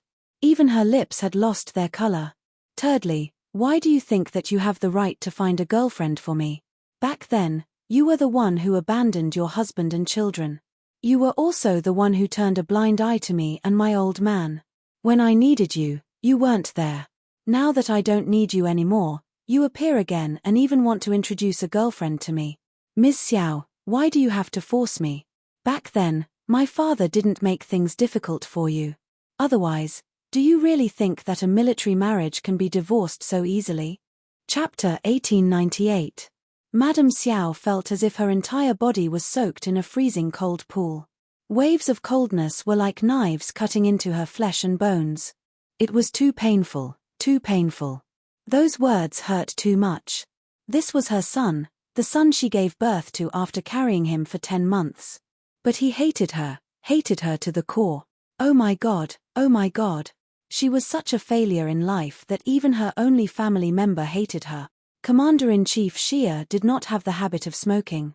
After hearing these words, he poured himself another cup of tea and sipped it without interrupting Xia Jinyuan. She would not give up until all hope was gone. He wanted to save some face for her, but she insisted on falling out with him. She was already in her 50s. If she continued to lose face like this, who knew how she would live in the future? Xia Jinyuan was a decisive person, especially when he saw that Madame Xiao had a good relationship with family Xia's political enemy. He knew that if he did not cut off the relationship, there would be trouble in the future. Madame Li was not a kind person. Some people became kinder as they got older, while some people became colder as they got older. Madame Li was the latter. In her eyes, only the Du family was the best. Family Xia had long been a thorn in her side. Who asked old man Xia to always be better than her husband? Since we've met today, I'll make things clear so that you won't blame the wrong person and think that old man Xia stopped me from letting you see me. You're wrong, Madame Xiao. You're really wrong. My father is a responsible man. He's a good old man who doesn't want his son to hate him. I'm the one who doesn't want to see you, not old man Xia. I don't dare to accept the women you introduced to me. I have to avoid all the things that you think are good in your eyes. I don't dare to accept them, and I'm also afraid of accepting them. I'm afraid that I'll accept your kindness. When I get married and have a child, I'll follow in old man Xia's footsteps and become both a father and a mother. I'll become an old man that no one wants. Yuan, don't say any more. It's Mom's fault. It's Mom's fault. Madame Xiao was sobbing uncontrollably. Mom was selfish. I only thought about myself and didn't think about you. Don't say any more. Mom was wrong. Mom was wrong. She cried sadly, but Xia Jinyuan was not moved at all. I don't have a mother. I only have an old man who is both a father and a mother. Don't keep calling me mother. I, Xia Jinyuan, have never called you that before, and I won't in the future. It's too late for you to blame yourself now. I've already grown up. When I was 16 years old, it was all thanks to you that I scolded the old man and said that he was irresponsible for raising me like a piece of trash. I sincerely thank you, Ms. Xiao. It was all thanks to your scolding that I woke up to today's Xia Jinyuan. Tea in place of wine. Thank you for scolding me back then. If it wasn't for you calling me trash, I think I would have really become a trash instead of joining the army like an old man. Here's a toast to you. Feel free to do as you please. Xia Jinyuan finished the warm tea in one gulp and looked at Madame Xiao, whose makeup was all smudged from crying. He placed the tissue on the table and turned it around. Wipe your face. I'm a cold-hearted person. I won't be moved even if you bleed and cry. Madame Xiao was crying so hard that she couldn't even open her eyes. Her son. He hated her so much. She was indeed self-righteous and thought that as long as they were related by blood, everything would be different. Chapter 1899. Her life had been too smooth. When she was young, she did not suffer the hardships of her peers. Before the age of 12, she lived the life of a rich young lady with servants waiting on her. When she was 12, she went to France. When she was 15, she went to England. When she was 22, she came back to study and met Xia Xinhui, the son of a rich family. He doted on her. When she was 28, she gave birth to a Yuan. When she was 31, she divorced her childhood sweetheart and flew to France to settle down. Until now, she was used to being flattered, chased, and envied by others. She had forgotten. Only those who loved her would do that. Those who did not love her would not let her do as she pleased. His son did not love her, so he would not let her do as she pleased. If he wanted to introduce a girlfriend to his son, he would just say that she was not qualified. He was well-mannered and left himself some dignity. His tears seemed to be unstoppable. Chief Commander Xia winked at his son, who had a calm expression on his face. It was enough that he had said so much. If he continued, he might kill him. He was old and his heart was not in good condition. If he got a heart attack because of the brat's provocation, he would be in trouble. Xia Jinyuan, who still had a lot to say, saw that the old man kept winking at him. He even reminded Yi Jian in the end. Only then did he swallow back the words he had yet to say. Seeing that it was getting late, Major Xia, who thought that he had made himself clear, got up gracefully and politely said goodbye. It's getting late. I have something to do. Excuse me, Ms. Xiao. Have a good night. Goodbye. The old man had already given him a look. Fine, for the old man's sake, he would not say anything. He would leave Ms. Xiao, who was over 50 years old, with some dignity. However, if she was still stubborn, she could not blame him for being ruthless. Yi Qian, who had been waiting in the car for half an hour, saw a familiar figure walking out of the courtyard with high walls. His hands were in his trouser pockets, and his slender legs were walking step by step. His posture was relaxed, as if he was taking a leisurely stroll after a meal. There was not a trace of gloominess on his face. Yi Qian, who had his hand on the door handle, retracted it. It seemed that his mood was not affected. Not only was it not affected, but his steps were also much more relaxed than before he left. It seemed that Ms. Xiao's appearance did not have any impact. Yi Qian, who was sitting in the front passenger seat, stared at the tall figure walking over. She had to observe carefully.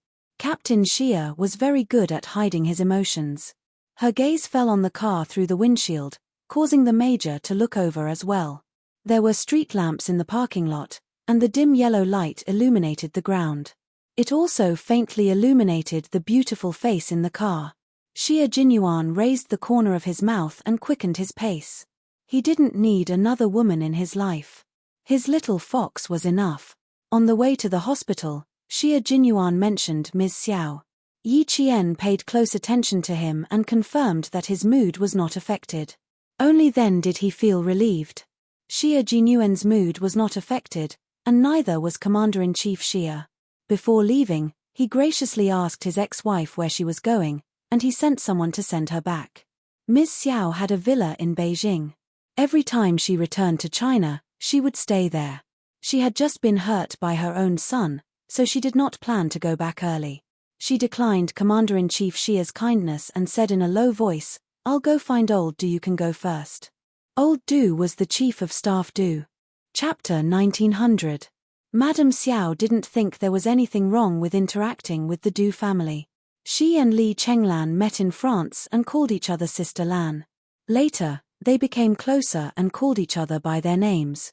They had known each other for 40 years. They had a good relationship and had close dealings with each other. Naturally, they were much closer. Commander-in-Chief Xia's face darkened when he heard that she was going to look for the Du family. He had to remind her, "You know the relationship between family Xia and the Du family. Although our Yuan didn't acknowledge you, you just said that you and our Yuan's bloodline can't be broken. It's your freedom to make friends with whoever you want. I won't interfere, but I hope you don't do anything to hurt your only bloodline. Du family, you have to know your limits." Madame Xiao frowned when she heard her ex-husband mention her good friend. She nodded elegantly. The relationship between family Xia and the Du family has nothing to do with me, but since you mentioned our Yuan, then I know. Although I didn't raise him, I gave birth to him after 10 months of pregnancy. When I was young, I said something that hurt his heart. He remembers and resents me. This is retribution from God, telling me that I can't be too presumptuous. The cycle of reincarnation will not forgive anyone. I swallowed the bitter fruit that I sowed. No matter how a Yuan treats me, I asked for it. But if anyone wants to hurt a Yuan, I won't sit idly by. You can rest assured about this. At the end, Madame Xiao mocked herself deeply. Her reddened eyes were faintly glistening with tears. Although she was over 50 years old, time was kind to her. She didn't worry, didn't ask about things, and was good at maintaining her appearance. It was possible to say that she was no more than 40 years old. The coquettishness of her youth had accumulated for most of her life and became calm elegance. She had black hair and gentle eyebrows. Although she lived selfishly, she lived with understanding. She always knew what she wanted and always knew that she wouldn't hurt herself. This kind of person lived with understanding more than anyone else. Unfortunately, they lived with too much clarity. The things they did would always intentionally or unintentionally hurt others. If they wanted something good, even if it was built on the basis of hurting others, they would still get it. It was rare to see such people who lived with clarity. His ex-wife, Xiao Shuman, belonged to this type of person. She would never sacrifice herself to help others. Commander-in-Chief Xia looked at his beautiful ex-wife and nodded gently. You know, I won't say much. I believe you can do it. As long as she understood, there was no need to worry. Sixth brother was her child after all. In the past, she abandoned sixth brother for her own happiness. Now that she was old, she knew that the fallen leaf had to return to its roots. She wanted to repair her relationship with sixth brother. Based on this point alone, he believed that Madame Xiao would not side with outsiders. One good thing about selfish people was that they always knew what was most important to them. Commander-in-Chief Xia did not offer to send his ex-wife back. He took his coat and nodded slightly at Ms. Xiao, who was still sitting there, as if saying goodbye. Then, he opened the door and strode out. Outside the gate, Xia Jinyuan instructed the plainclothes guard who had come forward. He said softly, Commander-in-Chief, the car is parked outside. All right, let's go. Mrs. Xiao, who had not moved, heard her ex-husband's authoritative voice. As the door of the private room slowly closed, all the sounds outside were cut off. Sigh, it seems that I'm really old. She poured herself a cup of hot tea and slowly took a sip of it in a refined manner. Even though there were wrinkles on the sides of her eyes that were once as bright as autumn waters, her temperament made the 54-year-old Madame Xiao age gracefully and calmly. Chapter 1901. She knew that she was a selfish person. Abandoning her husband and son was a treacherous thing in the past, but she never regretted it. It was useless to regret it now. After all, it was her own path. The only regret in her life was that she didn't expect that when she was old, she would want to talk to her son about life and listen to him talk to her. Unfortunately, her son was like her. He let go of things that he didn't want. She, as his mother, had been put down by him. He didn't need a mother's care in his world anymore. This was something she didn't expect.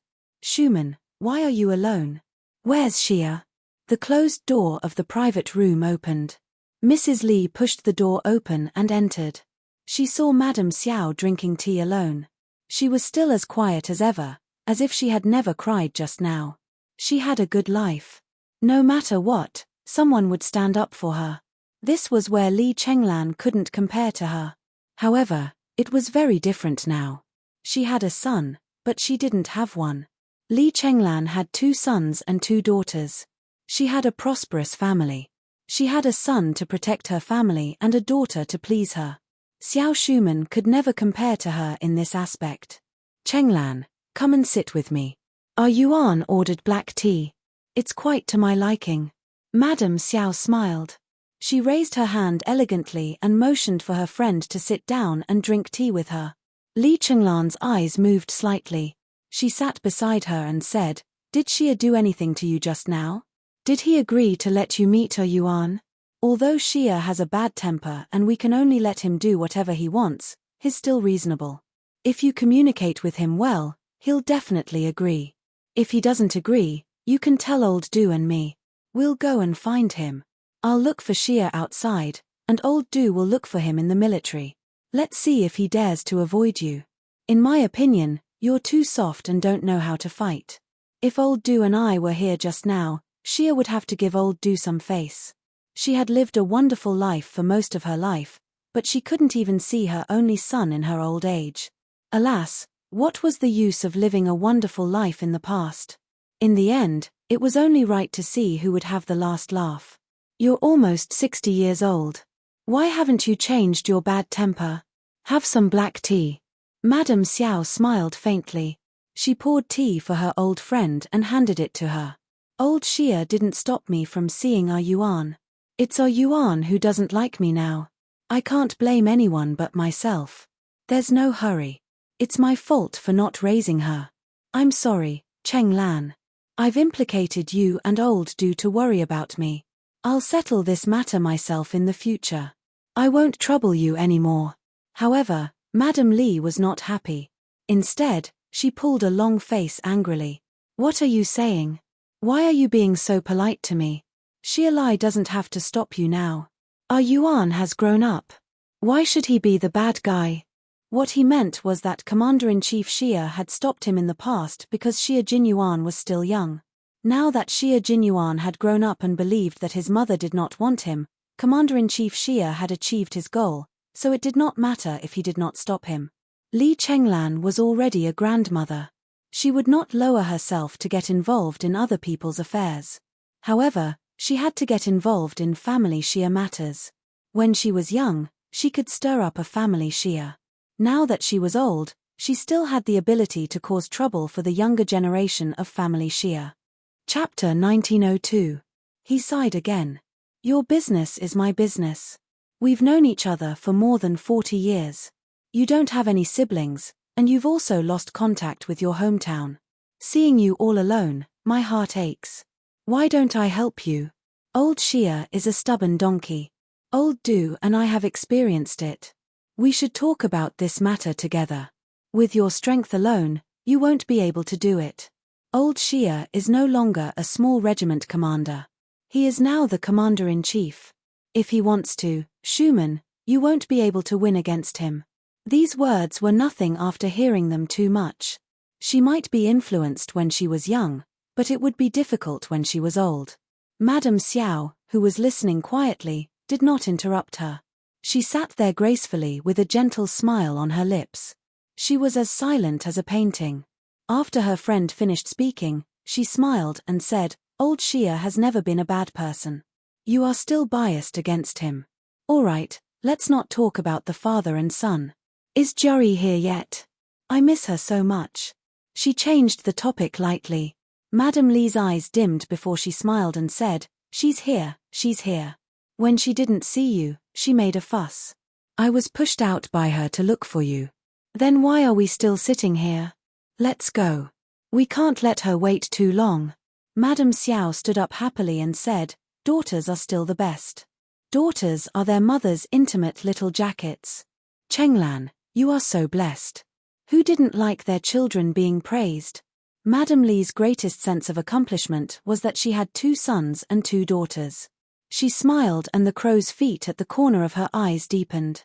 I can't compare to you. You are someone who can take things and let them go. The 2 of them walked out of the private room while talking and laughing. Madame Xiao smiled and sighed. I was thinking about whether to make Juri and Yuan together. What a pity. What was a pity? Madame Xiao didn't say it. Li Chenglan smiled and didn't say anything. It was a pity that family Xia and the Du family had different political views. They were destined not to be in-laws. When they returned home, Madame Li told them everything. Chief of Staff Du's face was solemn. After thinking for a long time, he said, Did Xiao Schumann understand something when she suddenly asked us not to interfere? What does she want to understand? Old Du, Schumann is not stupid. She knows best when she is alive. Mrs. Lee, who was lying in the massage chair and relaxing, said lightly, "I've known her for 40 years. I know her and she knows me. She knows what I've done. She doesn't expose me because those things have nothing to do with her. Schumann never worries about things that have nothing to do with her." Chief of Staff Du didn't understand what his wife said. In his eyes, Xiao Schumann was a person who couldn't tell the difference between grain and grain. She had someone to do everything for her. She didn't have any opinions at all. "You said that she knows how to live, but I think she's just a muddle-headed person. I don't understand the things between you women, and I'm too lazy to figure it out. As long as Xia Xinhui doesn't have a chance to be promoted in the next 2 years, I'll be at ease." Women sought the hearts of the people at home, while men sought power outside. What Chief of Staff Du needed was power and power. "I'll do my business, and you do yours. We're both grandparents. It's okay to be a little muddle-headed occasionally." Madam Lee didn't say what she would do next. She closed her eyes as if she were sleeping. She was old and felt tired after a little effort. It was impossible for her not to worry about it. Chapter 1903. The mountain that blocked the Du family had not been dug out yet. She still had a son and a daughter who had not started a family yet. Even though her grandchildren had been born, she could not admit that she was old and had to continue to plan. As Madam Lee was calculating in her mind, Xia Jinyuan and Yi Qian had returned to the hospital early and chatted with Principal Chen for a long time.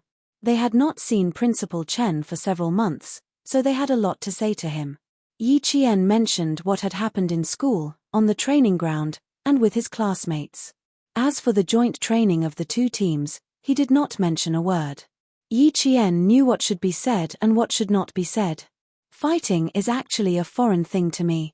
When I saw my classmate being bullied and forced into an alley, I rushed over. A group of motley crew thought that they were great. Seeing them made me angry, so I joined hands with a few boys to teach them a lesson." Yi Qian mentioned that before the joint training, Xu Wen had been forced by several gangsters and then they had fought together. He mentioned Song Jiqiu. "I didn't expect him to be Yang Heng's cousin. I met an acquaintance. Yang Heng. Is he the son of Director Yang of the Transportation Bureau?" Xia Jinyuan was no stranger to Yi Qian's high school life. He knew all the boys and girls around her. "Do you still remember him?" "Yes, he is Director Yang's son. Song Jiqiu told me that he has gone to Australia to study," Yi Qian said in a low voice. Her voice was as clear as the water in the mountains, tinkling happily. When she smiled, her eyes curved like the crescent moon above the treetops. Looking at her, Xia Jinyuan felt a little warm in his heart. He liked her smile very much. It was bright, pure, and full of hope for life. Principal Chen listened to her. His face was still a little gloomy, but the smile on his thin face never disappeared. This girl seemed to be living a good life. She completed her studies and trained hard at the same time. She achieved excellent results again and again. As Commander-in-Chief Xia said, she could shine by herself without any support.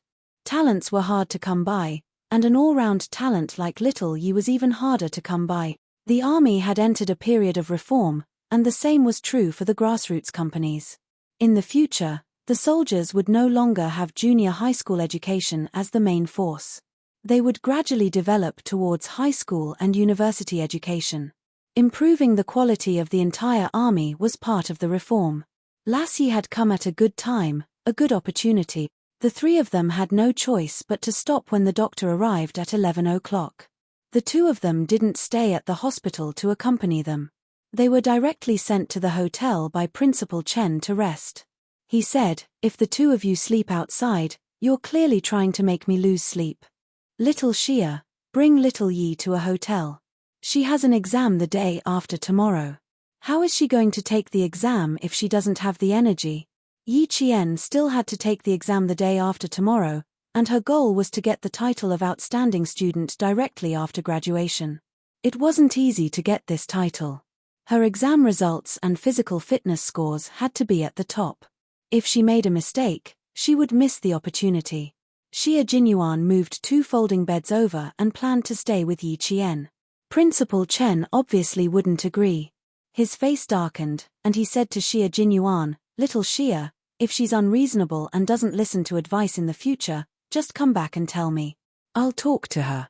She needs to be taught a lesson sometimes. She can only do as she pleases." "How can she? You can't just go along with everything she does. You have to persist in what you have to." Chapter 1904. Yi Qian was dumbfounded. He instantly thought that Xie Jinyuan would have someone to rely on in the future.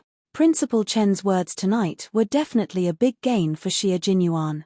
He raised his eyebrows at Yi Qian, looking quite proud of himself. Seeing his proud expression, Yi Qian secretly clenched his fists. "Uncle Chen, you don't know how thick-skinned the guy in front of you is, and he has a lot of hands and feet. You're asking me to sleep in a hotel? You're sending me to the tiger's den?" He was too embarrassed to say it out loud, so he could only scream silently in his heart. The doctor asked them to leave as soon as possible, but Principal Chen waved his hand to chase them away. Yi Qian had no choice but to take his luggage and go to the hotel. The hotels near the General Military Hospital were all busy, and the affordable rooms were already fully booked. As Major Xie had requested, they booked a luxurious suite that most people wouldn't be willing to spend money on. There was a bedroom, a living room, a kitchen, and a balcony with a view. Even though the hotel receptionist said that their rooms were very good, Yi Qian didn't give up and asked again, "Are you sure you don't have a standard room? Are you sure there aren't any guests who have checked out?" The management of a 5-star hotel wasn't so messy that they didn't know how many rooms there were. The receptionist gave a standard smile and explained patiently, "Hello, madam, there really aren't any rooms available. Someone didn't want to stay in this room and checked out at the last minute. Otherwise, there wouldn't be any rooms available." Xie Jinyuan, who had paid the deposit and received the room card, saw that she was still unwilling to give up. His thin lips curled up a few times, and he carried her luggage towards the elevator.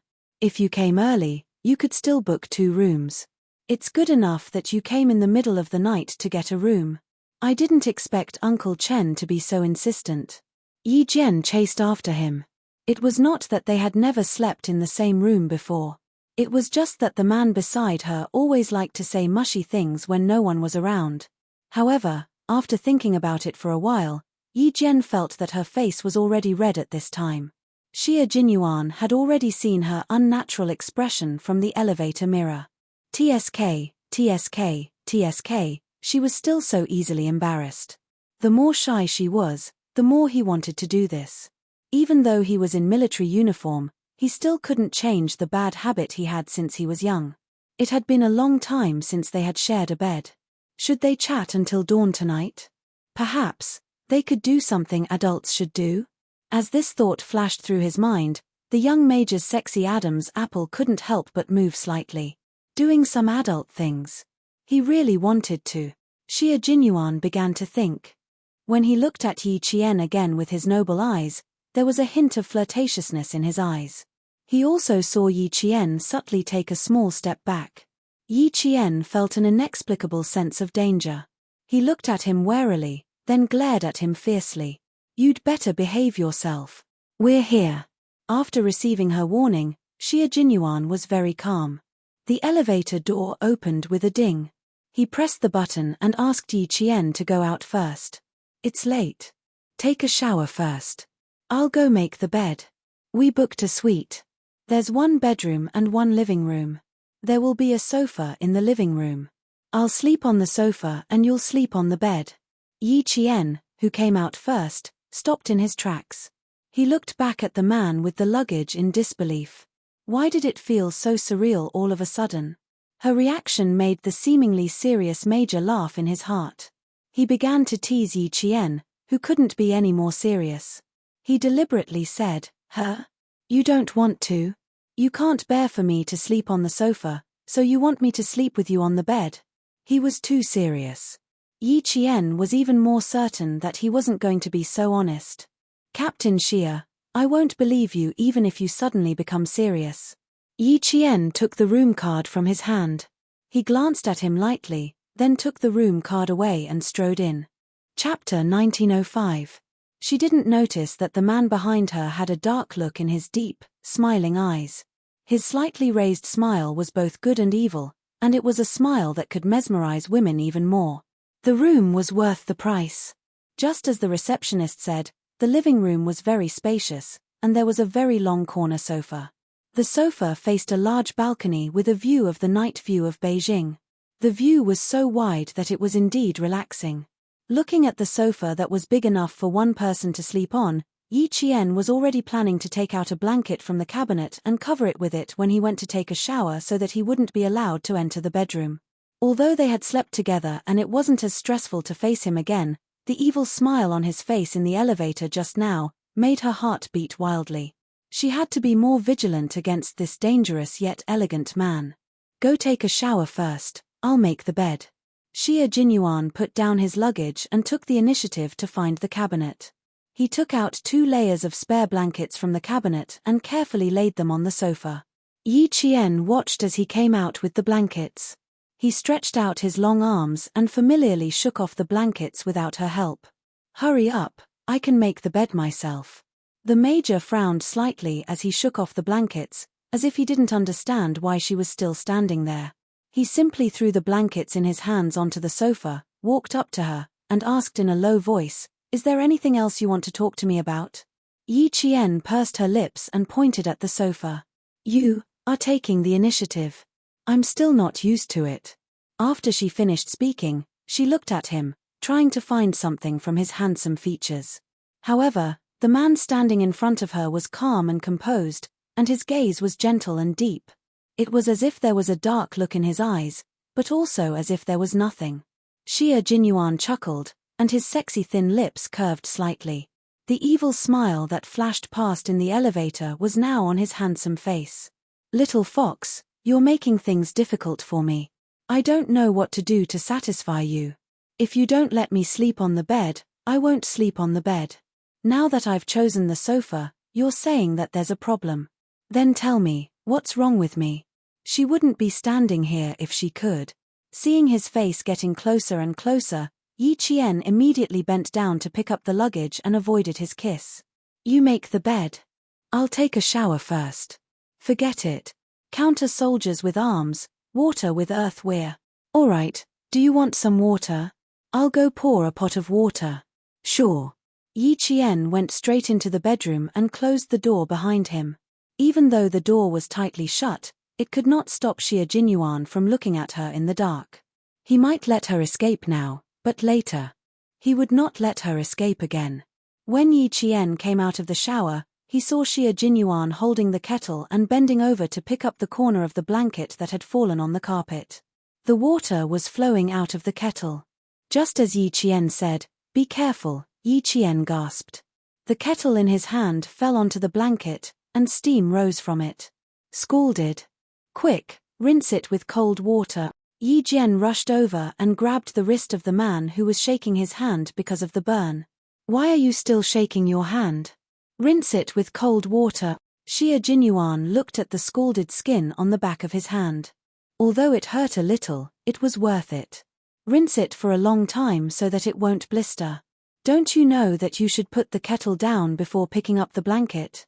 Yi Qian turned on the tap and placed his hand under the blanket. He frowned and stared at the scalded area.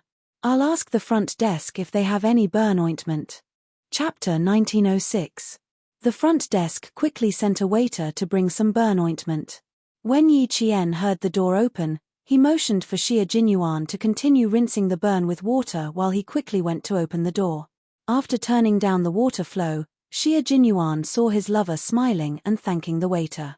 He glanced at the burn that was about the size of a coin, and his thin lips couldn't help but curl up again. Burn was really not part of his plan. His plan was to accidentally spill all the water when he bent down to pick up the quilt and wet it. If the quilt was wet, he would have an excuse to share the bed with her. He wasn't afraid that she would ask the waiter to bring another quilt. He would always have a solution. However, no matter how good his plan was, he still made a mistake. He didn't expect to burn himself. Although it hurt, it was worth it. Outside, Yi Qian declined the waiter's kindness, closed the door, and hurried back to the kitchen with the burn. "It's just a small burn. You don't have to go to the hospital." "Thank you." Burns were the most common injuries in life. Even the most cautious people couldn't avoid them. Yi Qian didn't suspect that Xie Jinyuan did it on purpose. When Yi Qian hurried back to the kitchen, he saw Xie Jinyuan wiping his hands with a dry towel. Before leaving the hospital, both of them wore a dark-colored coat in their luggage to cover their winter military uniforms. When they entered the room, they habitually took off their coats and hung them in the wardrobe at the side of the entrance. They were both wearing their winter uniforms. The tall and straight man was wearing a dark green military uniform that was tailored to his masculinity. He stood in the shadows of the spotlights. His unruly short hair, exquisite and elegant side profile, and the natural elegance that flowed out from his every move could inadvertently make people who were familiar with him fall into a trance. His hands were slender and didn't become tanned even after being exposed to the elements.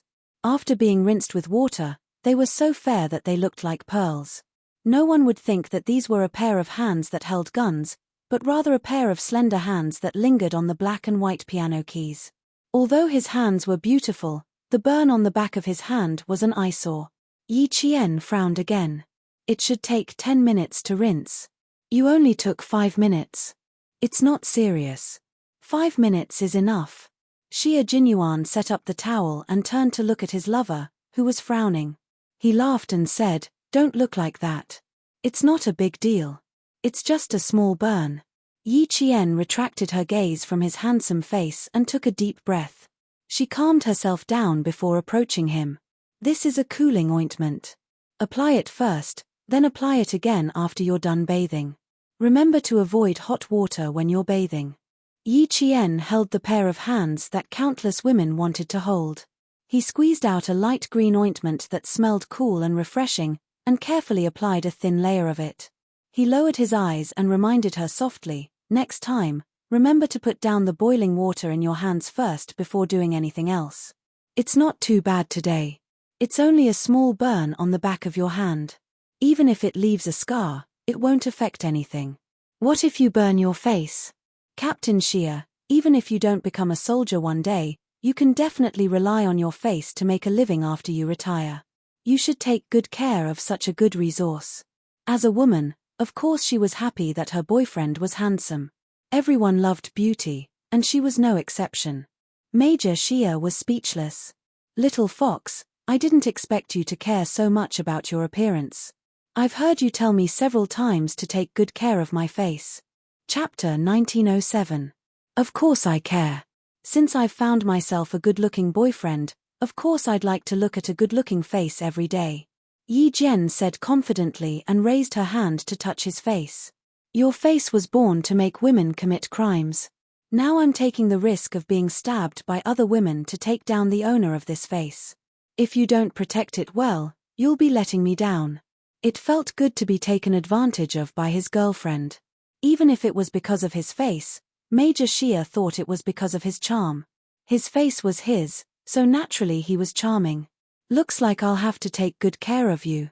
I'm afraid that if my face gets disfigured one day, my little fox will abandon me because of that." Yi Qian nodded seriously and said responsibly, "That's right. In the future, we'll have to look at your face. If your face gets disfigured while I'm still as beautiful as a flower, wouldn't you feel inferior?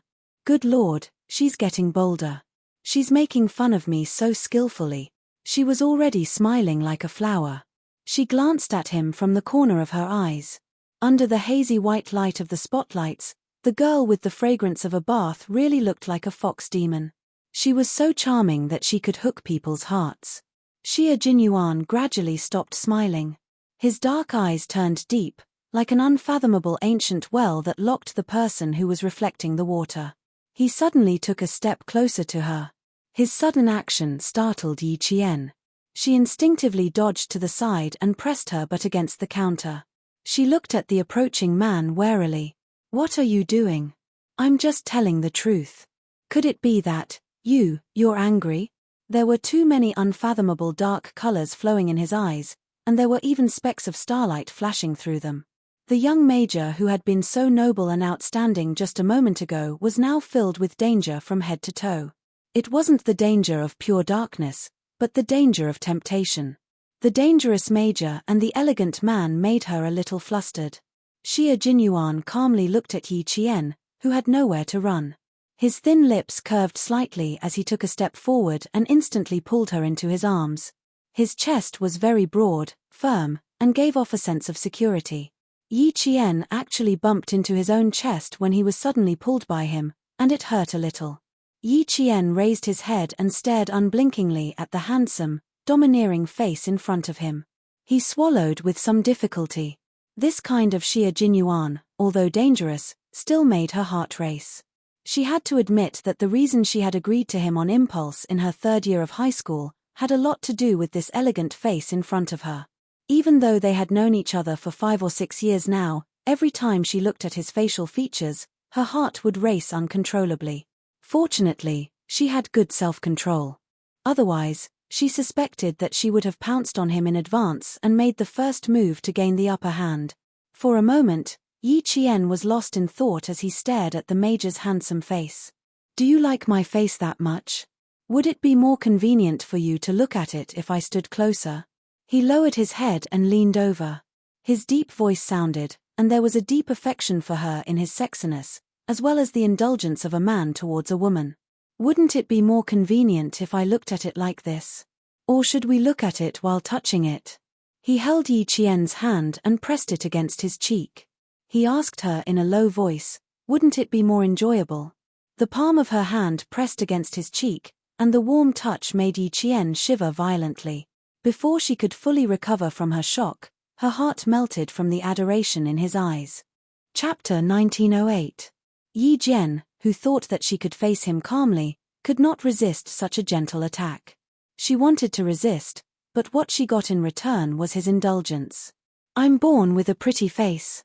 Can I only let you look at it? I won't show it to anyone else. Other than you, I won't show it to another woman, okay? Chem. Answer me, okay? Captain Xia, where did you learn all these sweet nothings? It used to be mushy, but now it was even more mushy." Her ears felt like they were on fire just from hearing it. Yi Jian knew that she couldn't hold on any longer. His handsome face was getting closer and closer. His breath had completely surrounded her.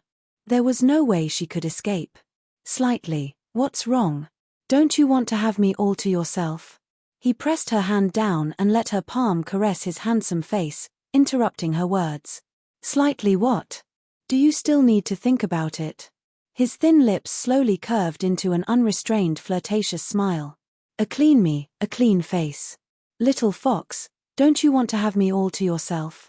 I only belong to you, and I'm only willing to show it to you. Are you not willing?" "Willing. 10 million willing." Yi Qian nodded frantically. Something was wrong. Captain Xia was very strange tonight. His words were too profound. He was handsome, said sweet nothings, and looked at her with such deep affection. This was great. Even her legs were starting to turn to jelly. Yi Qian touched his face with her right hand and blocked his body with her left hand. She was trying to calm herself down. She pursed her lips and said softly, "You can say whatever you want, but you're too close. I can't see it clearly. Why don't you back away a little more?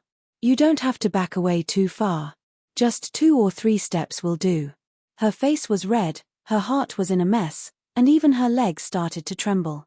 The major's skills were improving day by day. Even if she chased after him, in the end, she still could not win. Xia Jinyuan did not believe it. Once this cunning fox in front of him realized there was danger, her first reaction would be to run. She wanted to run. Sorry, he didn't want to see her escape at all. The more she escaped, the more he wanted to make her stay. Let's see where else she could escape to. The kitchen is only so big. I can't retreat too far. The distance is just right. The major, who had begun to reveal his hunter's nature, leisurely circled around his beloved prey. His waist bent a little more, forcing Yi Qian to stand on his tiptoes and lean back against the counter. "It's hard to see clearly in this position, right? Why don't we change to another position to look at it?" At 26 or 27 years old, he was so clean that no one would believe him. "Tonight's main course won't be served, let's have a side dish." Young people were full of vigor. Being alone in a room with their beloved, it would be too abnormal for a single man and woman to not do anything. Yi Qian was extremely regretful right now. She clearly knew that the man in front of her was a dangerous man. She didn't have a high level of cultivation, but she still dared to flirt with him first. She brought this upon herself. What's more, changing a position? Although she was a little dizzy now, it was not to the point where she lost her rationality and her heart. Washing his hands in the kitchen or applying medicine, he could do all sorts of things. Changing the position, the sofa in the living room, the big bed in the bedroom. If they changed the position, there would be more tricks up his sleeves. How could she be fooled? Chapter 1909. Yi Qian, who sensed danger, tried her best to look calm. The corners of her lips curled up slightly as she blinked and said delicately, "I haven't been sleeping well recently, so my eyes are a little tired. Everything I see is a little blurry, so it's the same in another place." That was a good excuse, but for someone as thick-skinned as Major Xia, it was only a matter of time before her excuse was exposed. His brows furrowed slightly. His indulgent indulgence already contained a hint of heartache. His slender fingers caressed her eyebrows, and his slightly calloused fingers gently rubbed the side of her eyebrows. "I'll help you relax. You just have to close your eyes." "Relax and close my eyes. Captain Xia, do you think I'm a 3-year-old child? Close my eyes and relax." She would only be more nervous. Yi Qian laughed dryly. No need. Go take a shower now. I'll just apply a hot towel to your eyes. It's almost midnight, Captain Xia. You can really go take a shower now." Yi Qian, who was pressed against the counter, moved sideways to the right. There was a door on the right, so she had to rush out. However, the two of them were too close, and she was tiptoeing. She purposely left Xia Jinyuan with her tiptoes, and the 1 centimeter distance between them was reduced to nothing. Although there was still some distance between their upper bodies, their lower bodies were so close together that they couldn't be any closer. Xia Jinyuan was a little stiff, and it was obvious from the way he held her hand tightly. He didn't expect Yi Qian's movement to actually let her experience what a normal man was like. He was indeed addicted to saying sweet nothings, but he still controlled the distance between their lower bodies very well, so as not to startle his little fox. He didn't have much self-control left when it came to her, so he used the last bit of self-control to control the distance between their lower bodies. Now, the last bit of distance between them was broken. Xia Jinyuan looked at Yi Qian, who was completely stiff, and his handsome face was slightly embarrassed. It's a normal man's reaction. Don't be too surprised. It didn't seem appropriate to call him a hooligan. Calling him indecent. It wasn't as if she had just found out that he was indecent. Calling him impatient didn't seem appropriate. She had told herself before that the word impatient had long been wiped clean from his dictionary. With the relationship between the two of them, it would be too pretentious to scold her. Yi Qian's brain spun as he used the hand that could still move to push against his chest. His lower body was really too close. He could feel even the slightest change in his body. It was very sturdy and full of manly strength. It was also very scary. He could feel the scorching heat through their clothes. Previously, when he had washed his hands by the stream after completing a mission in the southern province, he had also felt it when he rolled into the grass. However, that was in the grass. Now that he was in a room, his mood was different, and the changes he could feel were also different. Her gaze drifted away as she gently reminded him, "I'm not surprised. Go and take a shower first. Don't overeat, cough, don't overeat." At this critical moment, Yi Qian stopped himself from saying the last words. He stopped so quickly that he even bit his own tongue. There was still a hint of blood and rust in his mouth. Unfortunately, although she only said the word overeat, it was still out loud, and the man opposite her instantly understood what she wanted to say. As soon as she blushed, Xia Jinyuan stood up. He was a thick-skinned person. His normal reaction was caught off guard by his girlfriend. He felt as if he had been caught red-handed doing something bad, which made him a little embarrassed for a moment. Chapter 1910. Now that she was blushing, he let go of her. Blushing meant that she knew and understood. She knew that men were impulsive and understood that a man's body would change when he was impulsive. Was there a need for him to blush? There was no need at all. However, Major Shia did not continue to press against her. Forget about the kitchen. Both of them were newbies. They could explore the kitchen when they were more familiar with it.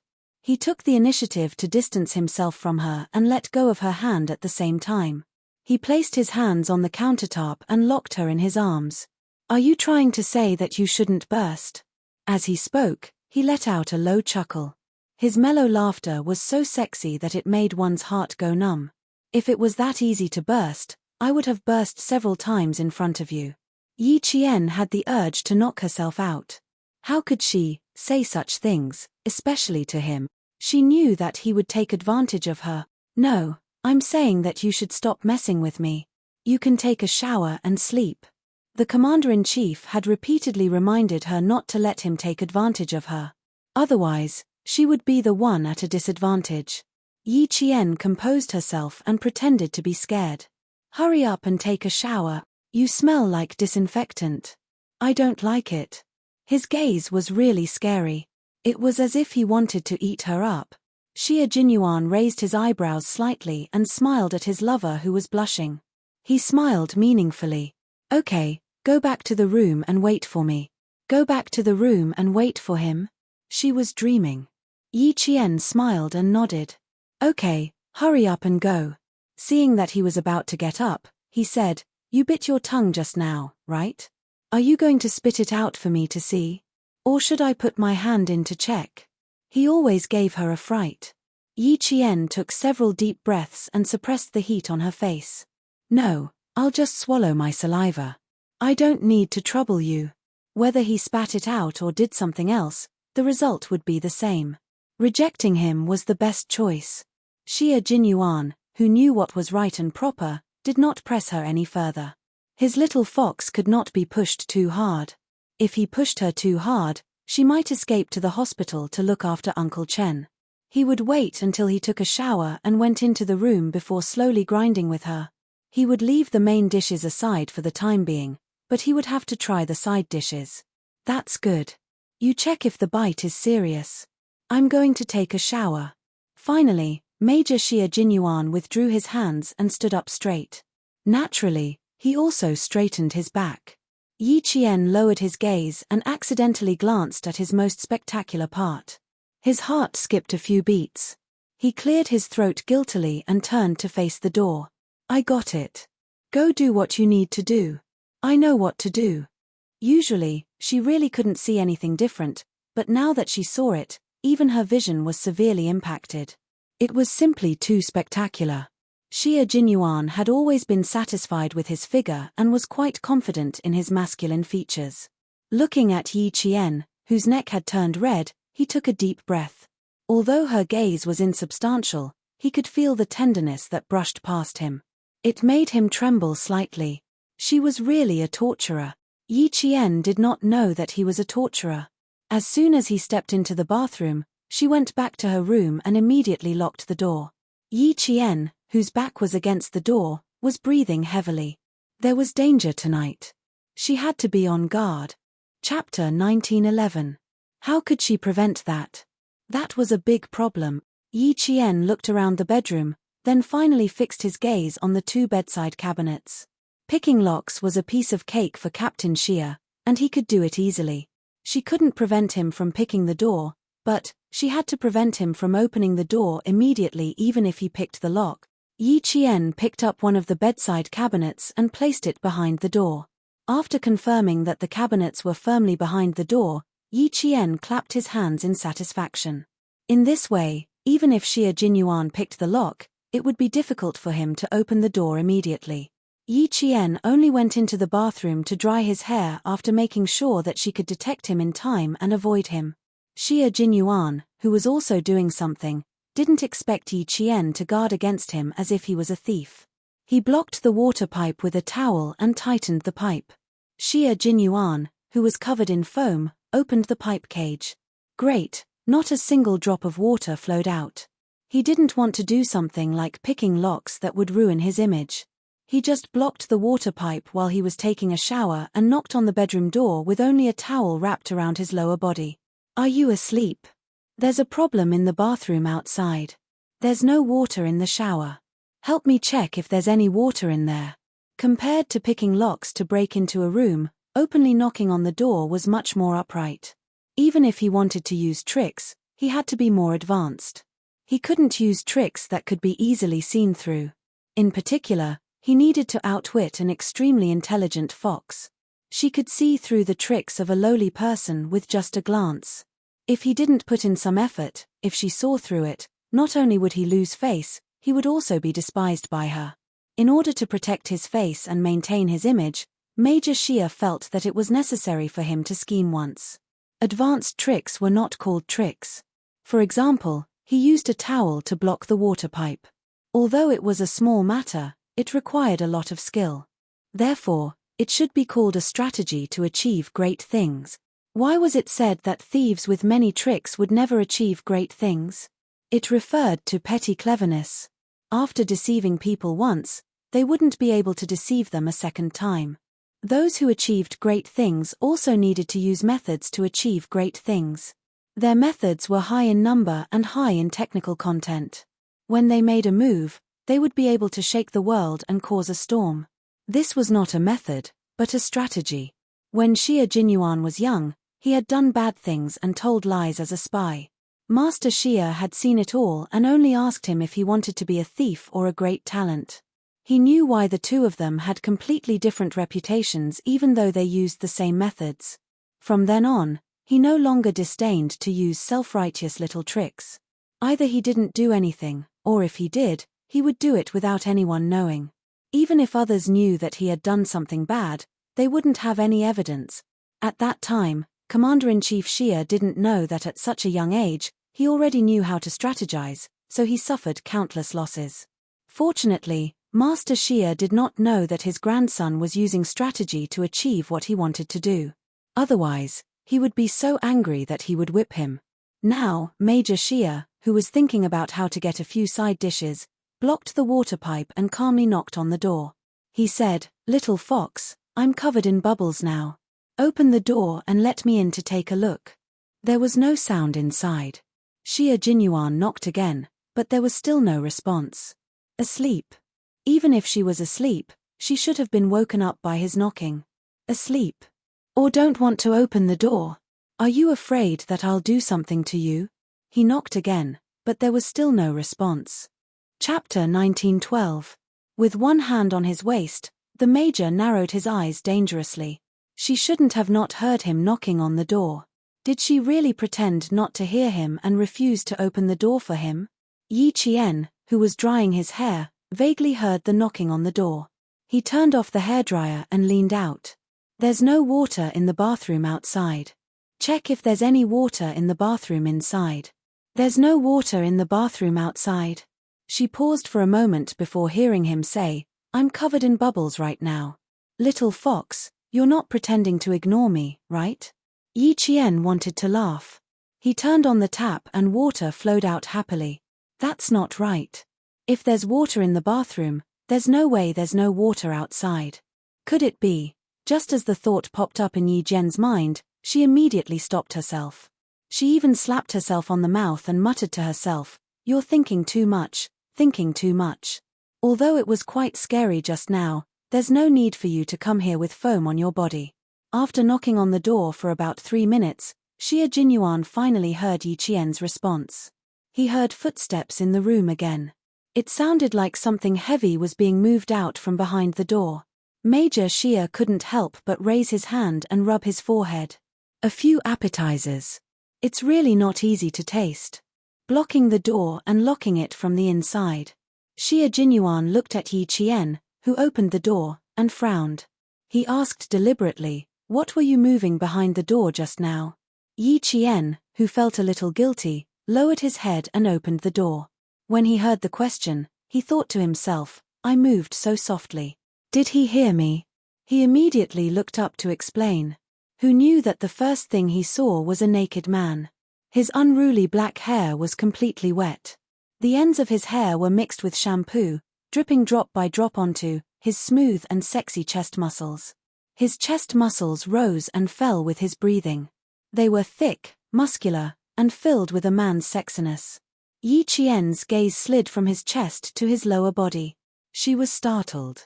She thought he was naked, but it turned out that there was only a towel wrapped around his waist. It hung loosely on his muscular waist, as if it would fall off at any moment. She was probably not wearing anything under the towel. If the towel really fell off, wouldn't she be too scared to look? Yi Qian was so shocked by his own imagination that he shivered inwardly. He quickly glanced at the half-naked man, then looked up at his handsome face. She changed the topic somewhat unnaturally. There's water inside, but why isn't there any water outside? The fragrance of the shower foam wafted into her nostrils, and the tiny bubbles of shampoo on her hair shone with various colors under the light. She had indeed washed to the side and wrapped herself in a towel. Yi Qian pursed his lips to suppress his laughter and stepped aside to let him in. There's water inside. Go and wash up. What did you use to block the door? Little fox, are you trying to prevent me from picking the lock? Major Xia, who had just entered, took 2 steps forward and stopped. He looked at Yi Qian with a half-smile, who looked embarrassed after being exposed by him. Taking advantage of her lowered gaze, he quickly raised his thin lips, then tightened them and said somewhat sternly, "Are you suspecting that I would force you?" He used the word suspect a little too seriously. Startled, Yi Qian immediately looked up and explained, "No. I did lock the door, but that's a personal habit. As for what I used to block the door, is there a need for me to do so?"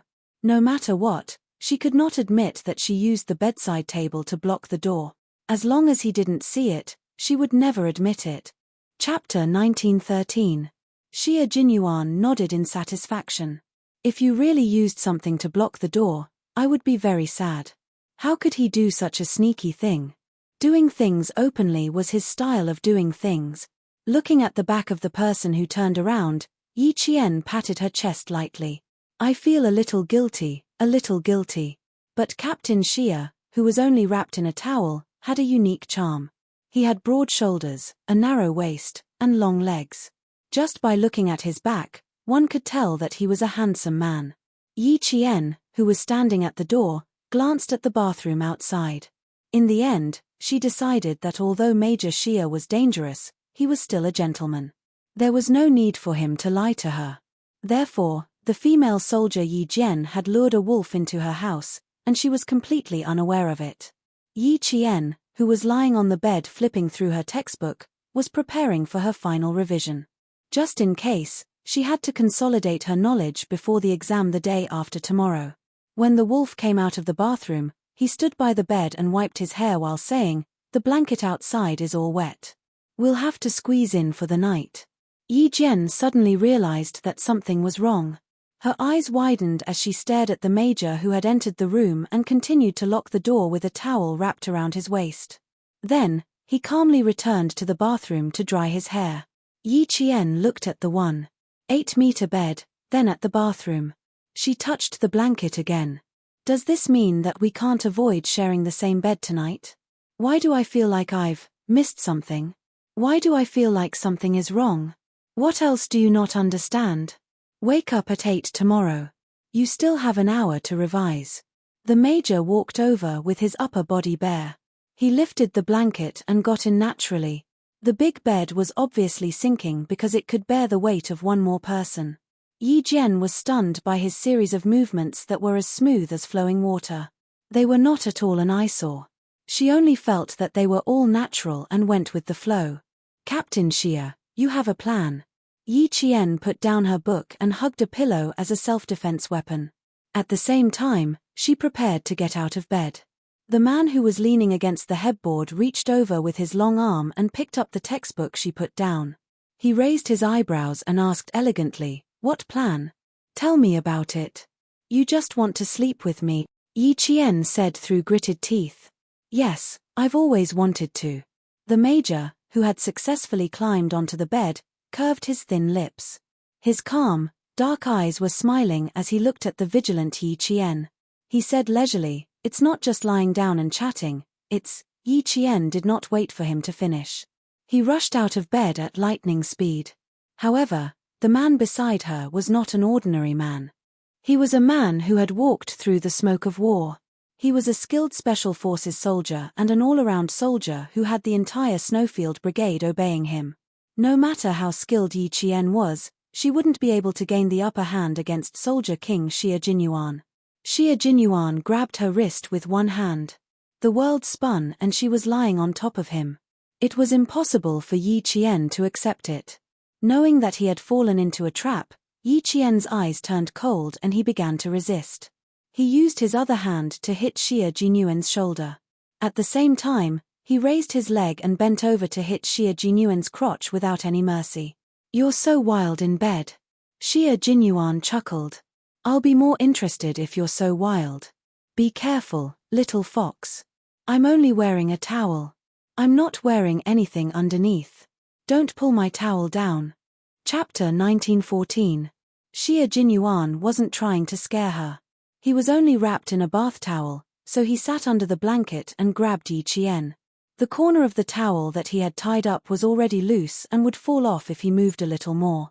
Yi Qian immediately changed her strategy. Instead of focusing on escaping, she hooked the blanket with the tip of her foot and wrapped it tightly around Xie Jinyuan. Both of them were Special Forces, and their skills were not something that ordinary people could deal with. For a moment, the whole big bed shook, and from time to time, it made creaking sounds due to the excessive spring pressure.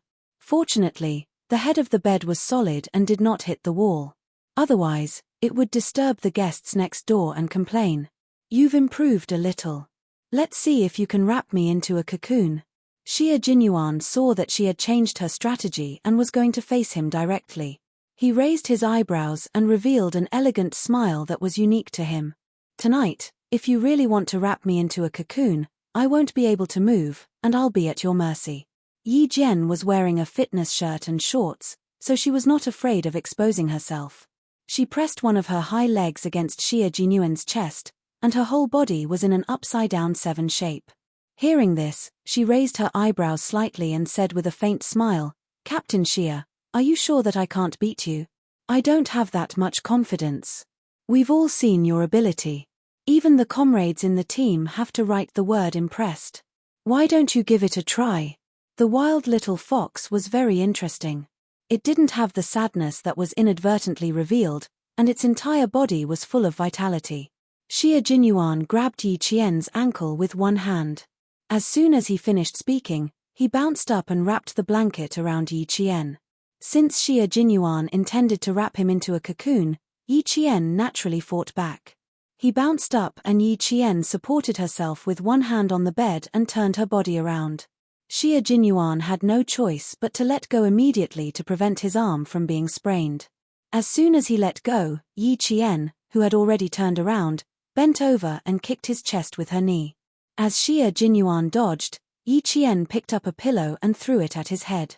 Xie Jinyuan blocked her knees and blocked the pillow that was thrown at him. He stepped out of the blanket with his long legs and tried to push Yi Jian down with his long legs in the same attacking posture. "Captain Xie, your legs are beautiful.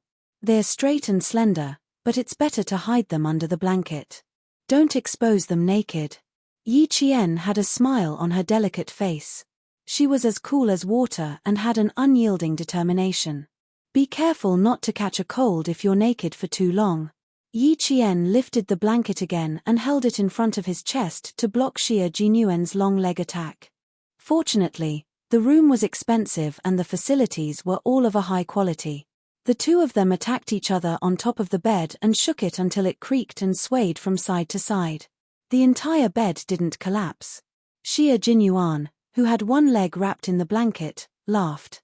There was a meaningful look on his handsome face. He didn't attack again and allowed Yi Qian to snatch the entire blanket from him. When she snatched the quilt, she also snatched the white towel along with it. Yi Qian's biggest worry still happened. However, she didn't look like she had seen something she shouldn't have. Instead, she looked a little angry. She stared at the pair of gym shorts that were exactly the same as hers and threw the blanket away. She was so angry that she laughed. "Xie Jinyuan, I'm very angry right now." The consequences of being angry were very serious. Since she still had a pair of pants, what was there to be afraid of? Now that she was angry, she could even rip his pants off. Let's see if he could still tease her then. Chapter 1915. She definitely couldn't strip him. If she did, it would be exactly what he wanted. If she couldn't strip him, then she'd hit him. Xia Jinyuan didn't try to grab the blanket again. He wanted her to know that he was actually wearing pants and wasn't naked. Unexpectedly, the result angered Yi Qian. Just now, she was afraid that she would see something she shouldn't see, so she grabbed the blanket and showed her sharp claws. She attacked him from all sides. Yi Jian used the bed as a battlefield. She lifted her leg and slashed sideways, sideways, sideways, sideways, sideways, sideways, sideways. Only the sound of flesh hitting flesh could be heard. Combined with the strength of her fists, she looked like she wanted to beat Xia Jinyuan until even Commander-in-Chief Xia couldn't recognize him. It wasn't their first time fighting, so they had a certain understanding of each other's strength. When Xia Jinyuan saw her fighting style, he knew that she was going to fight for real. He also knew that she was really angry. At this moment, Major Xia was a little uneasy. He had made his girlfriend angry, so he should shrink his neck and admit his mistake immediately. After a few rounds, he only defended and didn't dare to attack. He was afraid of adding fuel to the fire. After all, not long ago, during training, he hit his girlfriend until she was hospitalized. Yi Qian didn't care whether he was defending or not. He only knew that if he didn't give him a good beating today, he would really tease her from time to time in the future. If he wasn't wearing pants, then so be it. He was obviously wearing pants, but he deliberately put on a bath towel to pretend that he wasn't wearing pants. That was how he teased her. Ha, fun? Then I'll play with him for real. Yi Qian was going to fight for real. Xia Jinyuan's heart skipped a beat when he saw her standing on the bouncy bed. Xia Jinyuan, who was afraid that she would step on air, blocked the incoming punches while getting off the bed. Yi Qian's eyes were fierce. He said coldly, "Don't you dare get off the bed." Xia Jinyuan, whose feet were on the ground, quickly jumped back onto the bed. I don't dare. Ha, there's nothing that Captain Xia doesn't dare to do. Yi Qian's fists were not aimed anywhere else, but at that handsome face that sometimes made him lose himself in thought. There was a fierce battle in the bedroom. Two waiters hurried over from the corridor outside. After confirming the room number, they pressed the doorbell. When Yi Qian heard the sound, she hurriedly threw the pillow to the side. She hadn't used her fists up until now. She picked up a pillow and started hitting him. She threw the pillow to the side and glared at the major, who had been obediently getting hit the entire time. Her chest heaved up and down, and sweat dripped down her delicate face. Let's call a truce. I'll go take a look. Xia Jinyuan hurriedly made a gesture and got up from the messy bed in his gym shorts. Calm down, I'll go out and take a look. Yi Qian stared at his back as he strode out, then looked at the messy bed. He was angry, but at the same time, he looked at the open bedroom door with a subtle expression. The commotion just now seemed a little loud. Could it be that he was here to complain?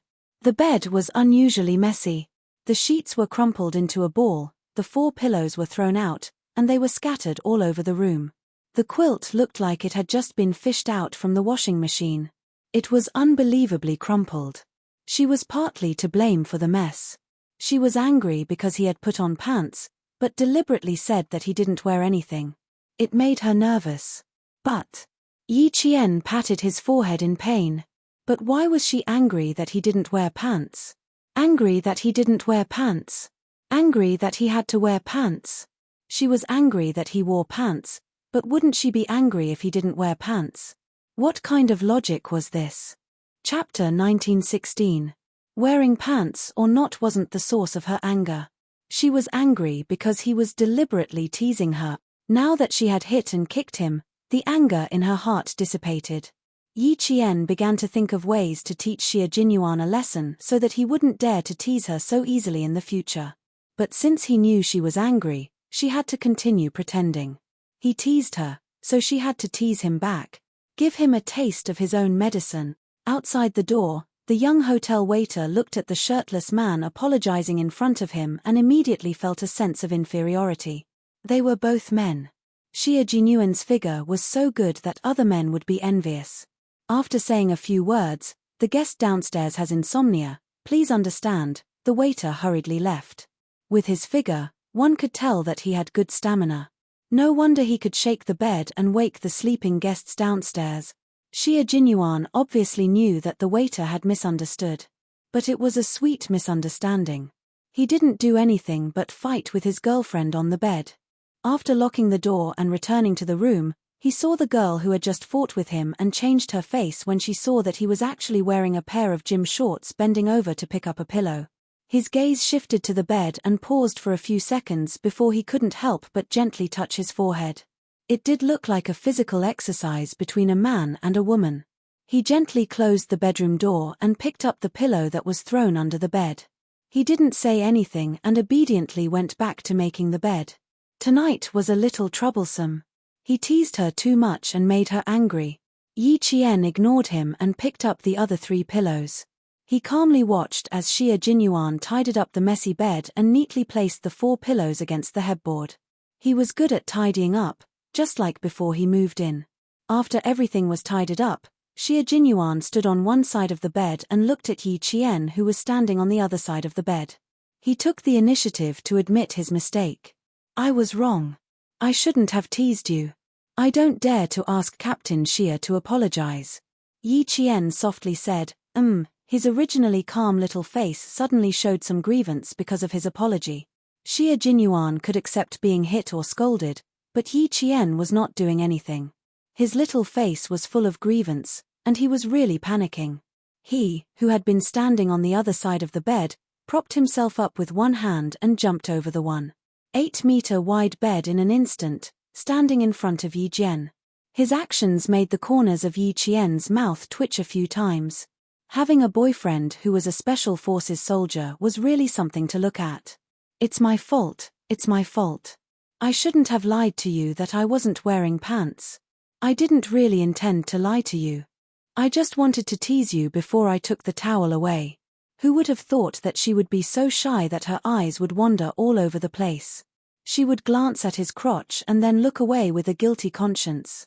His bad habits would resurface. Now, she was so angry that she felt wronged. It was all his fault. Xie Jinyuan had never coaxed a girl before, so he had no experience in coaxing her. However, when coaxing Yi Qian, he used his heart to coax her. He hugged her and gently patted her back. His low voice was so gentle that it could drip water. You have the final say on how to punish me. Don't be angry. You want to wrap me up in a blanket, but you don't have to do it yourself. I'll do it myself. How about that? It's my fault for making you feel wronged. Be good, don't make yourself sad. You'd rather make me feel bad than make yourself sad. He was really being honest. Yi Qian, who was nestled in his arms, smiled. No matter how he apologized or coaxed her, she did not say a word. I can't let him take advantage of me. I must always remember what the Commander-in-Chief said. Chapter 1917. Yi Qian did not say a word, but the Major was so anxious that his brows were furrowed. Great, he accidentally made his girlfriend angry. Little fox, don't hold back your anger. Vent it all out. Don't hurt your body. It's easy for us to hurt our bodies, so we have to take care of ourselves when we're resting. We can't add to our injuries. You can punish me however you want. I definitely won't have any objections. Xie Jinyuan was half naked, and Yi Qian, who was in his arms, had her cheeks pressed tightly against his skin. Every time he said a word, his chest would tremble slightly. Yi Qian was not only blushing, but also her neck. She did not dare to open her eyes, because if she did, she would see his powerful and sexy chest muscles. The corners of her mouth curved for a moment, but she immediately suppressed it. She closed her eyes and listened to him say nice things.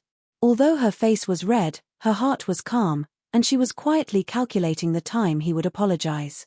Although Yi Qian wanted to let Xie Jinyuan know that she also had a temper, she was not a pretentious person. Listening to him made her heart beat faster. She wanted to solve the problem on the spot, so she lifted her head from his arms and said coldly, "You won't have any objections if I punish you?" "Really? Really?" Xie Jinyuan finally spoke. He let out a long sigh of relief and said sincerely, "I made you angry. You have to take responsibility." "Okay, I won't punish you. Ask the waiter to bring 2 quilts over. Go sleep in the living room. You're not allowed to stay in the room and try to sleep with me. Since he wanted to sleep in the same bed as her so much, she would punish him by not allowing him to sleep with her. Xia Jinyuan felt as if he had been struck by lightning. He had put in so much effort to climb into the bed, but now he was being punished to sleep on the sofa tonight. Let's talk about it. Can we change the punishment? The Major asked carefully. She pressed her forehead against his and coaxed gently, "It's rare for the 2 of us to be alone. Don't reject me, okay?" His arms began to tighten slightly, hugging her body even more tightly in his embrace. They were so close that they were airtight. Let's change the method. You told me to sleep on the sofa, and I really tried my best to climb into the bed. It wasn't easy to climb into the bed, so I really want to stay. Yi Qian sneered. Didn't you say I could punish you however I wanted? Why? Did I tell you to sleep outside? No, that's my main goal, so I can't agree. As a man of principle, Xia Jinyuan believed that this was a matter of principle and could not be easily let go. They hadn't even started, yet she was already planning to kick him out to sleep. How could that work? Worried that she would be angry, Xia Jinyuan said softly, "Little fox, let's change the punishment. It can't be so cruel. We have to leave tomorrow, and we don't know when we'll see each other again. It could be a few months at the earliest, or a year and a half at the latest. Every minute is precious when I'm with you. I don't want to waste our precious time. I just want you to sleep on my arm." His voice was so gentle that it sounded like a lullaby. Yi Qian yawned slightly, frowned, and said firmly, "But Captain Xia, if you keep teasing me, I'll get angry too." "I won't tease you anymore. Don't be angry. Be good." Xia Jinyuan did not hear any trace of softening in her voice. He only felt that his heart was hanging. "I was wrong. I was really wrong this time." Chapter 1918. Yi Jian, who was no longer angry, slowly reached out her hand and gently hugged the strong waist of the man who kept coaxing her. She closed her eyes and said softly, "Sometimes when you are naughty, I really have the impulse to beat you up. Captain Xia, you're so naughty, you really need to be taught a lesson. I do need to be taught a lesson, so if you don't like it, you must not spoil me."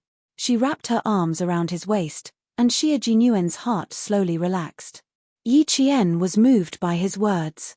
He said what was on her mind. Because of their identities, every second they spent together was extremely precious.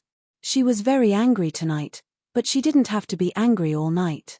She could tell from his behavior that he was really afraid this time. She didn't want their relationship to be strained, she just wanted him to know that once he made her angry, it wouldn't be easy to clean up the mess. He would be so scared that he would break out in a cold sweat.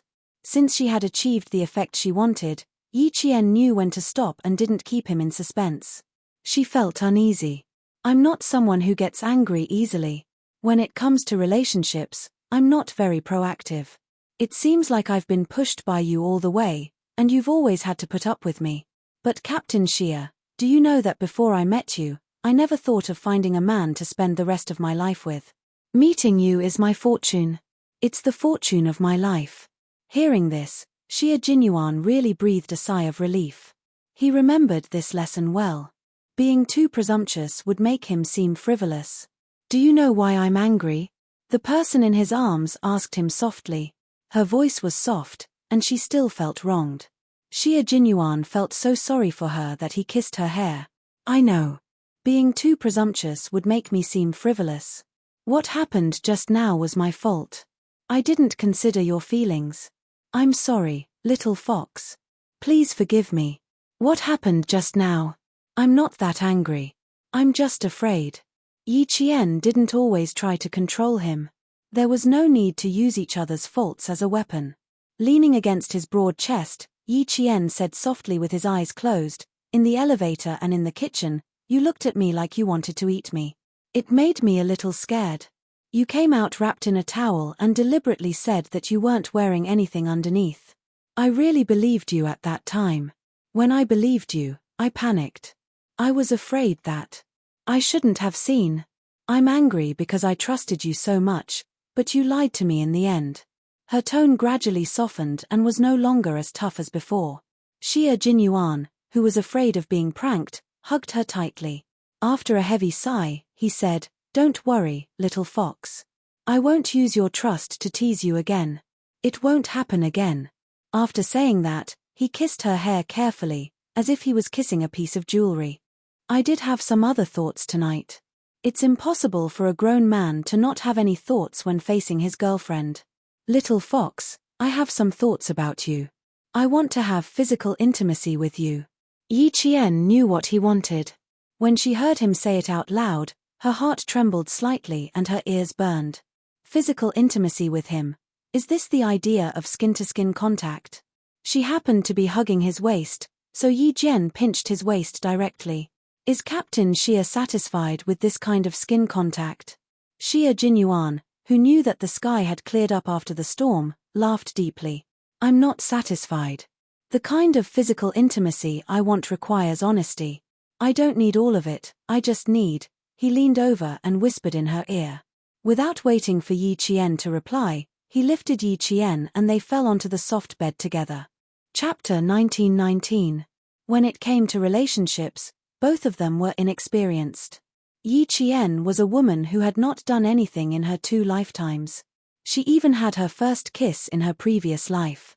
Major Xia Jinyuan looked both righteous and evil, but he was actually a man who exuded an air of abstinence from head to toe. He was the most gentlemanly man.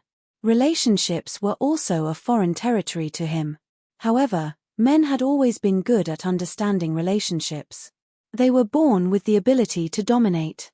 The two of them pressed down on the bed. Before Yi Qian could make a move, he had already trapped Yi Qian beneath him. His deep eyes stared unblinkingly at Yi Qian. His eyes were his world, and in his world, there was only Yi Qian and Yi Qian's existence. Yi Qian was his world. "It won't be the last step. Just give me a few appetizers. I promise, it won't be the last step. You're still young. I need to consider your health." His scorching thin lips gently kissed the tip of Yi Qian's nose. As he spoke, he kissed her gently. His gaze was so gentle, and his actions were filled with tenderness. He treated her like a precious treasure. There was no aggression. He only told Yi Qian wholeheartedly that everything he did was built on the basis that he would not let her get hurt. Yi Qian did not close her eyes. She wanted to see his love clearly. Not only did she want to feel it, but she also wanted to see it clearly. The door to her heart, which had always been tightly shut, had unknowingly opened for him. She did not know when he had entered her heart, which could not accommodate anyone else. He was both a teacher and a friend. He was also the only man she had fallen in love with in her 2 lifetimes. It was too difficult for him to hold himself back. Even his handsome forehead was slightly sweaty. His increasingly heavy breathing spilled onto her face. This was the refreshing scent that belonged to him. She did not reject his scent at all. Yi Jian raised her hands that hadn't moved all this while and coiled them around his neck. Yi Jian smiled. Her clear black eyes were no longer cold and indifferent. Instead, they were like flowers blooming enchantingly. "What are your appetizers?" she asked him with a smile. Men took the lead in love affairs, but women were born to seduce men. That was why there was such a relationship. Yi Jian was a strong woman. She would not let Xia Jinyuan do whatever he wanted, as if he was molding clay figurines. The man in front of her was really attractive. He had elegant eyebrows, sexy thin lips, and a strong chest that rose and fell as he breathed. Every muscle line flowed to the point that it was almost perfect. She couldn't help but praise him when she looked at him. "Let's start with an appetizer, like this," Xia Jinyuan said softly as he covered Yi Qian with the quilt. He lowered his body slightly and supported his weight with one elbow. When his thin lips kissed her delicate lips, his slender fingers slid into Yi Qian's clothes like fish. He sucked on her lips and gently rubbed and sucked. His voice was mellow and intoxicating like red wine. "Like this again?" he asked her. His scorching palm had already quietly covered her slender waist and began to rub back and forth. "Just like this." Yi Qian hooked one hand around his neck and the other hand gently caressed his handsome face. Her fingers traced the side of his eyebrows, then the tip of his handsome nose. Her index finger pressed against his thin lips. Her dimples were like a flower, and her eyes rippled like autumn water. A woman's natural charm overflowed from the depths of her eyes little by little. She smiled faintly and said, "Captain Shea, your appetizer can't be so simple and plain, right?" Chapter 1920. Of course not. I still want to be like this. His fingers slowly caressed her slender waist, and then all the way up, slowly crawling. He didn't immediately climb to the top of the mountain. Instead, he went back and forth between the ravines, as if he was considering which peak to climb first and which to fully enjoy the scenery. Xia Jinyuan wasn't in a hurry to be lustful. Instead, he allowed her to slowly get used to him. Sometimes they kissed, sometimes they whispered, trying to achieve a high standard in one go. As a major who was strict with himself, he also had strict requirements when it came to matters of the heart. He didn't want to leave a bad impression on Yi Qian and cause her to lose interest in him in the future. Interest needed to be nurtured, so he had to take it step by step and enter the best state. Yi Qian indeed didn't like to be rude and unreasonable, and he believed that not many women would be willing to treat him that way. The joy of intimacy was a joy that couldn't be controlled when one was deeply in love. How could one be so impatient? When he placed his hand on Yi Qian's right side, she gently closed her eyes. Her face was as red as the rosy clouds, and it was even more gorgeous than the spring scenery. Her eyebrows and the corners of her eyes were like water, and there was also the charm of first love. A droplet of water dripped onto her eyelids. Yi Qian, who had closed her eyes, couldn't help but open them again. She saw his forbearance and restraint, and also saw the joy in his eyes. "I couldn't sleep because I thought about it day and night. Now that my wish has come true." Xia Jinyuan saw her quietly open her eyes and let out a long sigh of satisfaction. "The texture of your hand is 1,000,000 times better than what I imagined. This is the second small dish, and it's even stronger than the clear soup." She had secretly rubbed her fingers together and secretly wondered how big they were, and even wondered how it would feel to touch them. Now that she had gotten what she wanted, she realized that her previous fantasies were all nonsense. Her imagination couldn't be used as a reference. It had to be real. "This is my first time, so I'm a little nervous." As his sweat dripped, Xia Jinyuan's dark eyes were like an ancient well, and there were already ripples in them. "I didn't expect it to be so wonderful. I want time to stop here." He lowered his head and kissed her slender neck. Between heavy breaths, he said vaguely, "The third dish is exploration. I want to explore all the way and see how different women are from men." Yi Qian's heart skipped a beat when he heard this. He wrapped his arms tightly around Yi Qian's neck and asked, "Are we done with the probing?" "No, there's one last side dish after that. It's called tasting. I want to taste it so that I can reminisce about it when I'm alone." He kissed her from her neck all the way down to her collarbone, and then lingered back and forth in her sexy bone groove, leaving behind a few bright red flower buds. Using his lips to explore gently, he began to touch her skin bit by bit. His slender fingers now felt the scenery on both sides, and his movements gradually became more and more complex. Unfortunately, Yi Qian was one of the more promising ones. Xia Jinyuan gave up after trying twice. There was no way for him to take over both companies. Light, bouncy, delicate, and soft. "You're not as hard as us men, and even feel pain when we bump into you," Xia Jinyuan said sincerely in the midst of playing. His voice was a little hoarse, because there was too much forbearance in it. Every word he said was scorching hot. Chapter 1921. It was lucky that both of them were able to hold themselves back. Both of them preferred to study first before making a move. Yi Jian was a little stiff at first, then her face flushed. In the end, she was already aroused. "Xia Jinyuan." She moaned softly. Her moan was like a spell that trapped the man who was trying his best to restrain himself. It was just a light breeze and drizzle, but all of a sudden, he sucked hard on the skin below his collarbone and didn't want to let go for a while. Yi Qian, who was stimulated, no longer wrapped around his neck. Instead, he went under his armpits and held onto his shoulders with both hands. The last few side dishes. Xia Jinyuan was entranced by her soft moan. His eyes reddened as he moved his body closer to Yi Qian's chest. Yi Qian didn't let him taste it all at once. Instead, he panted softly and said, "Captain Shia, I can't bear the responsibility." She could already feel the biggest change in his body. "If you can't bear to, you can help me. Use your hands to help me." After he finished speaking, he lowered his head. The white quilt moved up and down, and the room became a spring scene. In the end, Xia Jinyuan, who hadn't had a taste in 26 years, got what he wanted. When he said that he would only taste it, he really stopped there. He didn't let Yi Qian use his hands to help. Recently, it had been difficult for him to endure. Xia Jinyuan, who had tasted so much that his blood was boiling, used rubbing and other methods to release it. Yi Qian felt his body suddenly tremble. After a while, he felt moisture coming from the side of his legs. Yi Qian, who knew what this meant, bit his lower lip and his body started to tremble. Although he stopped there, he couldn't control himself in the end. After both of their bodies trembled, there was only soft panting in the spring scene in the bedroom. Although he didn't get to know her better, and he didn't even go below her navel, their first intimacy was enough for them to reminisce about.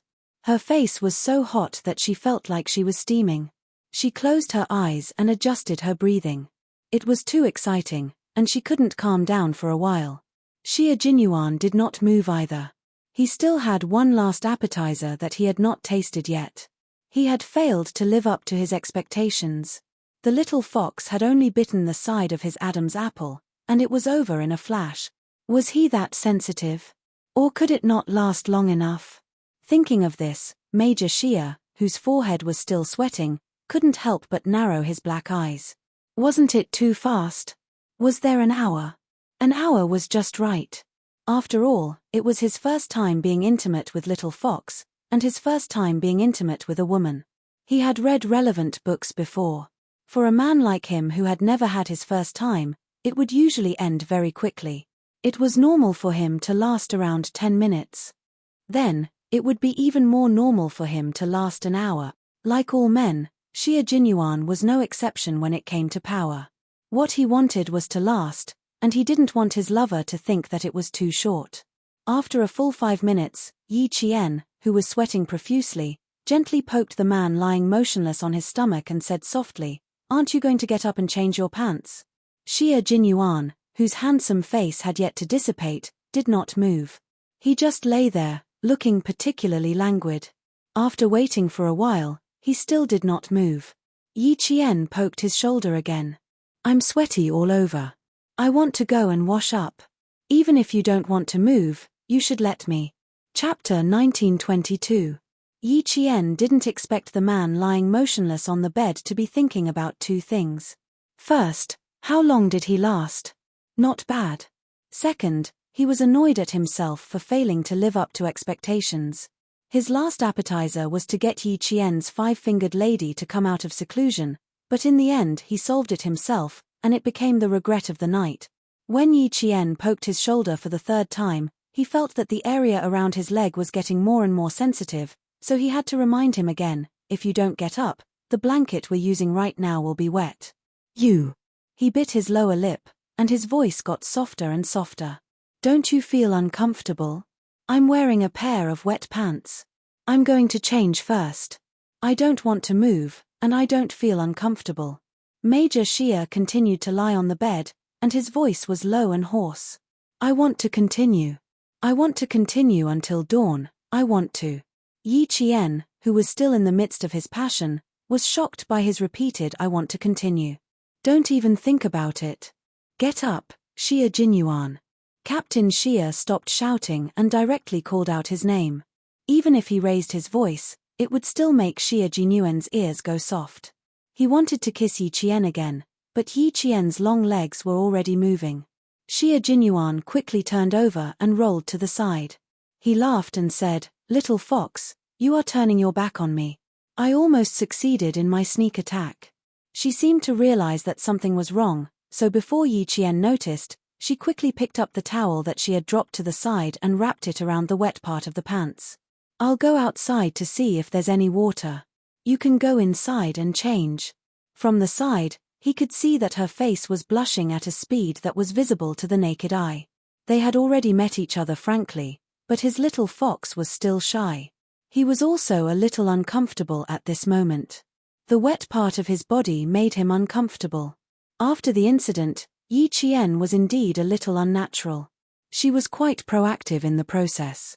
Just now, when he got up, she saw the scratch marks she left on his shoulder. It was because of the scratch marks that she became unnatural.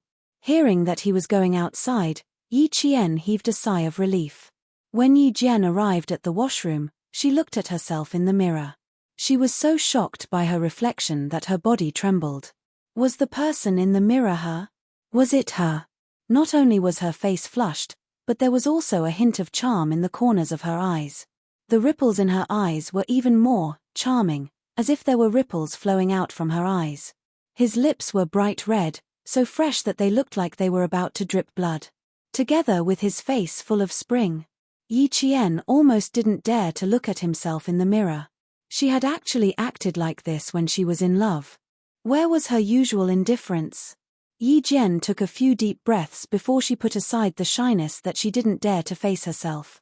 Then, she slowly lifted her clothes. Her snow-white skin was dotted with red spots, and her chest was kissed by him. After taking one look at Yi Qian, she quickly put down her shirt and went straight into the shower. After taking off her shirt and pants, she was too embarrassed to look at her own body. She only raised her head to let the hot water wash her. Outside, Xie Jinyuan unscrewed the water pipe and took out the small square towel used to wipe his hands. He didn't have to pretend that there was no water anymore. He could sleep with her for the next few hours. He also had to wash his gym shorts. After he finished showering and returned to the bedroom, he saw that Yi Qian had already laid down and wrapped himself up tightly. Chapter 1923. He had no intention of letting him sleep on the sofa. It was obvious from the fact that half of the bed was empty. Yi Qian, whose face was still red, was still awake. She heard him enter the room and close the door. She held her breath as he walked to the bed and lay down beside her. "Come sleep in my arms. I'll hug you." After taking a cold shower, his voice was no longer hoarse, but it was still pleasant to the ears. Yi Qian, who was sleeping on her side, did not move. Xie Jinyuan, who was talking, moved. He held her shoulder with one hand and pulled her into his arms, turning her around to face him. Looking at her blushing cheeks, Xie Jinyuan kissed her forehead.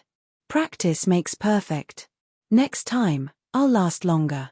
You'll feel better." Yi Qian did not want to listen to this topic at all. She did not want to listen or participate in the discussion. She closed her eyes and ignored him, but her fluttering eyelashes gave her away. Xie Jinyuan's heart was filled with tenderness. He hugged her tightly in his arms and tenderly said, "Your face is so red. Do you want to use cold water to cool it down?" It seemed like he couldn't stop if she didn't speak. "It's okay. I won't blush if you stop talking." Yi Qian, whose eyes were still tightly shut, buried her head in his arms to prevent him from looking at her. "I'm so tired. I want to sleep." Xie Jinyuan, who was both physically and mentally comfortable, did not feel sleepy at all. Even though he did not invite Yi Qian's 5 fingers to help him, he did not have to think about it anymore. In the unit, Han Zheng would sometimes bring up the things between men and women. He was a veteran and had never stopped since he started having sex at the age of 15. To him, women were like objects to satisfy his needs. After he used them, he would not think about them. When he talked about feelings, he would also think about it. The person he was thinking about was none other than the girl sleeping in his arms. After all, imagination was imagination. It was completely different from reality. As long as one experienced it, they would know what it felt like to have sex. It was a feeling that made his cerebral cortex quite active. It was a feeling that made his soul float. He had only opened up 2 mountain ranges in his territory, and it had already made him feel this way. Then, when he occupied all the territory, wouldn't it be? There was no need to think too deeply about it. Just thinking about it now made his body itch again. "Are you tired? If you're tired, close your eyes and rest. Listen to me." He didn't want to sleep. He still wanted to tell her how he felt. He gently caressed her shoulder and said in a low voice, "I've never felt this way before. Even now, I'm still very excited. Little fox, how do you feel? Did I make you feel better?" It should be okay. Hearing your low voice is really like a cat scratching me. The more I listen, the more excited I get. Even now, I can still hear your voice in my ears. When I was bathing just now, I used cold water to put out the flames. Now, there's. Little fox, I've really fallen into your hands for the rest of my life. He had experienced similar seduction training countless times. Other than the first time when he was caught off guard, he never had a reaction again. No matter how good a woman's body was, she was just like a plastic model standing in front of him. She wouldn't arouse his interest at all. Only she could make every part of his body so sensitive and arouse the most primitive urges in his body. If you didn't have a flight tomorrow, little fox, I would really torture you until dawn tonight. After saying this, Xia Jinyuan hugged Yi Jian tightly, who seemed to have fallen asleep, and slowly closed his eyes. He could sleep now. After he woke up, there were still many things to deal with. Their love life was short-lived. War was their life. Chapter 1924. By the time the two of them fell asleep, it was already past 3 in the morning.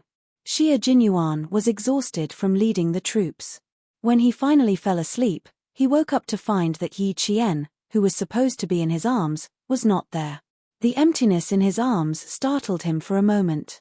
If it weren't for the burning scratches on his shoulder, he would have thought that last night was just a wet dream. There was still half an hour before 8. Yi Qian, who had gone downstairs for a jog and brought porridge, pickles, and bread from the hotel's breakfast room, gently pushed the door open and entered. He had no intention of waking up the exhausted man. Most of the troops that entered the highlands and mountains for training were led by Xia Jinyuan and assisted by Demon King Li. The entire training was high intensity and high risk. As the highest commander of the two troops, Xia Jinyuan shouldered a lot of pressure. It wasn't easy for him to get a good night's sleep. Yi Qian didn't have the heart to wake him up too early. He planned to wake him up at 7:50. For a soldier, 10 minutes was more than enough time to wash up. It wouldn't delay his work. Yi Qian put the breakfast on the coffee table. He was sweaty from his morning jog. He took out his winter clothes from the wardrobe and went into the shower outside. Xia Jinyuan, who was on the phone in the bedroom, had already noticed Yi Qian entering the room. As he put on his clothes, he said in a low voice, "Okay, I'll leave in 10 minutes. We'll talk more when we meet." The Major General of the army called. The Major, who hadn't had a chance to rest, had a new mission. They didn't have any so-called rest time. They were always on standby for a number of days a year. Once they received a mission, they had to rush back immediately, no matter where they were.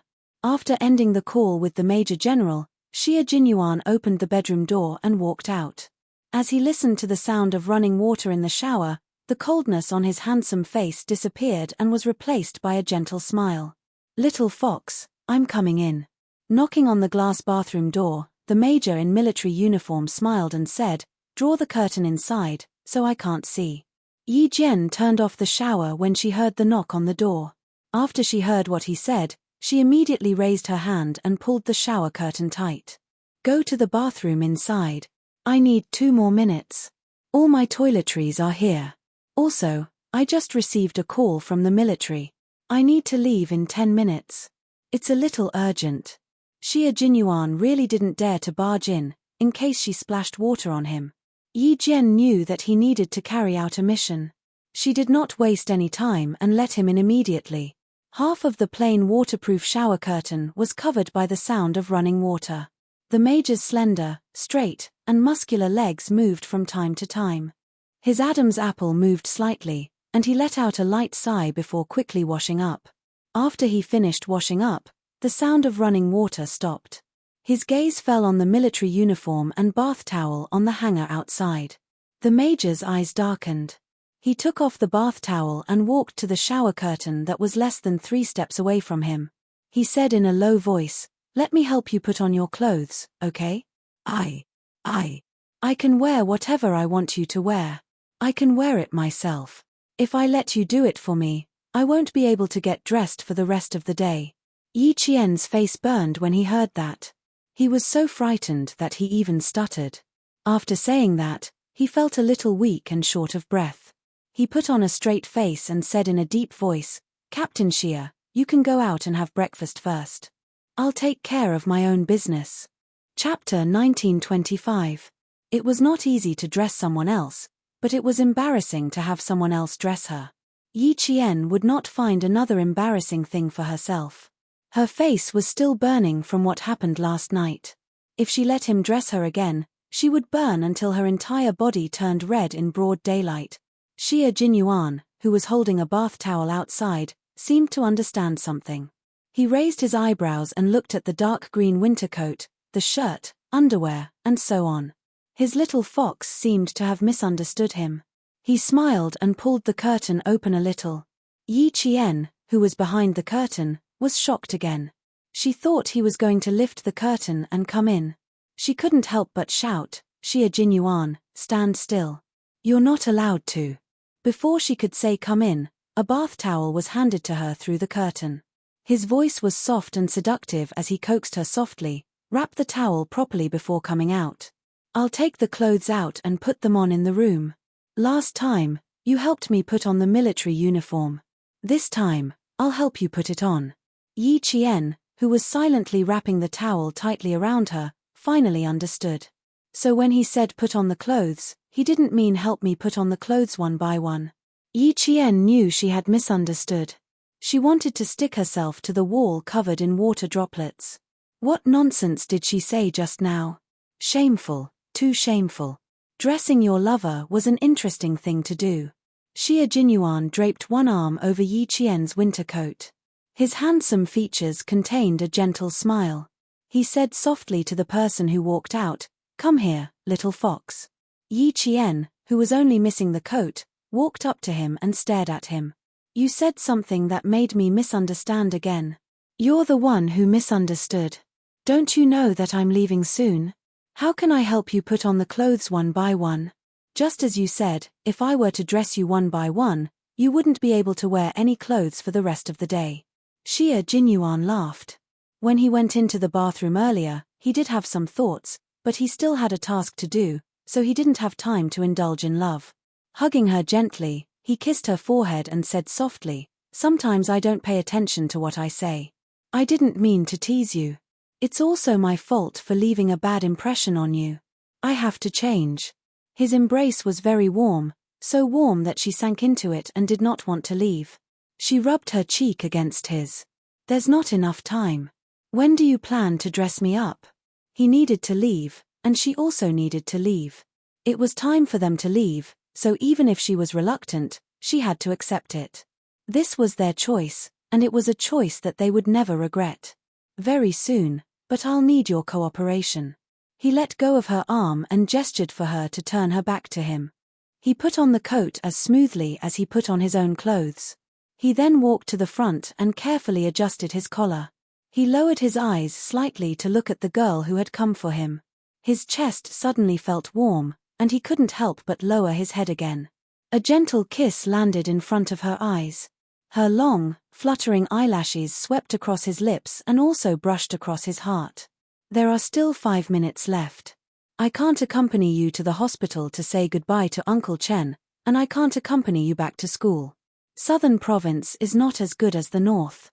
It's cold and there's no heater in the room.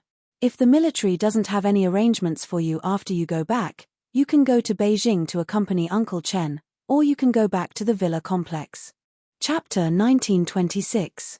The clock never stopped ticking, and there were only 3 minutes left of the 10 minutes. Xie Jinyuan did not stop reminding her.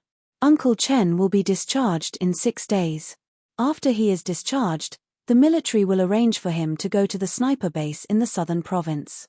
If you have no problems with your homework, you can accompany Uncle Chen to the sniper base to practice shooting." He buttoned the buttons of her military uniform one by one and said seriously, "Take good care of yourself. My mission here will take a long time, so I will temporarily cut off contact with the country. If you have any urgent matters, you can contact the brigade directly. Our comrades in the brigade will be happy to help you. Han Zheng's father is Minister Han of the General Logistics Department. My family is on good terms with Han Zheng's family. Uncle Han and my father graduated from the same military academy in the same class. Our families have always been on good terms. If you have any problems that you can't solve, just look for Han Zheng. He won't refuse. You don't have to worry about Du Jiari. She doesn't have the ability to directly overstep her authority and reach into the campus of the National University of Science and Technology of China. You don't have to worry about anything outside. The most important thing for you now is to take care of your own matters. Finish your 4 years of studies with excellent results and get the title of outstanding student. He carefully reminded her, and Yi Qian listened attentively. When he finished, she said, "You too. Take good care of yourself." Okay. Their separation was imminent. After Xia Jinyuan helped her put on the coat, he looked at the beautiful girl with deep eyes. Then, he hugged her tightly in his arms and buried his head in her neck. He took a deep breath and said, "I'm leaving now. I'll bring breakfast to the car." The car to pick him up had arrived, so he needed to leave. Yi Qian hugged his waist tightly. When he lifted his head from her neck, she tiptoed and kissed his handsome chin. "See you next time, Captain Xia." They let go of each other in the next second. Yi Jian turned around and picked up the bread on the coffee table. Xia Jinyuan picked up his luggage and took the bread from her. He smiled at her, opened the door and strode away without looking back. Xia Jinyuan did not mention anything about his discussion with Principal Chen until he left. Yi Qian stared blankly at the door that closed behind him after he left. She slowly lowered her head to look at her hands. Just now, she could still feel his warmth on her hands, but now, they were empty. Only his breath remained. "I've just left and I've already missed you, Captain Xia." She smiled bitterly and murmured softly. After living 2 lives, she finally knew what love was like. Whether it was sour, sweet, bitter, or spicy, she would gladly endure it. At 8 o'clock, Yi Qian left the hotel on time and headed to the hospital. Xia Jinyuan, who was sitting in the car, spoke to Commander-in-Chief Xia. It may involve a wide range of people, but a unit that erased the existence of a martyr already shows that there is something wrong with this unit. I'll report the problem to the military. I only hope that justice will be served for the martyr who sacrificed himself for the country. I want to investigate the matter clearly and let those with bad intentions know that they won't be able to hide the truth forever. Commander-in-Chief Xia's face turned pale when he heard this. If Xia Jinyuan had not reported the matter, he would not have known that there was a unit that dared to erase the glory of a martyr's life. How dare they? At this time, I will report it to the military commission, but everything will have to wait until I have a certain amount of investigation results. If we want to make a move, we have to make a big move. A small fight won't hurt us, but if we make a big move, it won't have much effect on a few scapegoats. Chapter 1927. Hearing the furious Commander-in-Chief Xia close the document he was reading with a sullen face, the Commander-in-Chief, who had not been angry for a long time, slammed his palm on the desk and said sternly, "Tell Xiao Yi that as long as I'm here, I won't let her mother suffer any grievances after her sacrifice." How audacious! How dare they erase the deeds of a martyr? I'd like to see what kind of monsters are stirring up trouble in this unit. A martyr was loyal to the country, yet she was treated like this after her sacrifice. If the military didn't solve this problem, how could they face the soldiers who risked their lives to protect the peace of the motherland? The morale of the army was in chaos, and the country was in chaos. How could anyone disturb the morale of the army? "Dad, I haven't told her about this yet, mainly because I don't want to affect her studies and distract her. I plan to tell her when I have some clues. Please keep it from her for the time being." Xia Jinyuan originally wanted to investigate it himself, but the mission cycle was too long. After thinking about it, he could only ask the old man in the military to do it. With him taking the lead, the investigation would be much faster. "You investigate in secret first. I'm afraid that they'll be prepared. It won't be good if they bite back at us." He cautiously reminded him that it had been more than 10 years, and it was extremely difficult to investigate again. Some of the evidence had already been erased. The only breakthrough was that there were no records of Sun Xueqing's heroic deeds in this unit. You can contact Sun Xueqing's comrades in the unit first. Tongju Public Security Bureau Chief CAI is also secretly investigating this matter. He was a comrade of Yi Qian's mother, and he was the one who found out about this when he returned to the unit. Chief CAI should have investigated deeply. It was better to contact him directly to get the relevant evidence than to investigate from the beginning. Leave this matter to me. You and Yi Qian don't have to be distracted. I'll contact you if there's any progress. Commander-in-Chief Xia remembered this in his heart and said a few more words before hanging up the phone. A phone call had secretly stirred up a storm. However, at this time, there were still undercurrents, and the surface was still as calm as before. Those who were hiding in the dark did not know that the dusty past was about to be opened again. Someone would take a photo of the dust of the past, and everything would be revealed. Yi Qian knew that Chief CAI was secretly investigating her mother's sacrifice on the day all the exams ended. Everyone in the class knew that she went to the company for official business. Before the exams, everyone had to prepare for the exams, so they didn't ask much. After the exams, they couldn't help but ask about the basic level of the company.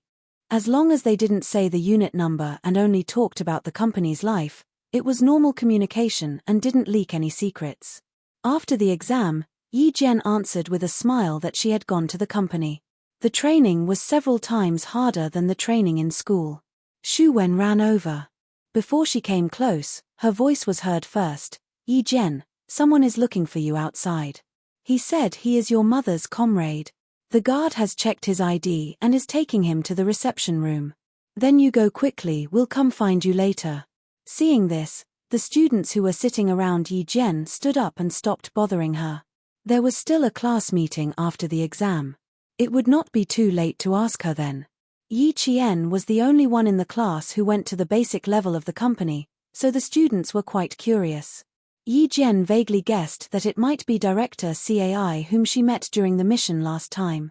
She slightly restrained her expression and suppressed the panic in her heart. After thanking Xu Wen, she quickened her pace and headed to the reception room. When she arrived, Chief CAI was already in the meeting room.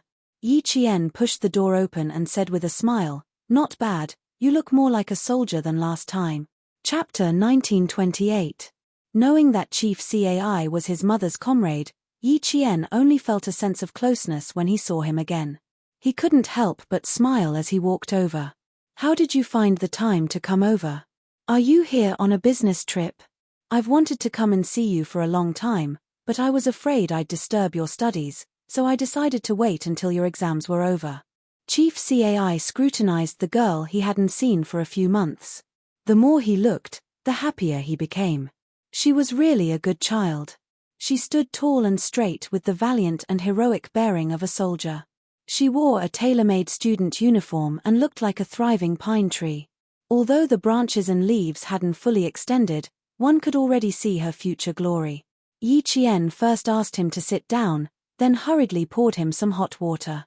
"I'm sorry, there are no tea leaves in the reception room, so I can only treat you to some hot water." Hot water is good. It's simple and plain, without any impurities. A person should also be like a glass of clear water, simple and straightforward. Chief CAI took the hot water with a smile on his face.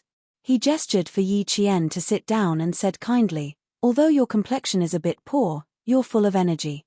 It's clear that you're used to military school life. Not bad, not bad. You didn't embarrass your mother. You're the descendant of a soldier." Yi Jian liked to talk about her mother very much. She felt a great sense of pride. "Although my mother left early, I still remember things from a long time ago. I still remember that she once told me that a person should live up to the word person, be open and aboveboard, and act magnanimously. Just as you said, a person should be like a glass of clear water, simple and straightforward, without any impurities." Chief CAI heard this and laughed even louder. "Good, good, good. Very good, very good. Hong Mai has a daughter like you. No matter how much she suffers, she's willing to accept it. But I can't bear to." Yi Qian took a sip of the hot water. When he looked up again, his expression was a bit more solemn. "I don't know if what you said last time in Tongju is true. I want to know about my mother. I can ask you at any time." Chief CAI also retracted his smile and leaned against the wooden sofa used to receive guests. His kind gaze from a moment ago suddenly became sharp. It was different from the unruly sharpness of a young man. Instead, It was a sharpness that had been accumulated over time and was able to see through everything. You didn't come looking for me, but I came looking for you. Yi Qian, I'm here because of your mother. I want to tell you something you don't know. Looking around, Yi Qian knew the purpose of his visit. His expression grew colder and colder. Is this place suitable for talking? Don't worry, there are no surveillance cameras here. There are also guards outside. If someone approaches, they will alert us in time. This is the most suitable place. Yi Qian's back straightened, and his eyes grew darker and colder. Please speak. I will remember every word you say. Since he said this was the most suitable place, Chief Cai didn't think too much about it. He took out some clues from his recent investigation from his briefcase. I've always felt that there were many things wrong with your mother's sacrifice. I've thought about investigating it before, but in the end, I couldn't find anything. After I saw you, I felt guilty towards your mother, so I secretly investigated again. Back then, another comrade and I investigated and found another comrade who went on a mission with your mother. We found out about your mother's mission back then. It's all written down here. You can take a look. Yi Qian's hands trembled slightly as he took the documents. Even his gaze towards Chief Cai trembled slightly. Chapter 1929. She opened the folder and saw a picture of a young woman in an old-fashioned military uniform. She was very familiar with the picture. This was her mother. Even though she had only been with her for less than 4 years, she would always remember the gentle look on her face when she told her stories. Even after a lifetime, it was still so vivid. The reception room was so quiet that it seemed like no one was there. Even the sound of breathing couldn't be heard. Chief Cai watched as Yi Qian carefully flipped through the pages. When she flipped to the second page, he said in a low voice, "The mission back then was indeed a one-way trip. Some people used their positions to collude with the underworld. They opened the country's gates for convenience and profited greatly from it. When your mother received the mission, she probably knew that she was doomed. Before she left, she told us that she had a daughter in her hometown. If she didn't come back, we would have to take care of her. Back then, we still can't find out who used their positions to open the country's gates and participate in smuggling and drug trafficking. These people are not people we can find out. Dirty linen should not be aired in public. The same goes for the country's dirty linen. Most of them were executed in secret. That was the era when everything was starting to emerge. Some people couldn't keep their conscience. They couldn't resist the temptation of money and started to violate their original vows. Step by step, they committed crimes. Look at what your mother's comrade said. He said that before your mother sacrificed herself, she shouted a person's name in her hometown's dialect. Then she was ambushed and shot in the chest. She died on the spot.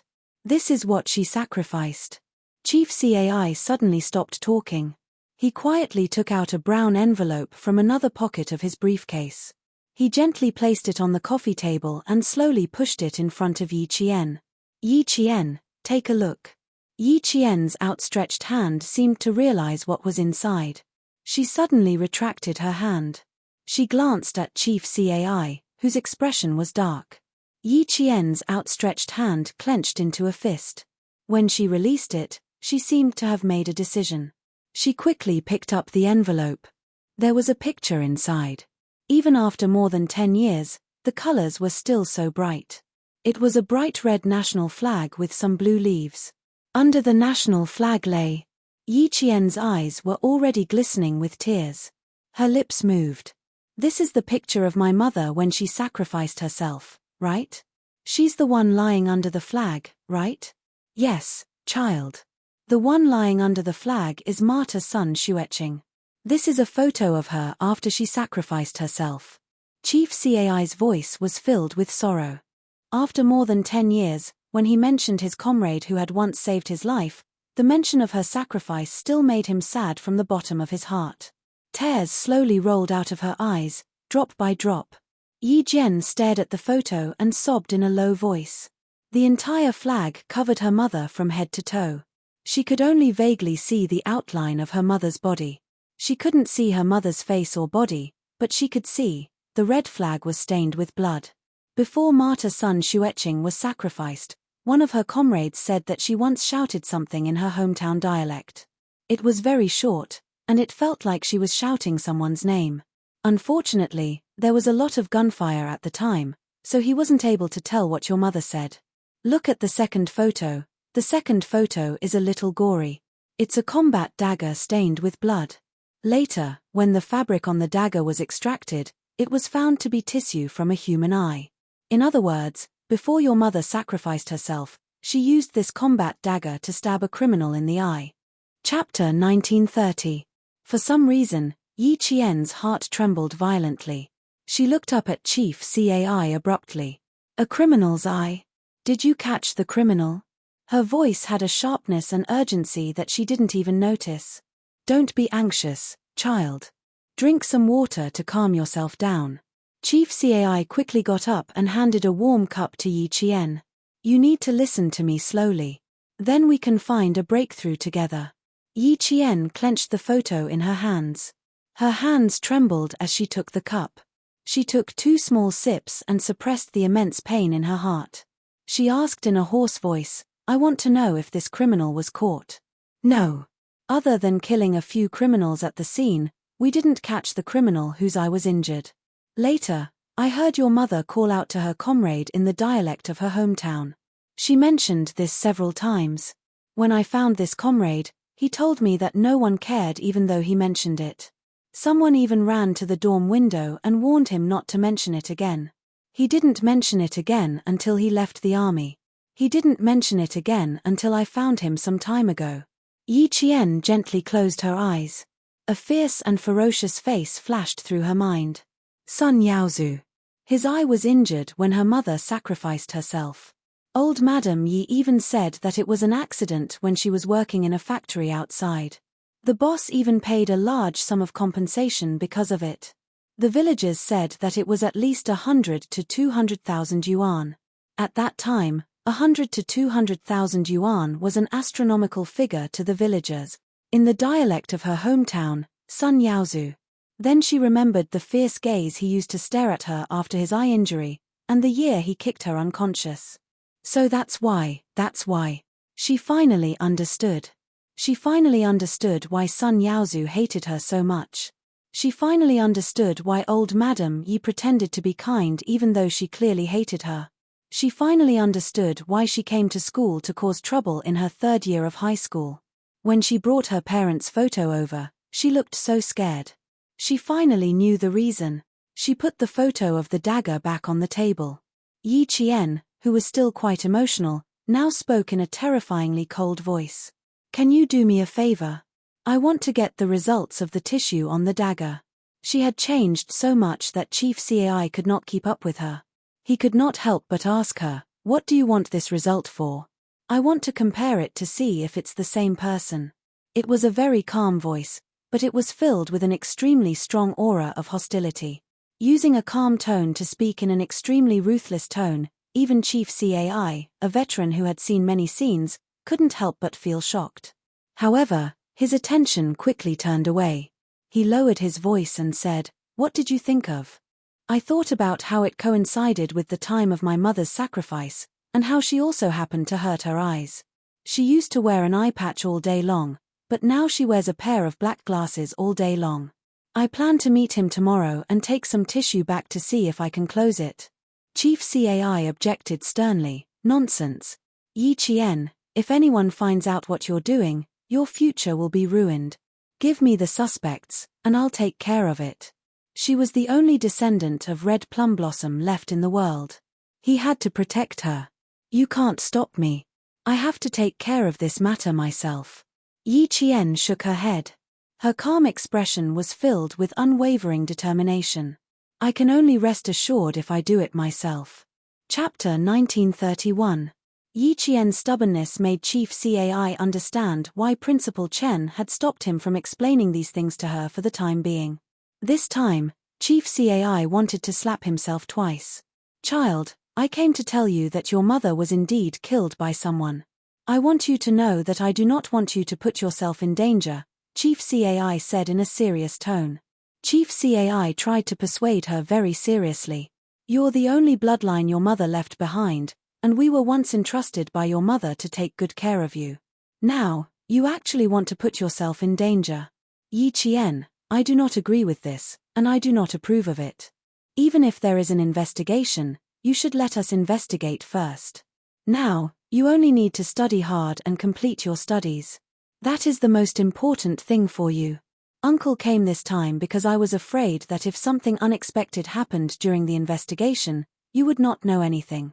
Even if there were suspicions, we would have to investigate again. You don't know how deep the waters were back then.